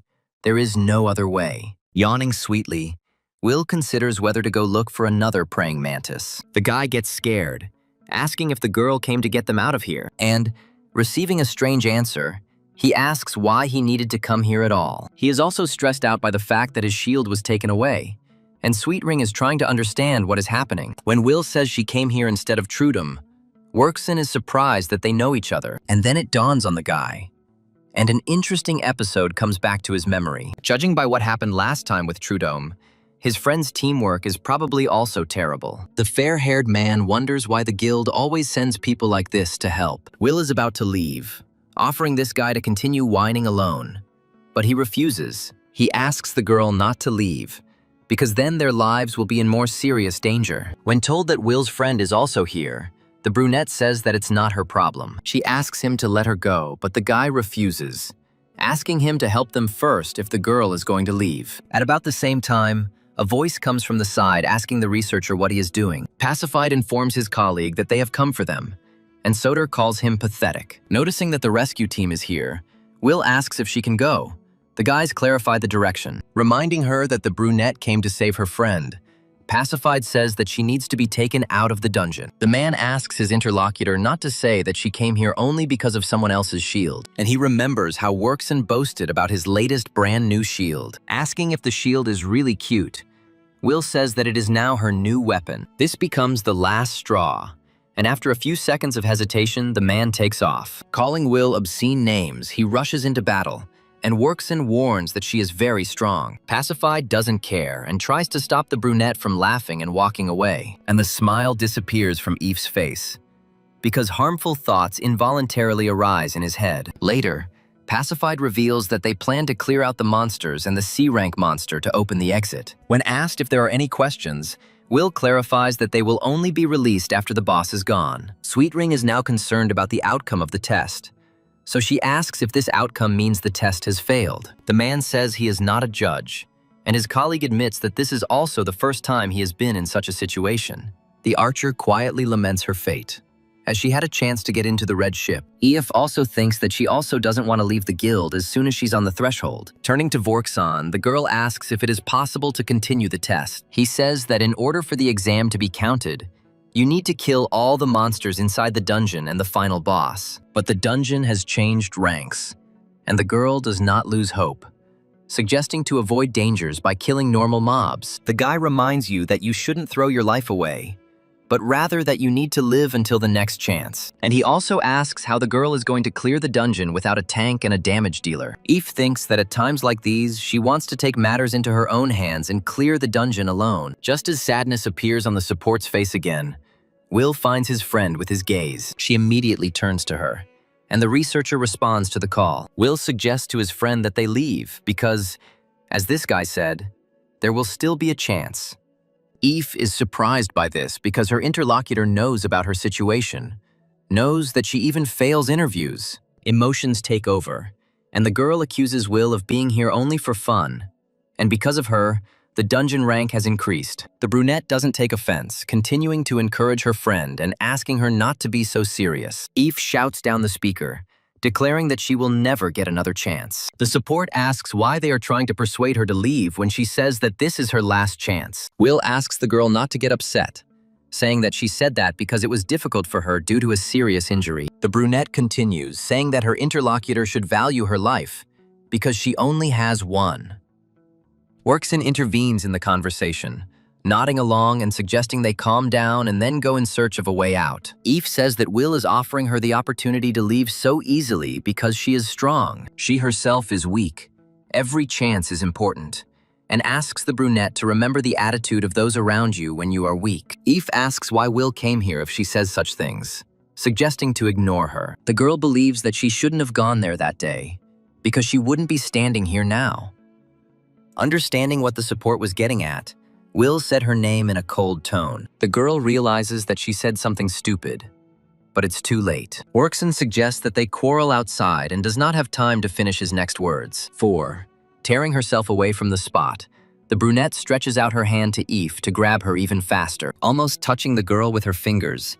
She agrees that it is indeed better for the support to die here. Eve thinks that she only understood everything after leaving the Gads Guild, namely, how pathetic it looks when no one needs you. Memories of her previous team make her think that at least she was needed there. That was until they decided to go to that hidden dungeon. The girl wondered where she was going again, and why she was doing all this. Eve didn't understand why such a pretty girl and a good tank would tolerate someone like Happiness. The girl then came to the conclusion that Will might have liked this, but she considered it stupid. Now this very brunette is the one in whose hands lies the life of the support in the literal sense of the word. Choking on tears and in between gulps of air, Eve asks Will to stop, and she, turning to the support, asks if she wants to say anything goodbye. Eve thinks about how much their positions have changed during this time. The support doesn't want to give up so easily. She keeps contacting her referee. With disobedient lips, the girl whispers words about how she is scared, that she wants to live. She remembers how she used to beg the brunette to save her and spare her. Before, Eve clung to her because she wanted to live. But now, she has other thoughts. Now the support believes that she should have accepted her fate and died that day. Will hesitates for only a moment before agreeing with her, saying that she knows best. Even through her tears, Eve sees all too clearly how someone else's fist is approaching her. She closes her eyes tightly to try to minimize the pain at least a little. However, she doesn't follow suit, and instead the girl hears the sound of a pistol being released from safety, and then a familiar voice asks researcher Will Good to calm down. Pacified reminds us that they came here to save lives, not to take them. He offers to satisfy his bloodlust outside after he completes his mission. The blonde admires her partner's cruelty, but agrees that the mission is indeed important. There is a sound like an explosion, and Soder notices that here he is. She suggests opening the exit first, since they are located close to the boss's lair. Will still holds Eve, but her confidence is not as strong as before. The support's eyes widen as she realizes the grip on her neck is loosening, and when the brunette finally lets go of her and gets up, she calls her name questioningly. Wishing the boys good luck, Will says that she won't go, no matter whether they die or not. Soder asks what's wrong with her again, and clarifies whether she's walking or not. The brunette advises them not to interfere, unless, of course, they all want to die. The man asks the blonde not to worry about it, confident that Will return as soon as he calms down. Pacified asks the C-rank researcher if she has changed her mind about leaving. She pauses for quite a long time, during which she swallows back tears, and then she says that it really would be better for her to leave. Pacified orders everyone to get ready, because once they kill the monsters, they will be able to leave. Workson fusses over the shield, promising to take better care of it and never abandon it. But Will snatches the gear from the guy's hands, telling him to give it back to her, and he whines again. The brunette, who has already recovered, asks if she just needs to pull them out, and they answer yes. Eve addresses the girl, while Soder, standing nearby, touches her pistol in warning. The support says she was wrong, but Will ignores her words as he walks past. And then he stops, turning to Eve, who responds, asking what is it? Will says that this is what she has to do here, because he made a promise. Therefore, the brunette advises that when Eve gets out of here, he should not be seen by her again. The support worker hesitates for just a moment, then nods in agreement. confirming his agreement and apologizing. When she begins to be treated, the girl finds such a high speed of healing strange. She wonders if a C-rank healer can be that strong. Meanwhile, Hill turns to the researcher, and she explains what's going on.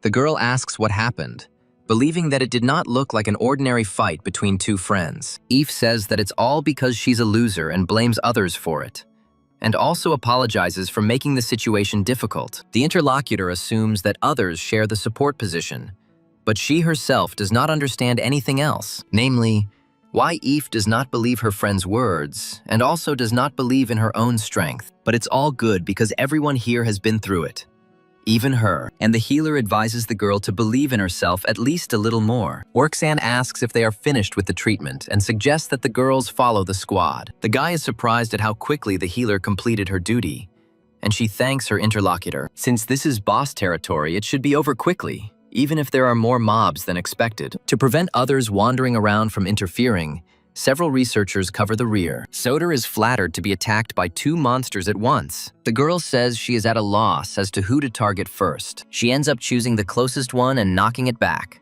opening the door for the second monster. But not for long, because the next moment, under the puzzled gaze of his fellow, he rushes at him.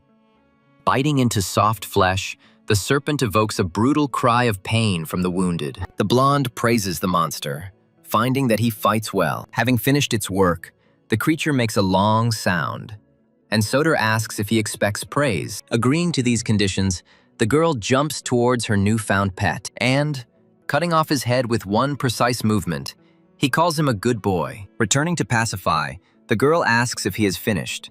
He notices that she is losing to him. The blonde doesn't see anything shameful in this, suggesting, in this case, to take them home and re-educate them. The interlocutor thinks for literally a second before saying that it sounds convincing. Soder confirms these words, and Pacified agrees to agree that they are equal. When they take a break after dealing with the nearby monsters, splashes of blood reach them. The serpent doesn't even have time to fully roar out the curse in its own language.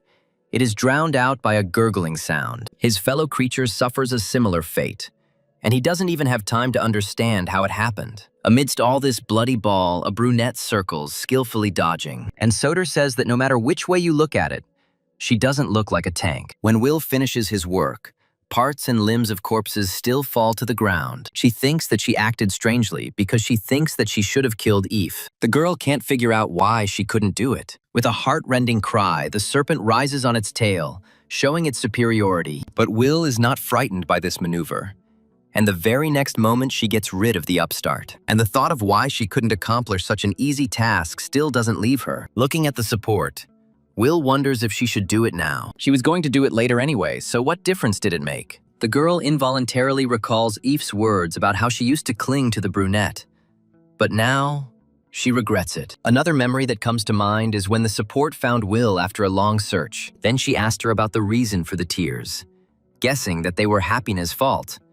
And she got angry. Will began to defend her boyfriend, justifying herself by saying that it was all her fault, that she was an insignificant tank. The brunette shared that for the past 3 years, entering the dungeons has been as scary as if it were the first time. She considered herself only a burden, and she was very ashamed of it. Will also wanted to be useful, but Eve thought otherwise, reminding that the brunette is at the forefront, which, in her opinion, is simply amazing. Will asked incredulously if this was true, to which her interlocutor responded in the affirmative, asking her not to be discouraged. After a short silence, Eve turned to the brunette again, who responded with fear. The support promised to apply as many buffs as she could when they entered the dungeon, and all this so that the tanker girl wouldn't be scared. Will caught his breath from emotion. The brunette noted that the buffs needed to be distributed evenly, and Eve was convinced of her interlocutor's prudence. She also said that she now feels much better and thanked the support team for their support. Eve offered to contact her anytime if Will needed any more support. The brunette politely declined the advice to break up with Happiness and the offer to live with her. And now it dawns on Will that she didn't kill Eve for only one simple reason. Although, in the end, even this turned out to be a simple lie. Now, looking at the woman standing opposite and looking at her ingratiatingly, Will is torn, and he thinks that he will probably continue his loneliness throughout his immortal life. Upon entering the shattered sanctuary, the voice states that this is the place he needs. And this statue is a C-rank boss and is called the Sanctuary Statue. Pacified is informed that although she looks like a statue, she is actually alive, and that she is also called Nike. The guy starts talking about the ability, but the interlocutor is not interested, because it is only C rank. Pacified says that they will take care of everything themselves from now on. Soder suggests preparing to leave the dungeon. The man suggests sorting everything out quickly, without any distractions, and the blonde jokes in response. But in the end, she agrees that they will finish Nika quickly, adding that she is very excited. Soder says the statue is undressing, to which the man replies that he is not interested. The girl notices that there is something cool hiding under the sanctuary statue's clothes, and Pacified, turning around and seeing the huge mouth, states this with irritation. Soder laughs, calling the researcher a pervert, and he advises the girl to finish off the boss as quickly as possible. Worksan also makes fun of his elder brother, who, becoming even more irritated, advises him to shut up. Will is lost in her own thoughts, still tormented by the question. But then she is distracted. Pacified asks the brunette if she feels better, and asks them to leave the dungeon together after the exit opens. At this moment, the monster in the background rushes at its opponent with a piercing scream. Soder does nothing, allowing his opponent to get closer. When she smiles, the man behind her asks why she needs it, and talks about the dangers of staying inside. Pacified continues to list arguments, talking about their ignorance about monster ranks. He says that the interlocutor will not survive here alone if there are a lot of A and S rank monsters. Pacified suggests returning to the dungeon later with Trudome after he has regained his strength. When Will says that this fool is no help to her, the man mentally curses the S ranks for their arrogance. Meanwhile, Soder is praised for her excellent work, and she, giggling, asks not to be embarrassed. Workson says that now that the boss is dead, it's even easier to breathe. All that remains is to find a way out. The girls agree, but none of them are happy with this outcome, because their dream was at stake. The fair-haired man is informed that they are going to look for a way out, and he agrees. What is happening seems strange, because usually the exit appears inside the cave in this dungeon. The thought arises that the boss is still alive, but in contrast, a notification about the completion of the cleanup pops into my memory. The guy suggests looking around outside, assuming that he might have appeared somewhere there. The girl repeats the words about the strangeness and notes that they have never gone so far before. After thinking about it, her companion agrees with the words, offering to return. Turning around, he doesn't find the girl and cautiously addresses her by name. The researcher's whole body shakes and she coughs, gurgling sounds escaping from her chest. With a voice trembling from tension, with the last of her strength, the girl asks the guy to help her. Out of helplessness, he can think of nothing better to do than desperately call her by name. The system window that appeared before his eyes made the hair on the guy's back stand on end. With a trembling voice, he now asks what it is and what they should do now. And behind me, I hear the heavy tread of an unknown creature, making my whole body tense. The sound of water flowing down is interrupted by a familiar and strong male voice. Pacified can't understand why the researchers are taking so long to find a way out. Soder makes a guess. The man considers the idea that they could get lost to be stupid. Since this dungeon is not new, they have been here many times. At that very moment, a system window appears before everyone's eyes, causing surprise. The same applies to everyone else, scaring researchers with the unexpectedness of the notification. Worksan cannot resist the question that occupies everyone's minds. What is it?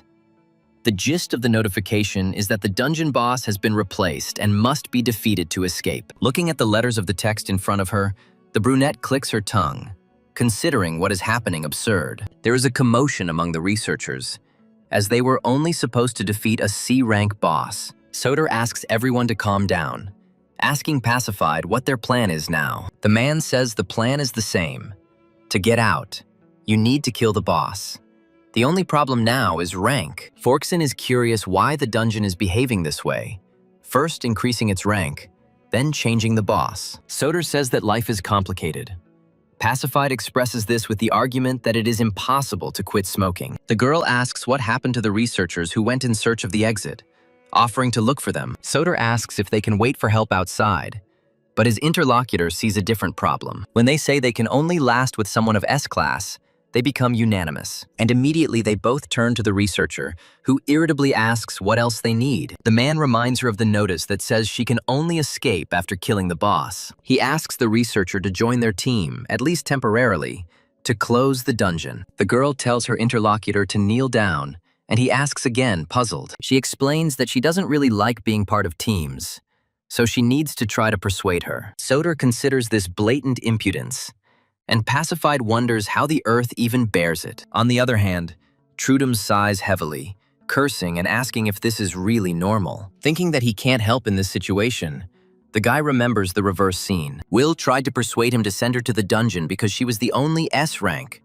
There was nothing to object to. The more the guy thinks about it now, the angrier he gets, asking the girl not to complicate the situation. They approach him, expressing their opinion that Trudum should answer the call. The thing is that the head of the guild himself wants to talk to the guy, and he tenses up, not expecting something like this. At the other end, noticing that they hadn't seen each other for almost a month, they ask how the red-haired one is doing. He tries to make excuses, saying that the reason is the business trip of the guild leader himself, who went abroad. The interlocutor retorts, but he is concerned about something else. Why Goldov is not on the list of S-ranked people? Trudum explains superficially. He himself assumes that the head of the guild has not yet received a report from the officer. The guild leader asks what good Trudum is, despite all his sister's efforts. After pausing to get a grip on his emotions, the guy eventually apologizes. The interlocutor says that this should not be done in front of him, but in front of his sister, who has been through a lot. He keeps silent with difficulty, fearing that if he opens his mouth, he might blurt out something unnecessary. And the head asks about the unknown person on the list and the reason for this, the redhead explains. And he adds that although she is still registered as a C rank, she is in fact strong. The interlocutor says that he is hearing this name for the first time and asks where Trudum got such a friend. The guy replies that this researcher is his close friend. The guild leader assumes that she is the reason for Trudum's absence from the guild. When the guy remains silent, the interlocutor asks him not to worry about expenses, saying goodbye until they meet in person. Exhaling, Trudum admits that he unbearably dislikes all this talk. They ask him what's wrong, and the redhead denies it, saying that matters with the rescue operation are much more important. The interlocutor reports that the Lotus and Golden Heart guilds have notified of their intention to send assistance. Having heard the name of the first guild, the guy cannot resist swearing at its leader. There is speculation that the big guilds have started to stir because the dungeon has changed ranks. The head of the Red Ship orders to find out everything about a girl named Will Good. The order is accepted for execution. Tapping his finger on his other hand, the man repeats the girl's name. And then, slightly shifting the locus to the redhead, he notices that at least once he did something useful. Meanwhile, after the phrase said by Will a little earlier, everyone turns their gaze to the brunette. But she says that she still doesn't want to, because there is something she would like to explore here. They call her crazy, wondering since when S rank is allowed such liberties. Soda reminds the girl of how she acted earlier and suggests simply waiting for help. The man doesn't answer, heading towards the brunette, which causes the blonde to ask puzzled questions. When they are less than a meter apart, Soder asks him not to mention his intention to fight, and Will's eyes widen in deep surprise, and something alive awakens inside. Worksan screams, coming to his senses first of all those present, asking what he is doing, and Pacified is already on his knees. Soder joins the fair-haired man in his indignation. She asks why her partner decided to indulge this crazy woman, and whether he himself has really gone crazy. Will herself wonders in surprise if the man really has less pride than she thought, and he says that he doesn't care about his own life. He was prepared for this when choosing this path. The lives of others are a different matter for him. He cannot treat them with disdain. Pacified is going to gather everyone, wanting to get out of here alive if possible. And he also wants the researcher standing in front of him to be one of them. Workson scolds the man for what he did, and the latter believes that the younger one should follow his example. Pacified notes that after death there will be no more pride or knees. Workson, almost in tears, asks why his interlocutor decided that he would die. And then Will speaks up, asking why she should join their team. The next question concerns trust. The brunette is interested in why she should trust them. At these words, the support tenses up, realizing where this stone was thrown. The voice of the person standing opposite astonishes the girl, and Pacified begins to present arguments. The first of them is that to clear a dungeon, you need at least 3 people. This is the standard. It's just different with S-rank dungeons.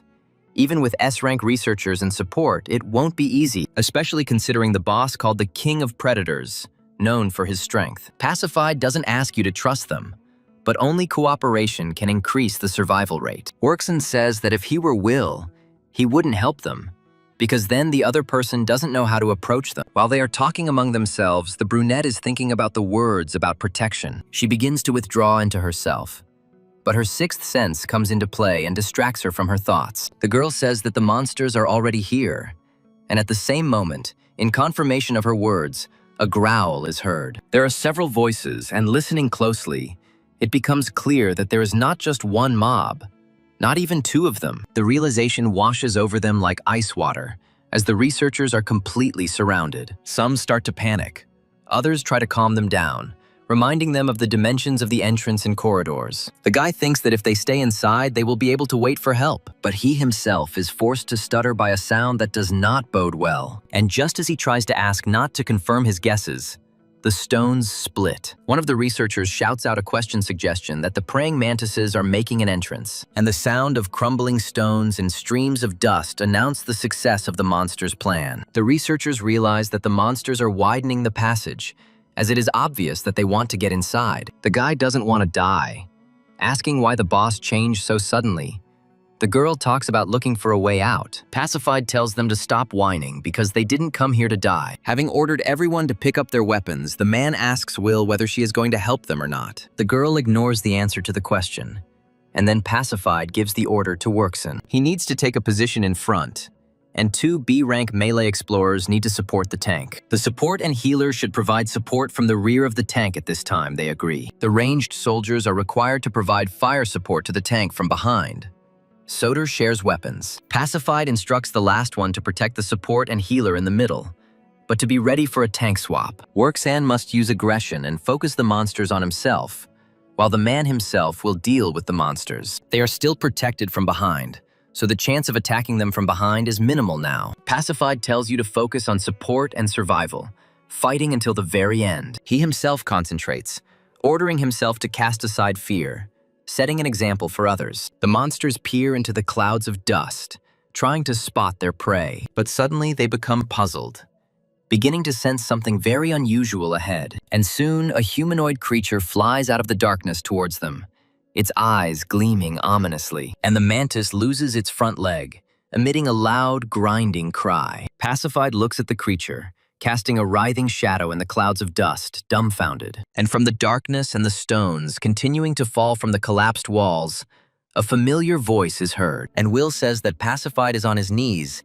She will help them with defense. And she looks at the system window, reminding her that she has become the new boss of this dungeon. The praying mantis's body, torn into two parts, sprinkles the girl with its blood. Researchers are amazed at how she was able to destroy the monster with one blow. The fair-haired man, turning to Pacify, believes that they will still be able to get out of here alive. The man thanks Will for deciding to join them and asks her to come over to discuss the plan. The girl does not move or respond, which forces the interlocutor to turn to her again. Everyone freezes in confusion, and Will runs through the possible outcomes in his head, while the system again sends a warning to destroy all who have made their way into this dungeon. Not wanting to see this flashing window, the girl angrily destroys it. She tells them to stop perceiving her as a monster, because she finds it disgusting.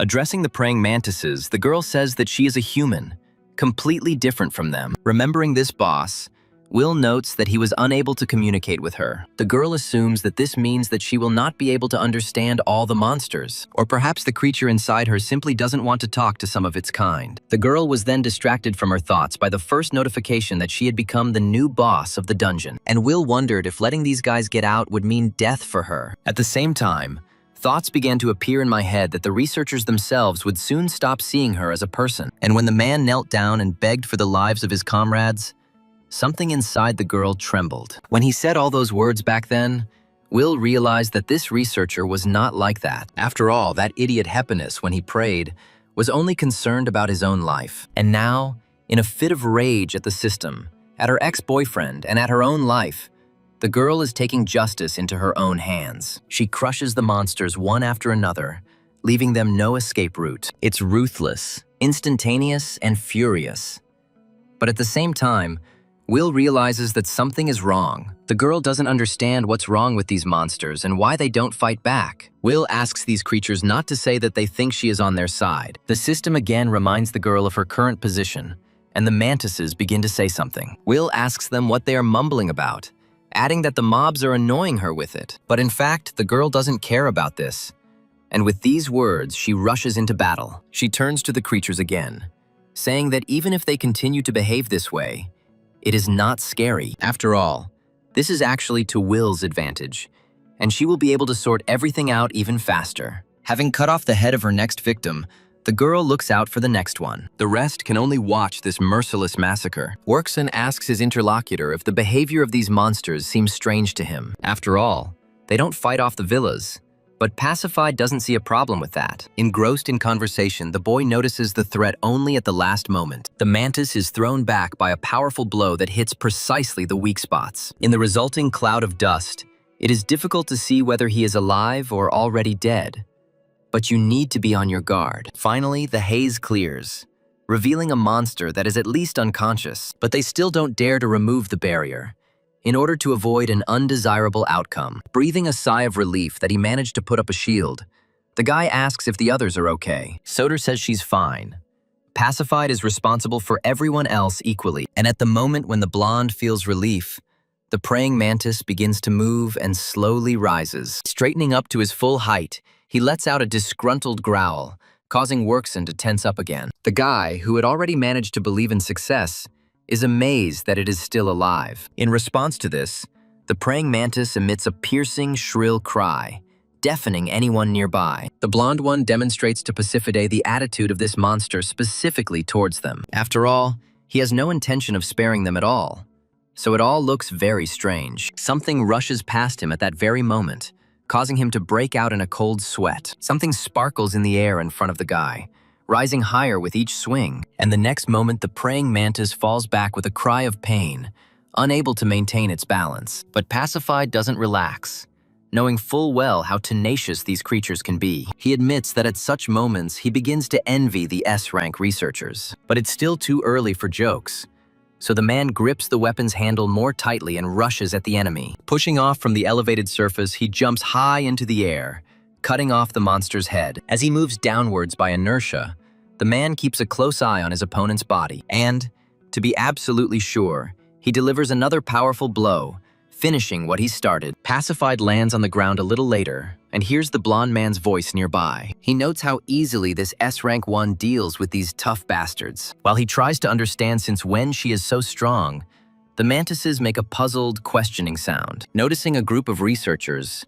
the creatures take off from their place, rushing towards them. Workson shouts, rhetorically asking why this whole crowd is running straight towards them. Pacified asks Soder how many monsters she can turn into allies, and she replies that no more than 7. The duration will be about 10 minutes, but the man says that 3 will be enough. He asks the girl not to waste mana, and she agrees, already beginning to carry out the order given to her. Literally a moment later, several of her bullets end up in the heads of the praying mantises. Others approach their relatives, making questioning sounds. In response, such people receive an aggressive cry, and, under the control of Soder, they rush at their former comrades. Those who didn't expect a knife in the back don't even have time to defend themselves, and a battle between their own begins, filling the surroundings with the sounds of screams of pain and misunderstanding. The blonde gives the order to get rid of the wounded beetles.